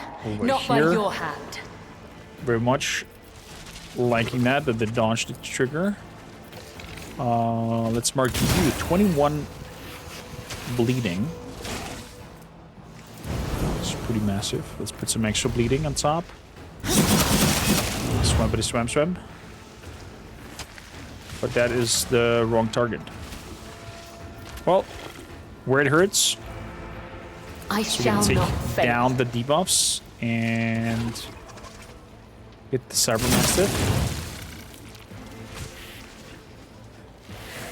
It was over 100 damage, but not enough. Not enough.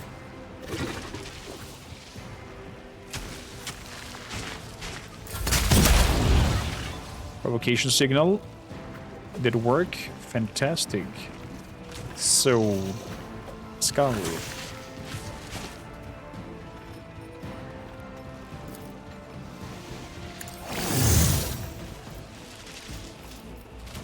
Let's use that. Running binary override. 12 debuffs on it. We miss. Jesus. Is that possible? Nice parry. Nice parry. 4 attacks. It's quite intense, to say the least. So we're going for defensive stance. Gonna move away. Blocked it. Charge will work. That means we're gonna go reckless strike. And in there. 28. Nice, we parried. Another swing. Is the weapon so bad of his? So, advanced tracking, apprehend.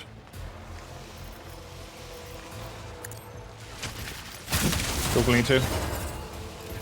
Well done. And now we start shooting. The Lex is inescapable. The Lex is inescapable. Put some bleeding on top. Very well. Run and gun. Some extra more bleeding on top. Oh, the bleeding is not increased. Makes a feral bite before it dies, apparently. Protects. Kibella. Boom! I love the daggers. What happened was no accident, and if my suspicions are correct, Gleito analyze. The dog visor shimmers as he scans the skin with a mesh of rays. Finally, there's a metallic click. The practice augments response with a soft buzz. It bread. The court fool put it on me when he shook my hand. Then the characters attacked everyone who had been marked. However, the beasts were not at all eager to tear you apart, Rotator. It appears you are wanted alive, but without my protection. Oh God, Emperor. Forgive and protect his soul. Forgive and protect. Living nearby is the lifeless body of Lazarus number 4, which released from its cage. Its fur is clumped and sticky with blood, its vicious eyes glazed over. Given its own life to protect another was a stunning human act for the beast. Oh yeah, the beast came over to protect us when we opened the cage. Interesting. Close the Lazarus eyelids. Rest in peace. The one with the damaged implants. Perhaps they were the reason for the beast defied the order that the rest of its pack followed. To destroy all bearers of the data brands, or maybe it was a fine animal that was unlucky enough to have a bad master. This is the first creature I've met on Thassera that has been worthy of respect. My Lord Judicator is fond of animals, is he not? I've never would have thought you had a kind side like that. Mavis smiles, gentle and sad. For the first time ever, she looks at Solomon without fear. Solomon casts a heavy glance at the young woman. Or maybe I just cannot stand people. Roldan mentioned that he got branded too. Can you scan him? At his master's command, Gleito directs his scan rays to the dead man's severed hand, which has somehow avoided being reduced to shreds along with the rest of the body. The cybermassive augments emit a warning signal. Roldan was branded too. He couldn't have known, or else he would have not doomed himself like that. I assume this is likewise the work of that buffoon. The only question is whether he was acting of its own accord, all at the behest of someone more important. Whose soul are you praying for, Maeve? My brother's, my lord. I had a feeling he wasn't acting himself lately. I'd known he'd be fallen in with scoundrels, I would have found them and strangled them with my own hands.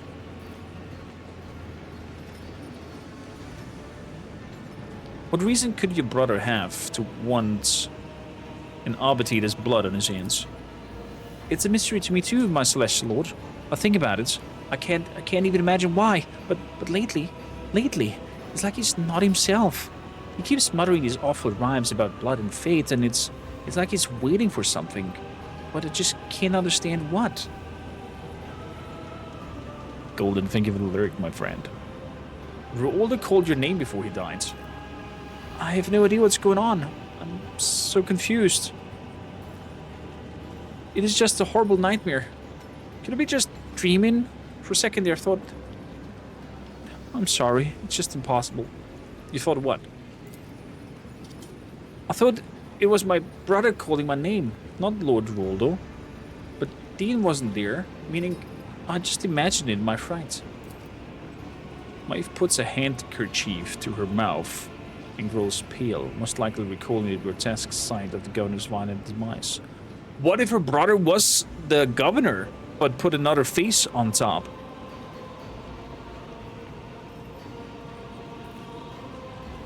And the governor is actually the buffoon.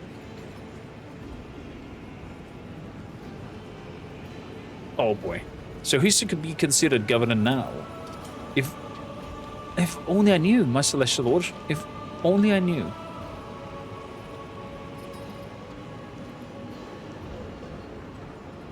Are you actually shocked, or is this part of the act as well? I swear by the Emperor himself, I'm unblemished before you in spirit and thought. That is what any cornered heretic would swear to try to save their life. But I really had nothing to do with any of it, my lord. Oh, what I was told to do was to entertain our celestial guests and chaperone them to the castle for talks. And instead there's just gore and death everywhere.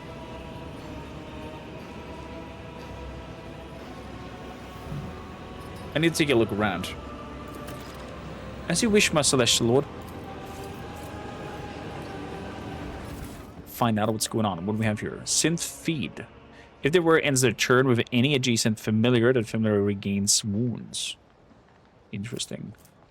Dangerous neighborhood. At the start of the overseer's turn, enemies adjacent to the service called Swarm must pass a willpower resistance test or suffer being perplexed. What does perplexed mean? Penalty to intelligence, perception. Wow. And that stacks? +1 stack. So yeah, it stacks. Interesting.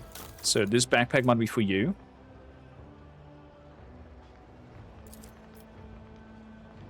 Maybe.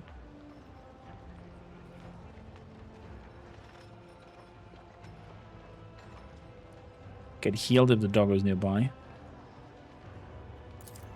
Why not? Then the mask. It's basically a better pirate patch. Pirate thingy.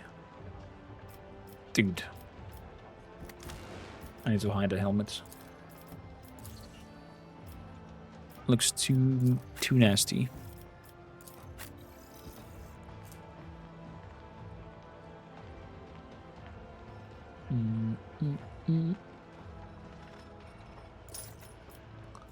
So implant that into the service calls.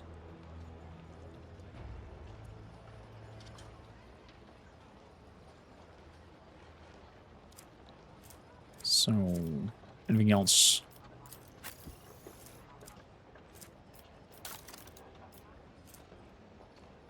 The Tempestus Carcapus.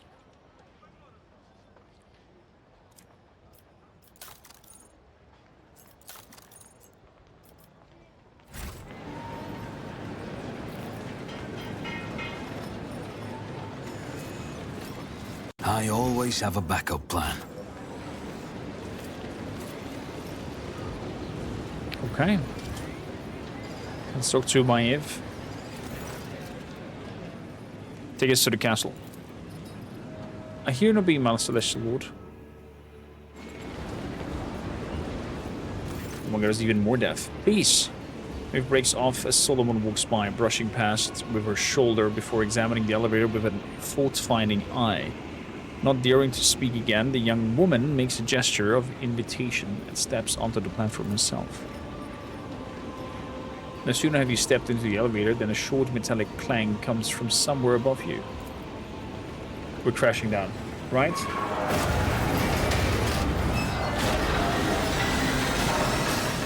Oh! Did we get yeeted into space?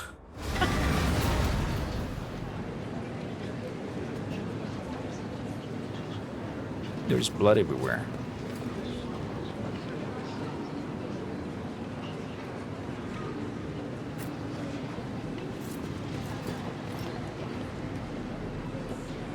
Taduat is scorched.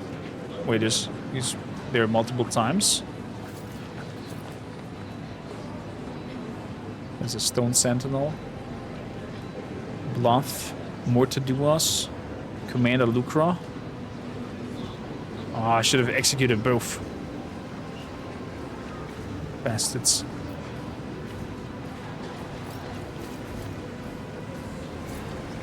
Stone sentinel. Is there money to be made?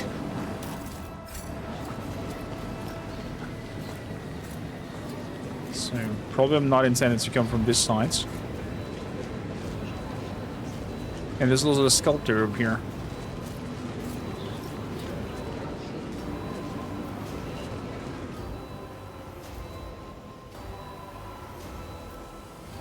So, the shadows of the monstrous structure emit barely perceptible ringing sounds. Or is it the whisper of the underworldly voice telling to change? Knew it! Galore Workman broke the game because I came from the other side.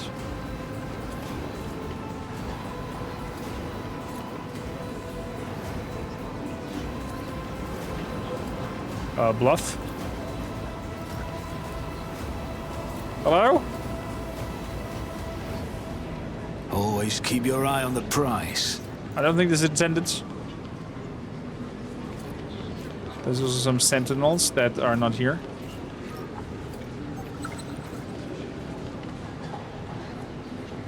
I think we actually did break the game.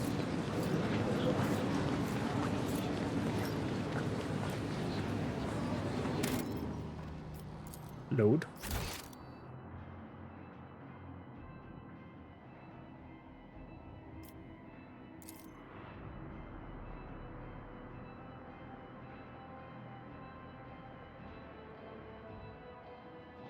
Oh boy, is this so far back?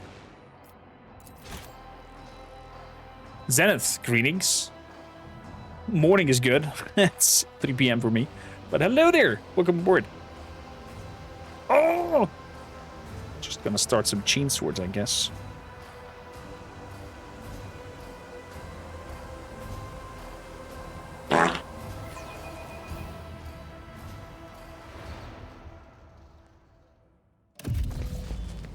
Oh, here we go. Now it works. I hope you enjoyed my bloodthirsty menagerie. You instantly recognize the spiteful voice of the cocky smirk of the Fool's Mask. I'm living in Austria right now, Zenith. Welcome aboard. There's a gunshot wound in the shoulder surrounded by singed threads. The garage outfit is soaked with blood. You wounded the court fool at the trial. Still acting the buffoon. Some people never learn.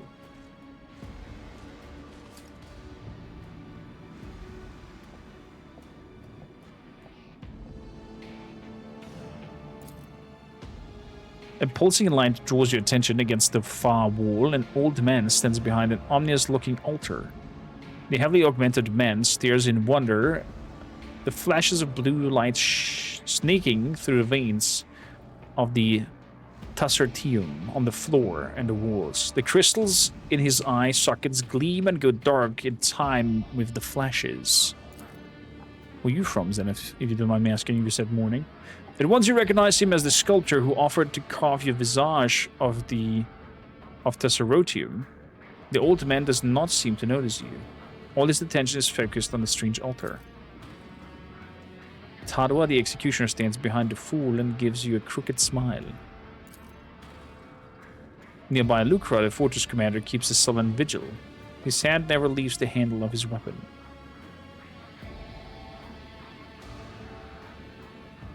The governor is dead. Was that your doing? Mexico! Buenas tardes! The governor is dead. Was it your doing? Don't be ridiculous. I couldn't swallow a man whole even if I wanted to. The Lacarax. Fool, you unleashed it on the governor. Don't try to deny it.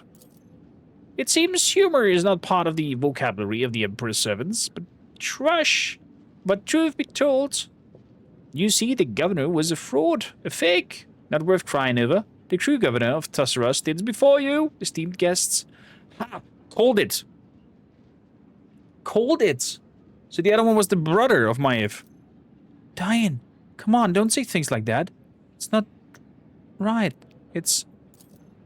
Shut up, you idiot. You can't even do as you're told. The fool tosses a look of utter contempt to Maiev. Take off the mask. I want to see who I'm speaking to. Wrapping his hands around the mask, Bluff begins to slowly pull it away from his face, squirming and sobbing theatrically. Suddenly the moans turn into gurgling laughter, and the fool removes his hands from the mask. You'll have time to examine his face very thoroughly. Bodyguards. What was it that Maiev should have done, Bluff?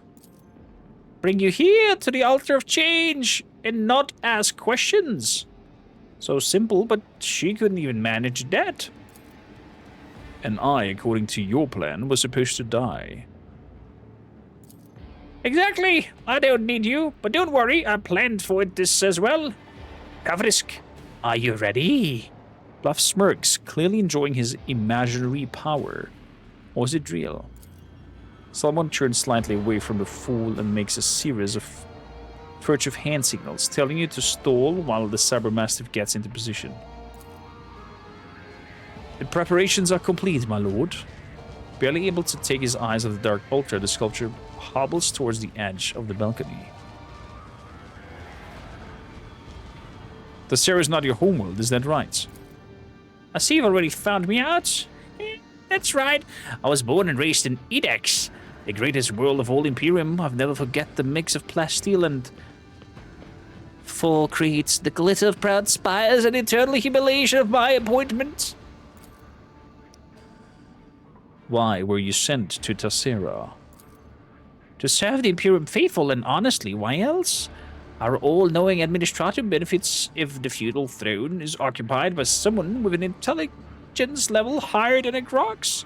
A golden shove for all my diligent service on Edex. I packed my bags and came here to govern this backwaters. What a joke. If you are the real governor, why bother masquerading as the fool?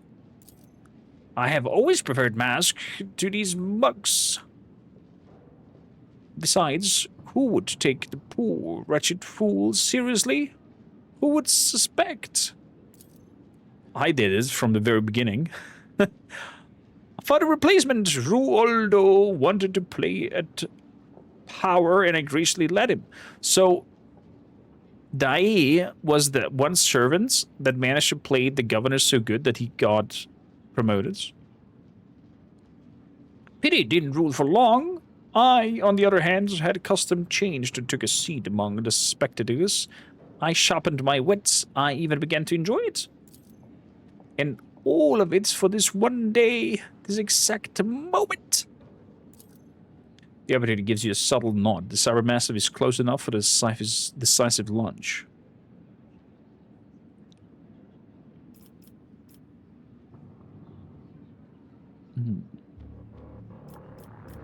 What is the altar of change?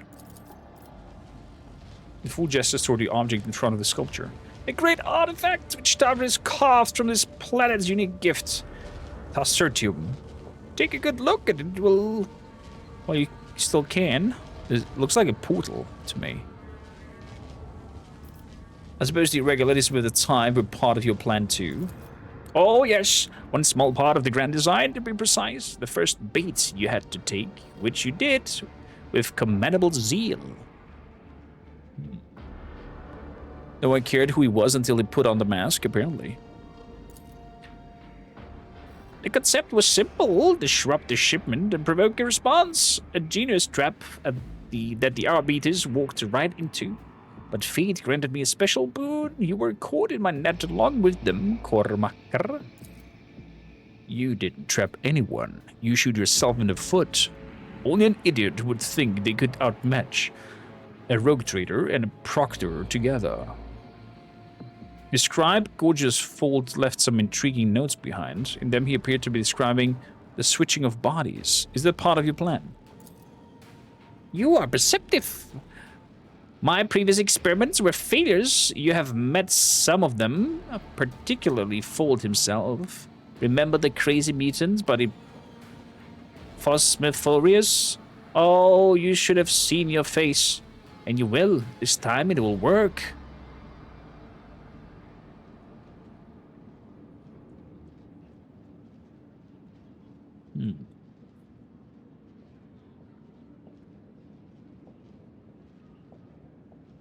Enough talk, I will not listen to another word of this heresy. Draw the weapon. The fool chuckles nastily. You have overlooked one small detail. What detail? Talk, you bastards. Salomon raises his voice and takes a step towards Bluff, clearly trying to draw attention to himself and buy Clay to some time. Bluff ignores the arbiter, his gaze is fixed on Maeve, more specifically on the necklace on her chest. A lovely piece, isn't it? You see Solomon's hand signal on the corner of your eye. Glader leaps, but does not reach the fool. The Psyche moves at the same time, a flash of light, and everything goes dark. Siphoned life. You're surrounded by the smell of old rust. The darkness reluctantly retreats. The pain comes first, throbbing in your head, then the metallic taste in your mouth. And finally, the feel of the hard floor, chafing your stinging cheek. What the hell? Why am I why am I in prison now? Look around. You see Bluff through the bars of the cage. The mocking smile of the sinister mask seems to grow even broader. Or is it a trick of the light? Maeve, as white as sheets, with a dark abrasion on her face, weeps quietly as she stands stock still beside the fool. There are markings on the floor at your feet, a crooked circle bordered by unholy symbols. Bluff is standing in the center of the identical circle. You hear a quiet, measured scraping sound and an old man muttering coming from the depths of the hole. A few words you manage to catch, sounding nothing like Gothic. Rogue Trader, can you hear me? You turn to the voice. Solomon is trapped in one of the side cells. Apart from the bleeding bruise on his forehead, he appears unharmed. Maeve's necklace is more than just a pretty bauble, I take it. Much more! You see, with the right knowledge, the right tools, and some complex rituals, people can transform a simple, dirty blue pebble from the depths of Thassera into something truly special. I wonder what happens if you would take the necklace for yourself. However, it's a bit late for you to do anything with that information. Solomon, are you right? I'm fine. You look over to Solomon, indicates Glato lies motionless in the middle of the room. Judging by the flickering lumens on his implants, the dog is still alive.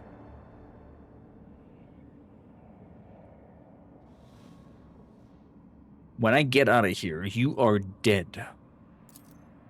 Enough chit-chat. Tabrisk, begin! The old man with the Thassera eyes, wheezing raspily, spews a torrent of unholy words from his toothless mouth. And the markings beneath your cage seem to breathe in, glowing with crimson light. Wave's gaze leaps from the bluff in alarm tear-reddened eyes widen. She realizes what is happening. Dean, stop! Her slight form crashes into the fool, pushing him out of the center of the circle.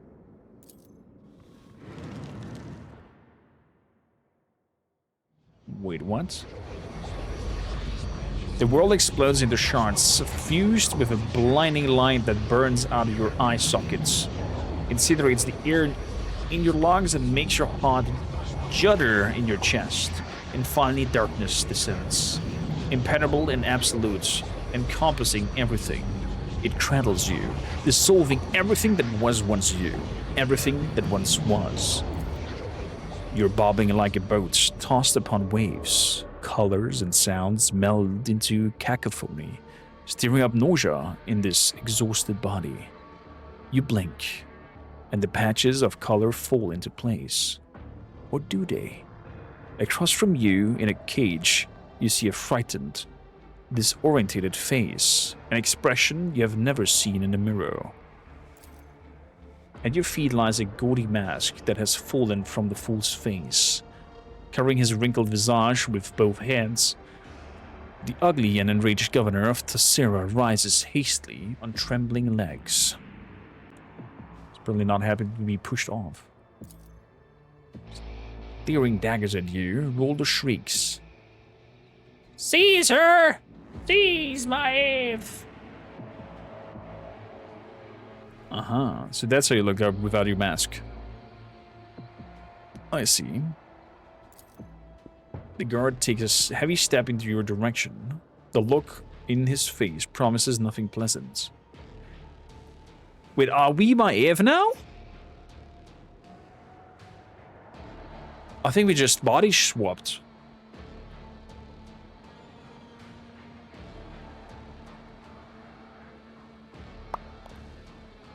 Solomon now! A sweet melodious voice rings out, not yours. Glad to attack. Apparently. Who would have guessed that the gesture is the trader, not like we had the quite a few RPGs before? Skyrim, just one for example. Your head swims, and through the haze of you recognize the figure of a guard coming closer and closer with no sign of stopping. Your gaze sweeps over the room, searching for a way out, for a solution, until somewhere at the periphery of your vision, you notice a streak of scarlet. It is the Cybermaster's visor lighting up, giving you a chance to run.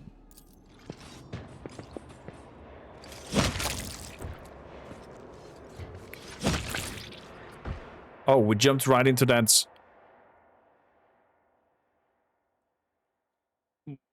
sewer system? That is interesting. We body swapped. Apparently. Your mind is a loose shard cast out into nothing, screaming in the voices of thousands of lives. Are they your lives? Or they belong to another? The blood cracks branch out, biting into every scrap of this jointed thought, ravaging hunger to shatter what little of your own self remains. A cry gurgles in the depths, a plea to make the torment stop and let you dissolve into unconsciousness. But something has sunk its claws into you, keeping you in place, fusing you back together piece by piece. Methodically and tortuously, it continues to skewer the shreds of your identity onto the shreds of existence, in an attempt to outpace all-consuming void. Played a good boy, exactly. Your memories of the last several minutes are incoherent and painful. The flash of sorcery, the leap into the unknown. Solomon shouting something. He gave Galater an order, but what order was it? Any attempt you make to process what happens only pulls you deeper into unconsciousness. You're wrenched suddenly out of oblivion by a blunt, merciless bite. You try to breathe and you hear your own ragged wheeze. Sight gradually returns to you, and an angry horse head emerges from the mist. You're back. You are alive. Focus your gaze. Slowly your eyes begin to put together a sorted image. Everything around you is brown and disgusting. Hay, wood, blood, dirt, horse. The trapdoor you jumped down has led you to the stables. Where the stables are eating the junk? Ew. A stable is a place for peasants, not sovereigns. But somehow your body remembers the scent of poverty. Feel your body. Your hands find something on your chest, something so cold it burns your finger. For a moment you think that is real you. The shard of your will lost in the flow, but it turns out to be nothing more than a Thassera necklace. You look at the crystal, and this crystal stares back at you. With still blue eye, the fool's wrinkled face suddenly emerges from the reflection, and his gloating voice seems to hang on the edge of your awareness. His body remembers pain and electrified air. Something bad. Push. Shout. Your shout is the thin as a deaf cry and unbearably shrill. Still, it is just strong enough to make the creature stop trying to bite you and back off. Memories that are not of your own tear into your mind, replacing your thoughts. It occurs to you that someone else used to scare all the monsters away. A big brother. So funny and always smiling. With some effort, you manage to force his gentle face out of your head. Raise to your feet. You sway as if from sickness, all your limbs feeling impossible fragile. Scrawny legs, frail arms, these do not belong to you. This is a costume, and is not yours. It does not fit your status. It is wrong-sized, and it still carries greasy traces of its former owner inside. You're overcome with urge to tear off your flesh and throw it away like a worm glove. You dig unfamiliar nails deep into the skin, trying to scrape someone else's face off yourself. The pain in your cheeks has a sobering effect. You see blood on your fingers. This may not be your body, but it still can prove useful. To complete the picture, you have no choice but to look into the nearby water. Through your reflection, you see a familiar feature. Some unnatural forces dragged you out of your body and into that of Maeve. Oh boy. Roldo's lady in waiting. Now that you have spent some time in the stable, you feel a little more accustomed to your new limbs. But where's your own mortal shell? Holy moly. What is going on here? We're perplexed, we've disturbed, we've staggered, we've had trauma, and we're not in our body. But what we do have, rummage through the scraps. Investigate the waste. You pull out a strange object from the pile. It emerges to be a human forearm. Take the arm. Pick up a pitchfork and step away from the heap. What does the arm do? The hungry horse.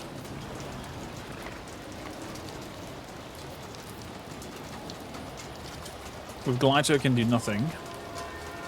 Climb over the gates. Tech use 0. I do have an arm, and it's a hungry horse. So I guess since the horse is a little bit carnivorous,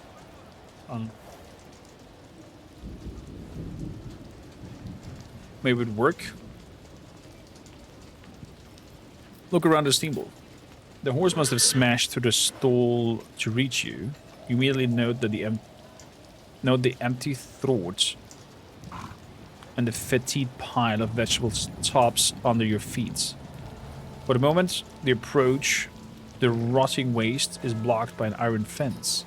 The horse whines restlessly as he casts an eye towards the barrier.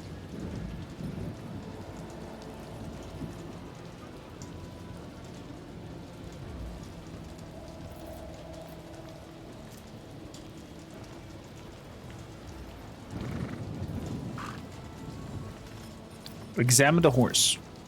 The horse snorts and shows its large teeth. It's unclear what this creature usually feeds on, but right now it would happily munch on your fingers. You weren't trying to eat me, were you? The horse watches you cautiously. Get back! The steely note of your voice frightens the animal. The horse lets out a snarl and rushes off.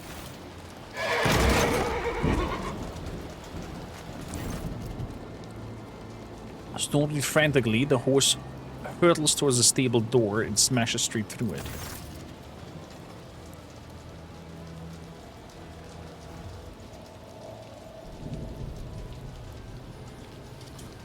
The side of the stable hand standing in the doorway pretends nothing good for you. The man's face is savage, glinting in his hand is meat cleaver. Not so noisy anymore, are you, you little wench? I'll skin you alive. Call for help. Take a deep breath and scream as loud as you can. Your voice rings pitifully. This cry may be your last. You see your new reflection in the blade of the cleaver. There's no way out.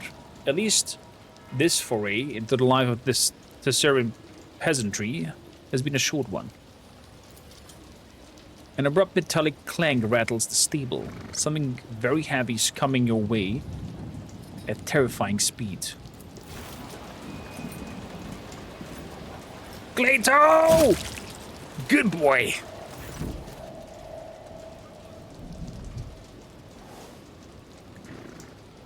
The cleaver raised for a strike falls from the man's hand as he screams, assailed by a whirlwind of fangs, fur, and metal.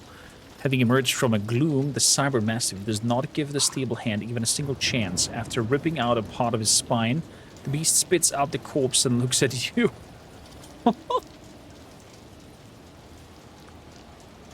Good boy, Glato.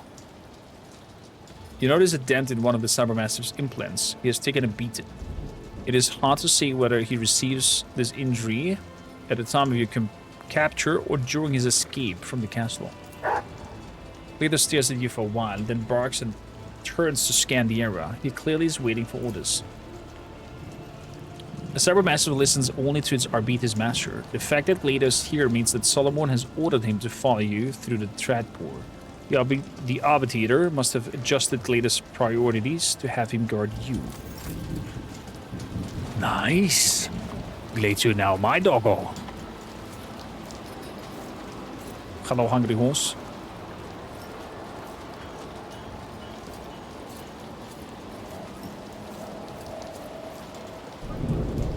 I did have a pitchfork. Oh, there's more coming. The local inhabitants coming down the slope look hostile and extreme. Demands of the missing eye, but he makes sure to keep his remaining one fixed on you. Hey, Poppet, where you get that dress? You know my bride-to-be would love to wear a dress like that on her wedding day. Will you lend it to her?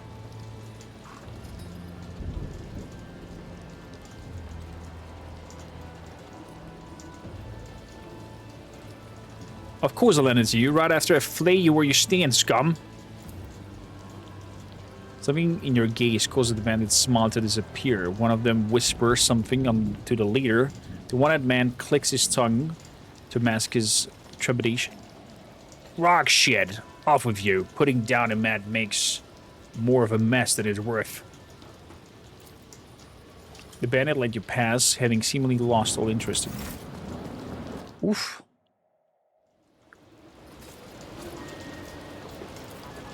Nice. The wheel is similar to the ones used in the raised enormous elevators in the central square. Okay, do we have anything up here? Rabble. Some rabbles over here. Gaunt servants.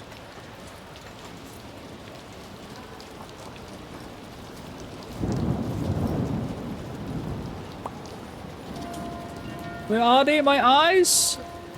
My precious eyes, they've melted. What the hell is going on? Come on, doggo. Pull the elevator. Or smack the elevator. Probably a pirate face, you stupid girl. What if it fell on someone's head? We spent the whole day hooking that up. Now we've got to do it all over again. Get out of there before you break anything else. At least they're friendly.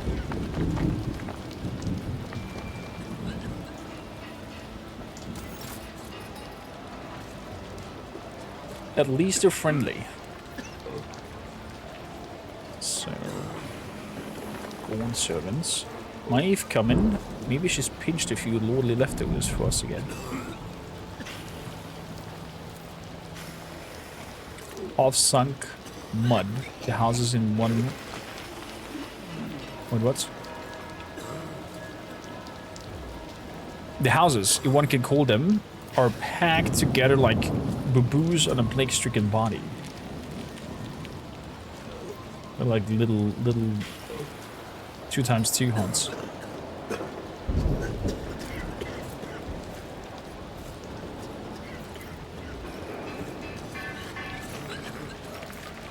Got any food? No, then keep walking. I mean, I still have a severed hand that I did not give to the horsey. If that counts. But interesting approach to swap bodies and let you see the spiel from a different perspective.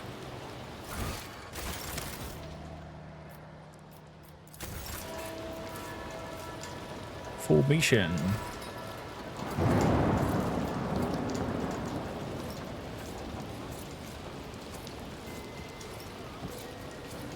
I feel sorry for the common sons, but if I step in to help, I'll get kicked out of the slums with them.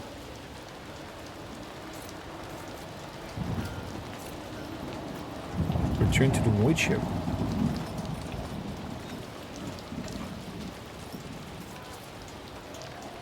Rebel. Can I return to the void ship?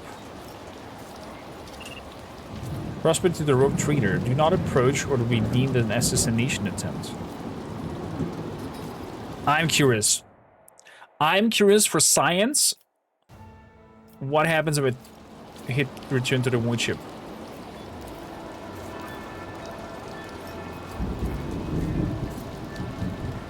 Ah, they could have just put in a cutscene where they kill you. In my opinion.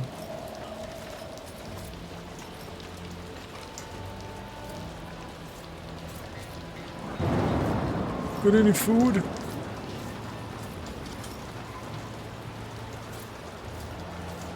Lost something, little bird? On your ruler or all the stars and expands by any chance? Open the gates. What's that knocking? Maeve, is that you? Hold on, I'll get it.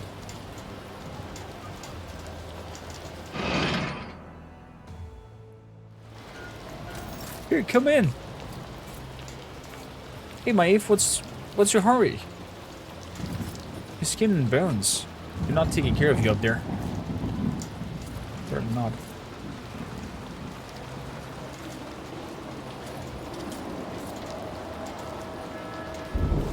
Scrawny commoner. Bolding commoner. Never thought a thing like this would happen in my time. And you celestial lord has paid us a visit. The sea descended from the sky in a great bird of iron and stepped out of the bully, cold and golden armor. Any who saw him were blinded by the splendor. That's his anointed for you. Rubbish. Heard a tale before, and only an idiot would believe it. Isn't a nobleman like any others, just more important one. Trades everyone like dirt and pushes people around, worse than any of your own nobles do. But that's the way it is, isn't it? The god emperors will that their place be at the top and ours in the dust. It's how the world works. Next thing you know, the celestial lord will make this whole place his own. Oh, I wish it was like you said. Something tells me bad things are coming now that he's here. I heard the new celestial lord. Wait, look. There's Maeve over there. She served the celestial lord herself. She can tell us all about him. Hey, Maeve. You want me to tell you about the lost celestial lord? Well, I do know a thing or two. The people's eyes light up out of curiosity and listen. I've heard that when Bluff, the court fool, handed him the key to Thassera, the Celestial Lord didn't so much as touch the gift. He refused to accept the key. He ordered the servants to take it. He shuns the rebel, same as any nobleman would. That would happen, wasn't it, Maeve?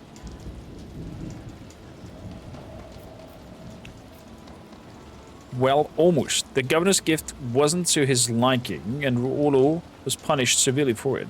Now, every time the Celestial Lord so much as looks at him, he quivers, and his teeth clatter so badly you could use his jaw as a hammer.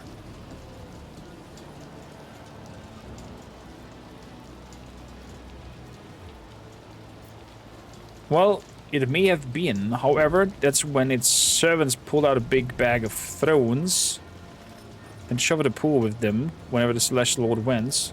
Haven't you heard? Well, almost. The governor's gift wasn't to his liking, and Ruolo was punished severely for it. So the people exchanged whispered, nodding vigorously, every now and then. I told you! She's not just any Celestial Lord, but one of the God Emperor's anointed benefactor! Be quiet, will you? Let Maeve speak. Have you heard about the Mutant disaster? Everyone wanted to blame the commander for the executioner, but the Celestial Lord interfered and was merciful. It was like, I'm telling it. Merciful. You spared both executioner and the fortress commander. You just had to twist the story every which way. If only you looked at the Celestial Lord's eyes even once, you'd realize how full of light he is. Whenever he orders something done, you can feel it in your heart. That is the God Emperor's talking through him. That is truth. And who are we to fathom his truth? You know so little. The Celestial Lord never forgave the man for his misstep. He had his family brought before him and tortured them at length. What? No. Let's just tell him that our eyes are shining razor beams. The three nudge on the other side, nodding towards you. I'd rather stay out of the Celestial Lord way. Who knows what goes on those noble heads? Suppose my appearance offends him. I'd rather not be part of my own head just yet. The two fall silent for a while, each lost in their own thoughts. Maeve, you got closer to him than anyone else here. How did he treat you? Yeah, Maeve, tell us. What it's like to be around one of the God Emperor's anointed. If I'd been me there, I know I couldn't have said a word in his presence. You never know what to expect from someone in such rank. For all you know, you see the wrong thing and he has your tongue ripped out and roasted and served to you in a plate. What's that look for? It happened before, I wouldn't lie. The Celestial Lord is like the God Emperor. Wherever he sets foot, people are dumbstruck. He outshunned me so completely he never even spared me a glance. The Celestial Lord allowed me to sing for him till sundown. Anyone who didn't fall silent when we approached and distracted him from enjoying the music was immediately executed. Wow. Wow. Celestial Lord was amicable and kind to me. The Covenants nod their understanding as they continue to hang. Just a quick glance, just to walk on the same grounds he stepped on. If we had rulers like that, we could all breathe more freely. Why can't they make mercy their new custom instead of wearing down those suit-on faces? Or have you heard about Lord Grimley's new wife? The pot-bellied servant has the other two attentions now. They lean closer, losing interest in the previous topic, and you can no longer hear a word. Okay, I'm not sure what that's helped us or not. Let's see. Sounds like dinner. What does sound like dinner? Well, something, little bird. Okay, they sing the same thing. Some Knight and Rabble up here. Knight and Rabble. Knight and Rabble.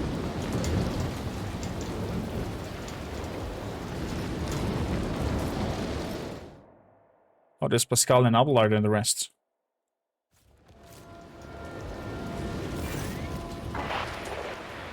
The vox in your companion's hand is speaking in your own voice. There's no need for concern. The proctor and I are in the middle of examining the documents together with the governor.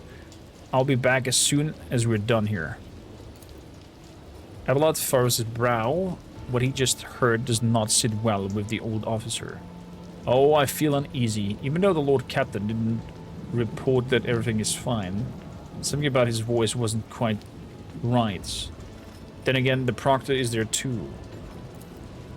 Activating standby mode. Every moment spent away from the Damen is another defeat for me. As soon as you approach, everyone's attention shifts to you. For now, their reaction feels closer to pent-up irritation than outright hostility.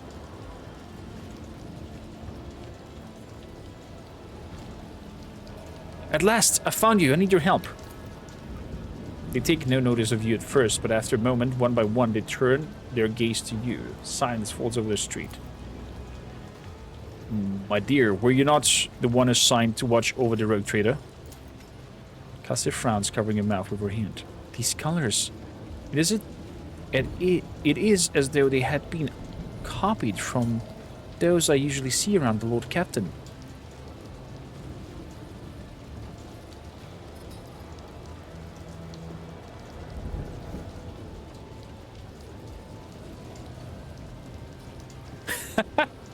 Abelard, present me to my retinue. Abelard startles. That tone. The channel looks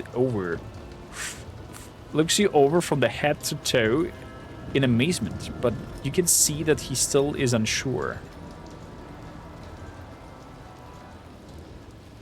I've fallen victim to profane sorcery and need my body back. Do not weep, child. I will cut your thread quickly and painlessly before your soul succumbs to corruption. Look, I have Solomon's Cybermaster with me. Would he order his dog to guard some Thasserian chit? This statement is potentially true. Cybermassive protocols are difficult to breach and override, much less in a primitive culture such as this. If anything could cause Solomon to be parted from his faithful dog, it would be a threat to the Lord Captain. We need to get upstairs. Just trust me on this one. We'll find the rogue trader at the top. Tell the shuttle pilot to take us there. He won't listen to me. The suggestion to stop puzzling over your identity and start acting seems to have had an effect. At least no one is arguing with you anymore. Oh, it worked. Okay. Okay. Damn! What an entrance. When the dust clears, you see the familiar hole. The fool is fearfully hunched close to the cage in which you, or rather your body, is sitting. Your face is awash with tears. Your lip is split, and a box lies next to you. In a cage to the side stands Solomon, glaring through the bars at the true governor of Thassera. Upon seeing you and Glacier, the proctor straightens. It seems he was just waiting for your return. Without taking his intent gaze from you, he gives you a slow nod. He's ready to fight. But how did you? The elevator? Damn it! Why did you have to make all this commotion? Why couldn't you just sit in a cage, out of the way, and wait the ritual to be completed? A brisk move! The psychic cracked skin seems ready to crumble to dust, but his Thasserian eyes burn with an otherworldly fire. The ritual is nearly complete, my lord. The altar of change is ready to irrevocably switch the threads of fate.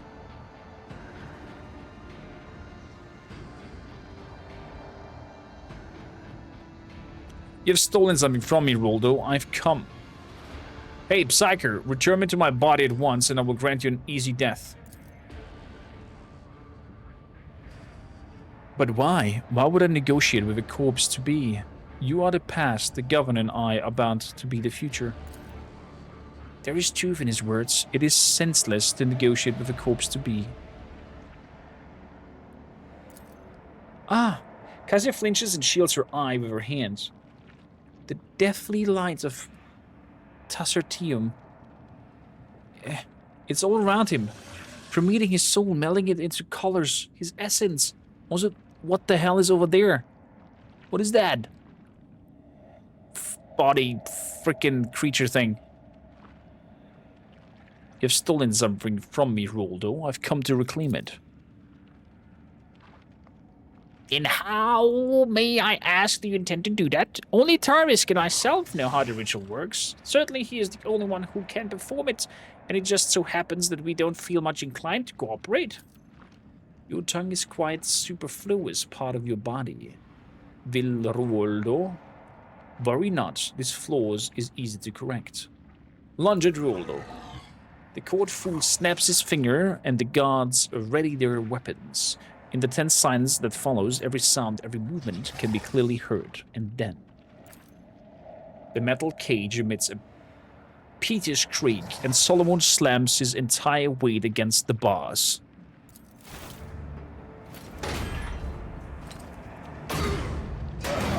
Oh!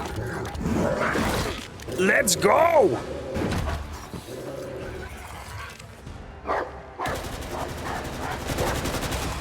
Oh, he shot the eye.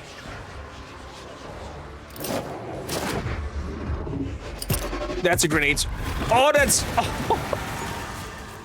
That's some precision. But what if I'm lost in my... In the lady's body now? You struggle to open your eyes after the world has once again taken shape. You realize that you are staring at your own palms from your own eye sockets. You move a hand, and each muscle responds gratefully, filling with warmth. The other watch you with a mixture of hope and dismay. Maeve, the real Maeve, looks at you through watery eyes. Myself again. It was so... Well done, Solomon. How did you know it would work? I didn't, but the heretics were so obsessed with this lump of stone, I figured the sorcery would be ruined without it.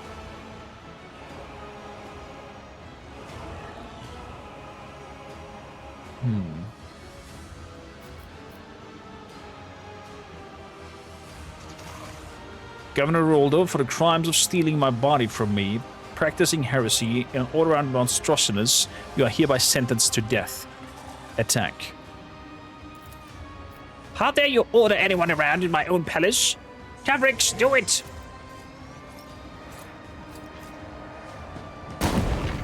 My lord's destinies are already... What did you say? Oh! Oh! Stone Garden.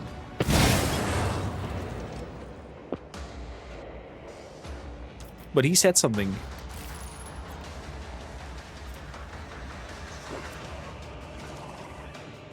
What is it? No? Cannot see it? Okay. Prepare to battle. Abalons. Stone Sentinel. Spawn of the highest fever. So the Sentinels are protecting him, it seems like. Okay. I'm gonna fix that.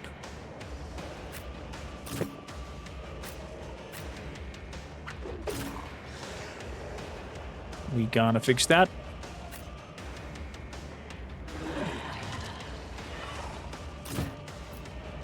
What do we have here? The glory so far. Okay, we got a little bit of a bonus here. And Solomon.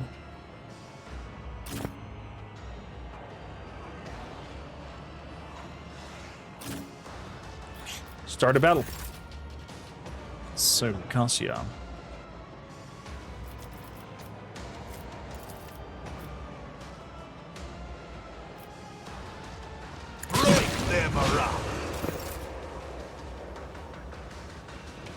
Blood Red Sickle. Last creature that dealt damage to Bluff, Stone Sentinels, or Tavix becomes the priority target. Okay.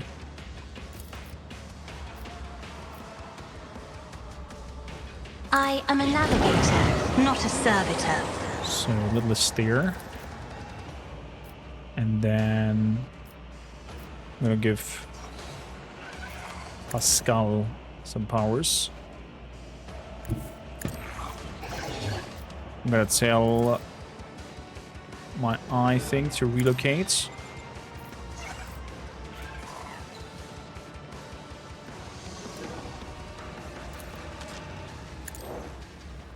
Then I'm gonna give everybody a mark. And grab the tactical knowledge out of that.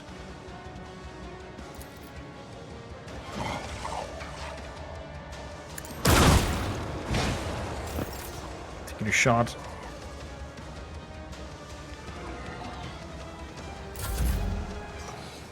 So we've done that earlier. Extra Daka. Siphon life.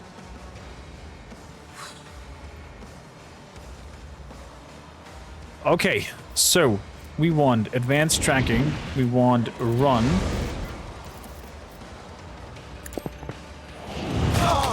There we go. One down.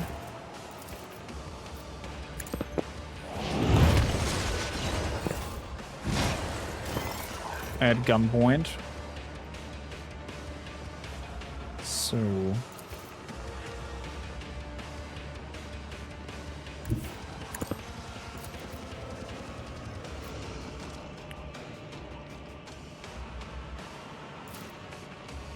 let's shoot.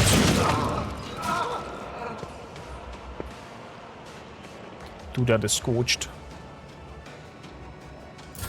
And be done with it. Ow. Stone Sentinel does hit hard. So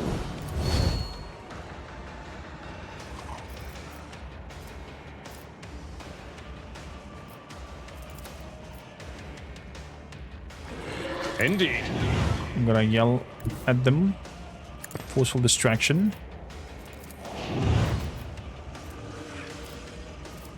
Sworn enemy. At your beck and call. That's it. I can't stand it. Nice dodge. Nice try of the kick. Ooh, Law and Order tricked. Law and Order triggered. So I told we've got to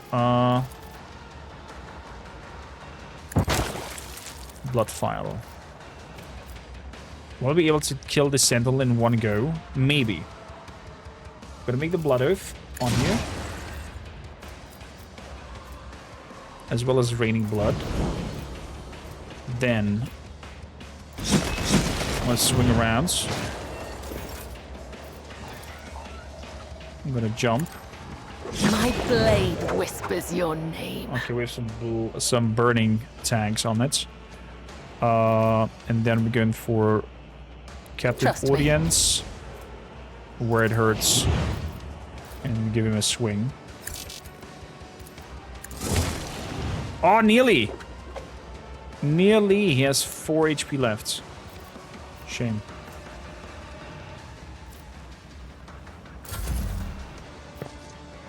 So they're all stunned. They're all stunned. Nice attack of opportunity, or whatever that was. Thor. 4 seems to be mobilized, so I cannot make use of him. Therefore, we are going to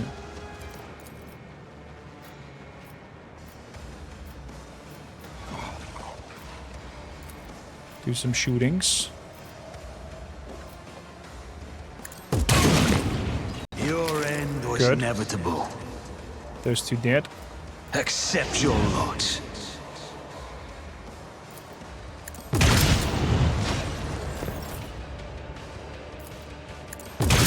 So, let's keep shooting.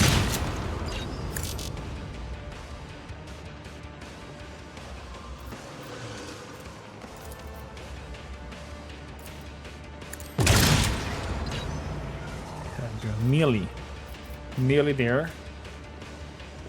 Let the doggo do its own thing. So, Pascal. How about we move up here? And you do a mass attack on these fellas. And kill them all.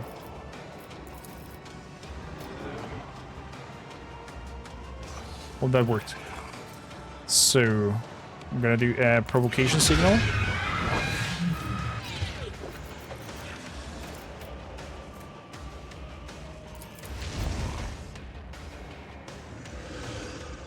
Apparently I should have run over to the creature. Good. Beautiful. Such is the will of chaos. Yeah, just kill yourselves. Oh my goodness gracious. The Deadeye shot nearly took me out. Completely.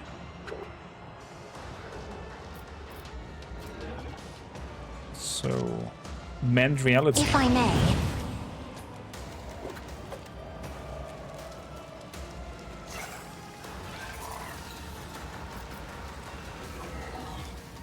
Probably the sculptor is next.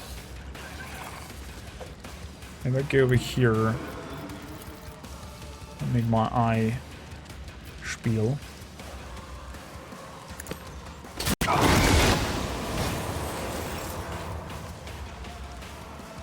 Good, that's one creature gone. Abelards.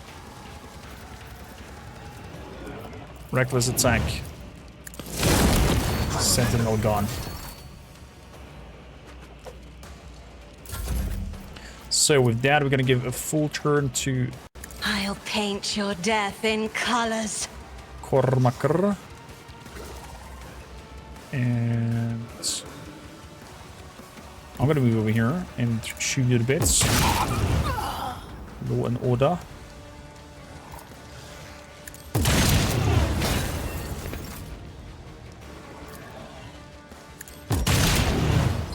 Another shot. It's as good as done. Another shot.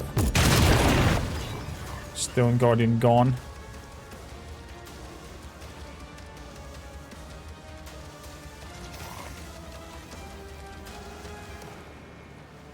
And done with it.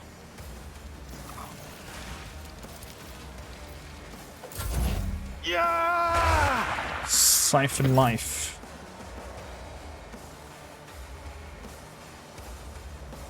I need to get it. I need to get to him. Somehow.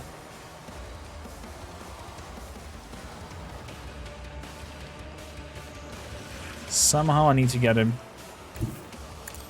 Move over here. Tell Doggo to protect. We're undertaking this task.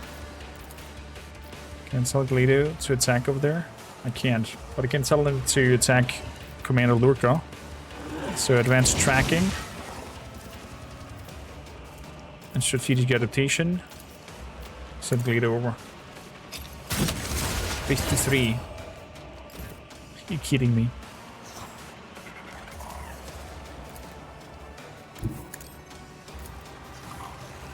So let's take a shot. Nice. Let's take another shot. Let's give me the Revelant Slaughter. So we don't get the debuff from run and gun. So Sentinel. Spawn of the highest favor.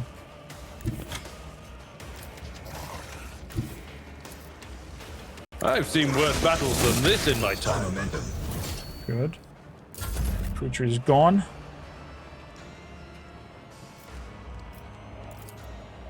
As honor ordained. Swab up. You hate it when somebody breaks your playthings.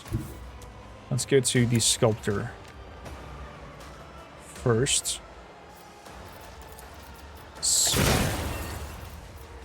get that. Captive audience. Where it hurts. Activate it all. And make death wards. The undying Emperor whispers his will. Good. Caught by the web. There we go. He is dead.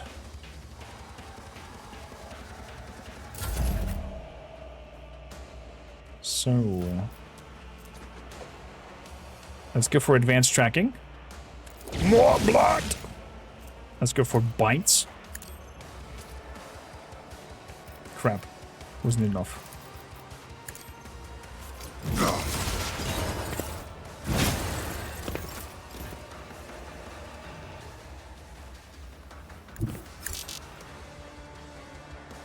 Let's Let's move up here and take a shot. Take my auto shotgun. Yes, Glado. Keep on him. Keep on him.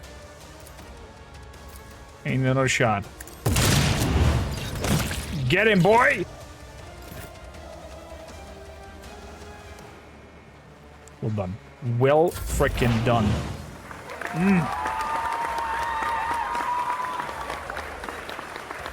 Who's still left? The corrupted gods. Explorers know one route. Forward. Relocation.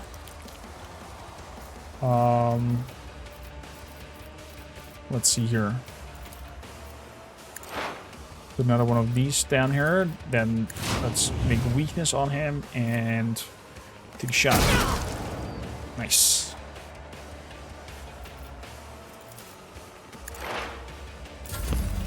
Crush the feeble. Nice try. They killed each other. Perfect. Silly geese. Don't touch me. Don't touch me.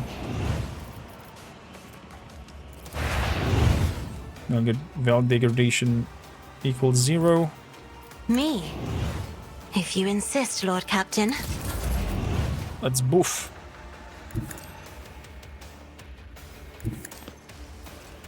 So, Glado, go and protect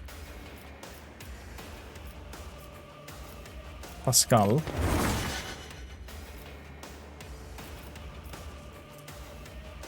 Advanced tracking. Go and attack that noble. Oh boy. Good boy. Good boy. 100. Jesus. In the ensuing silence, a gurgling snicker becomes clearly audible. 1, 2, 3, 4, 5. I see our guest is still alive. 5, 4, 3, 2, 1. Start the gutting, start the fun. The ugly shambles that is Roldo's face dissolve into a semblance of a smile. Cease your inane mutterings. You may open your mouth when you are asked a question. And your answer had better to be honest. To the point, or I swear by the Lex, I will make you speak, or rather, whatever remains of you after I've finished prepared you for interrogation. Thassera, what is the properties? This wretched little world had nothing worthy of attention, save for Thassera. When I started having dreams about it and about changing bodies, I thought it was going insane. I shared this with my sculptor, the now late Thassera. He helped me understand the essence of the mineral. Experimenting and studies followed, mostly carried out by Thassera. I don't have his gifts, but oh, the things I could have done with if I were a sorcerer. In the end, he realized Thassera was a potent psi-focus.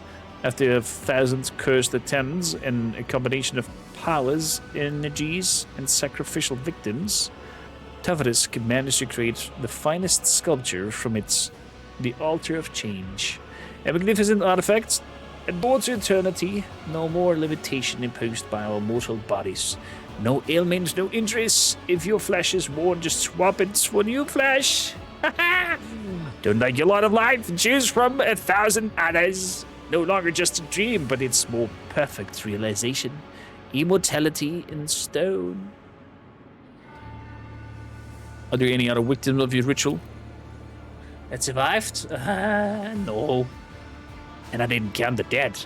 The rituals is a complex one to perform, so it took Thassera and me a long time to calibrate it.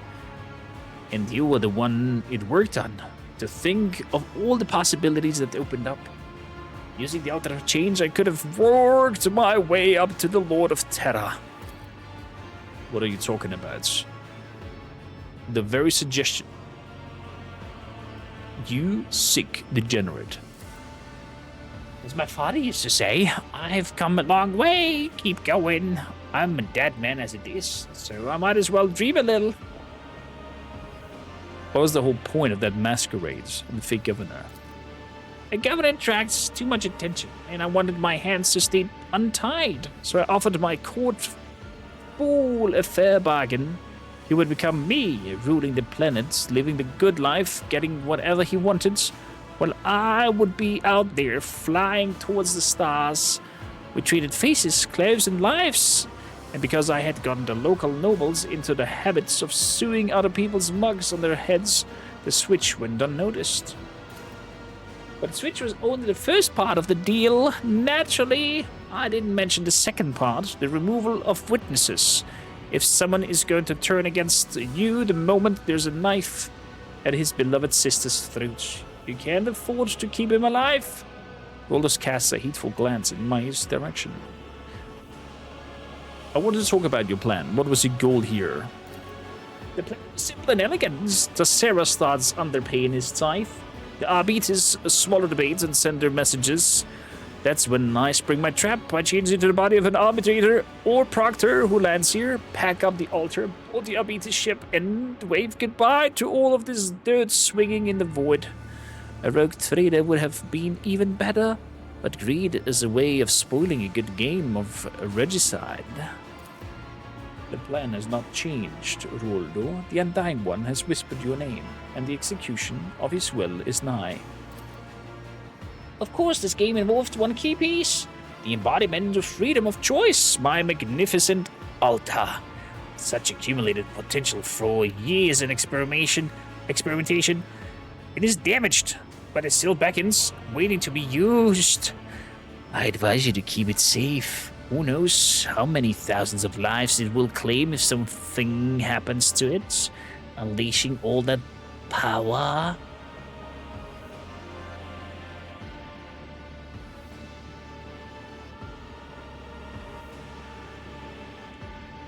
As a heretical, I could get that power from that altar. Interesting. The verdict, Solomon, I will execute him myself.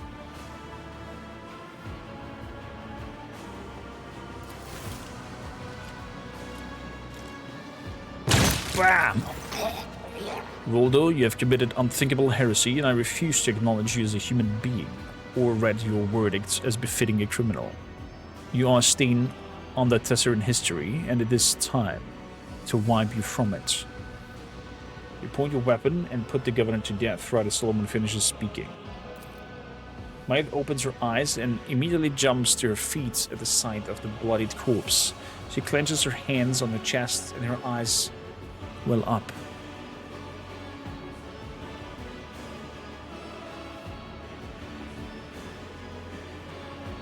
He was not your brother, Maeve. The young woman nods meekly. You're right. He was the one who doomed him. Found anything, Solomon? Yes, the data slate with the shipment chronicles that they spent so much time vainly searching for. According to the records, the tithe period is 1 Terran decade, and the quota prescribed is 1,000 cargo units. The governor withheld 100 units from each of the 5 most recent shipments. That means that this world has no actual difficulty regularly supplying its tribute. We can consider that matter settled. Deciding what to do with the Thassertium is far more important. It is a resource we cannot afford to ignore. I propose destroying all the Thassertium already mines, as well as its deposits. Allowing an abomination like this to exist is against the Lex. As for the assessing degree of Thassera's corruption and deciding its fate, the law prescribes leaving this judgment to the world's owners, that is, the Administrator.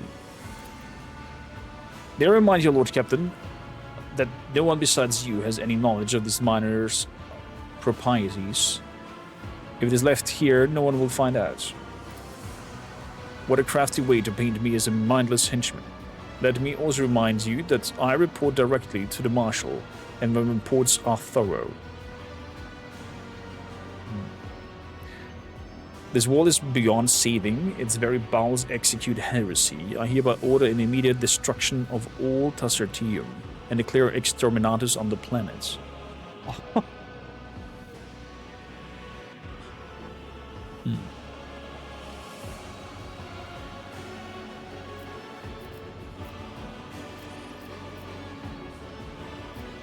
Let us do it your way, Solomon. If this is the solution of the Lex Imperialis, then I will occur.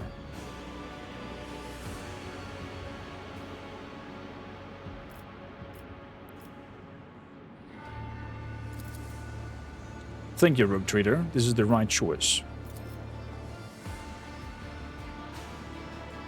My celestial lord, what am I to do now? I'm not a sliver of remorse, just fear for her own skin. Do not be swayed by a criminal's tears. I've seen plenty of those, and they're worth nothing. Or I should say, not worth more than a bullet.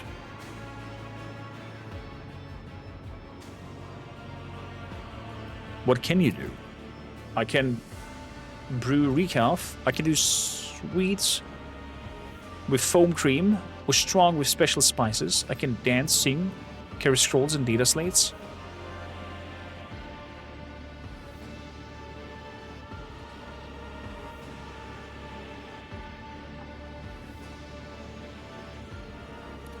Oh, you will join my servitors?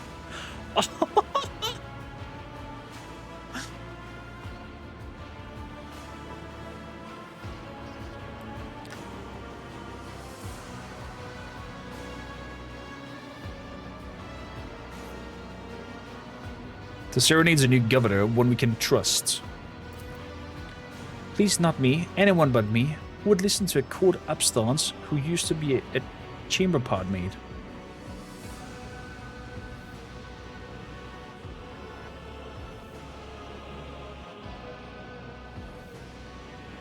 Relax.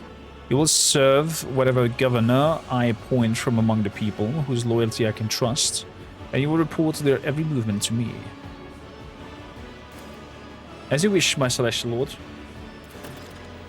Then, Thassera's fate is decided, and there's no point in staying here any longer. The heretic mentioned that destroy the altar would risk deaths among the local population. Whatever he was lying or trying to manipulate us is irrelevant. The abomination must be destroyed. As for any casualties, the Emperor will know his own.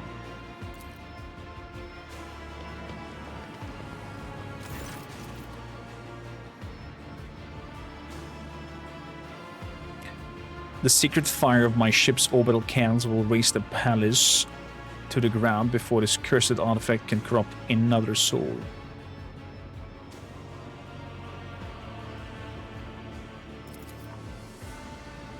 As you look at the altar, the ringing in your ears intensifies for a moment. Rupturing your eardrums, the altar roars, threatening, promising to take thousands of more with it. But you are deaf to its pitiful threats.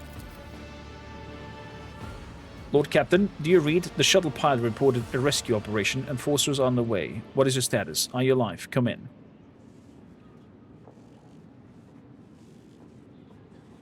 I'm alive, Victus. Prepare to depart. Couple that. A moment of ringing silence, then 1,000 of shards pierce your minds. Are you leaving without even conversing with me, child? Without even asking yourself how such a vivid soul managed to remain intact after wandering in the darkness embrace and donning another's guise? Such rare luck for a mortal. The icy silence you are struck with is a series of incredible lifelike resurrections. You're not alone, and you never were. You're always there in your shadow, in your blood, inside you. Yes. This luck is named the Edge of Daybreak. Had it not been for my sleepless gaze, your mind would have long since joined the mournful host of those who are no more.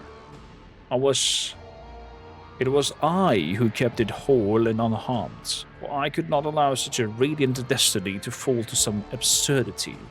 But at times I do wonder, is it worthy of my protection?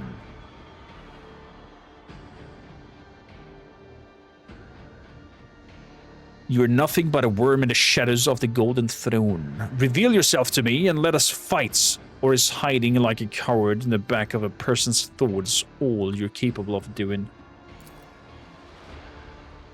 There it is, the ingraduation of obliviations, of insects that call themselves humanity. I'm no corporal body that can be slain, child. All of time belongs to me. as does every thread in the tapestry of destiny. I need but touch one of them. You feel a sharp pain, and a trickle of blood runs down your temple. A taste of grim solemnity permeates of silence of your unseen intellector. But I'm generous. I give my chosen time to understand. And their time is fleeting.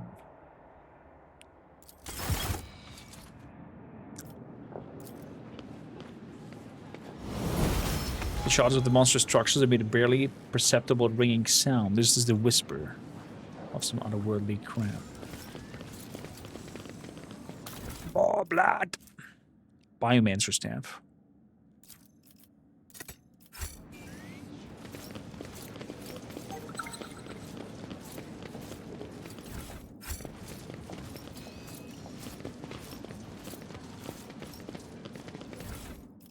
Corrupted God, a heavy maul.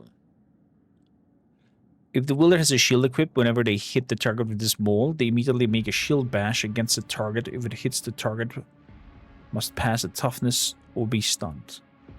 Oh my god.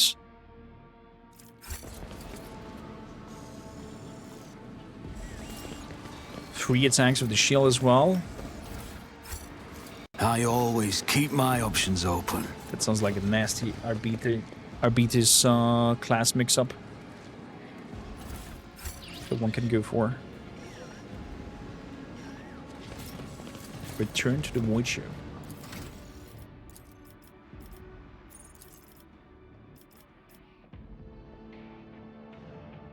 So, the last one was the Bites ability. Now, was it suppression factor? Enemies in a 3-cell radius around the familiar suffer penalty to characteristics considered to be the familiar's key characteristic. Oh, that is really good.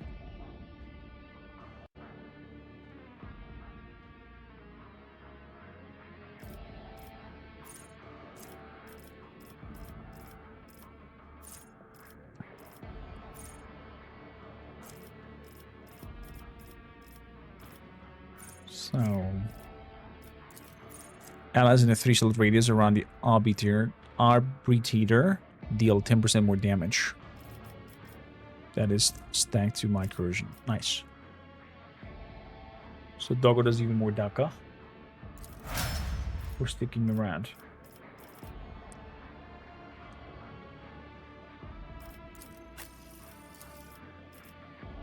So,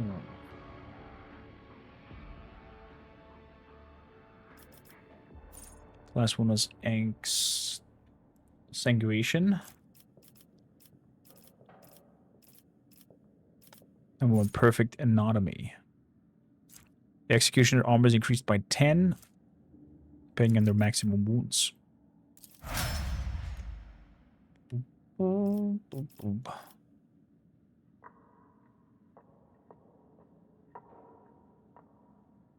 So, Pascalio, my dear friends. Last one was Consolation. At the start of the overseer's turn, a familiar gains temporary wounds.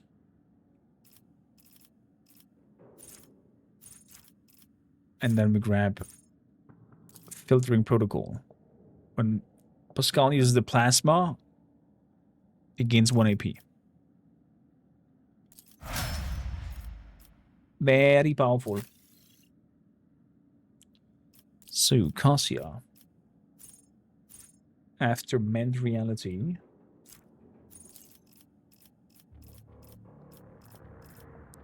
Go for Stable Roots. No degradation being lowered every time we do some magic.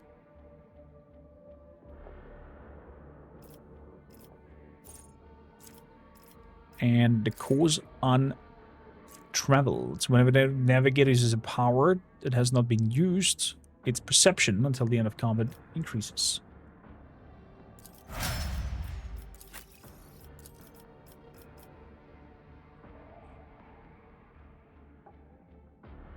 Last but not least, Mr. Abelard.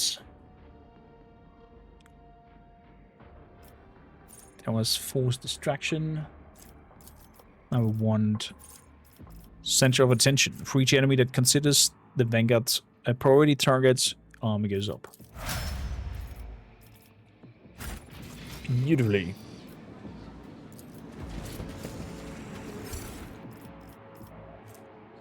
Cruel Fate was his weapon. The weapon gains over-penetration. Whenever the wielder scores a critical hit, they regain 1 AP. Whoa, that's a nice sniper rifle.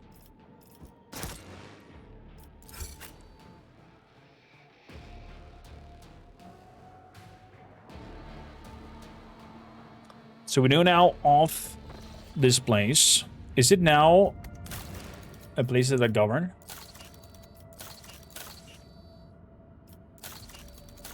It is not. It is not. Suddenly. Already explored. Off to the Corona's expense, and I guess back to report about the tithe, right? The prefect will await the rogue traders at the Administratum Palace on Dargonus.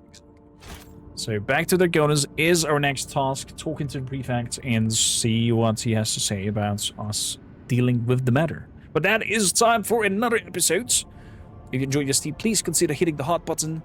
And for those watching this on YouTube, don't forget to like, subscribe, leave a comment down below, and you know, tell your friends, your mama, and your sister too about this saga, and share it out there in the world.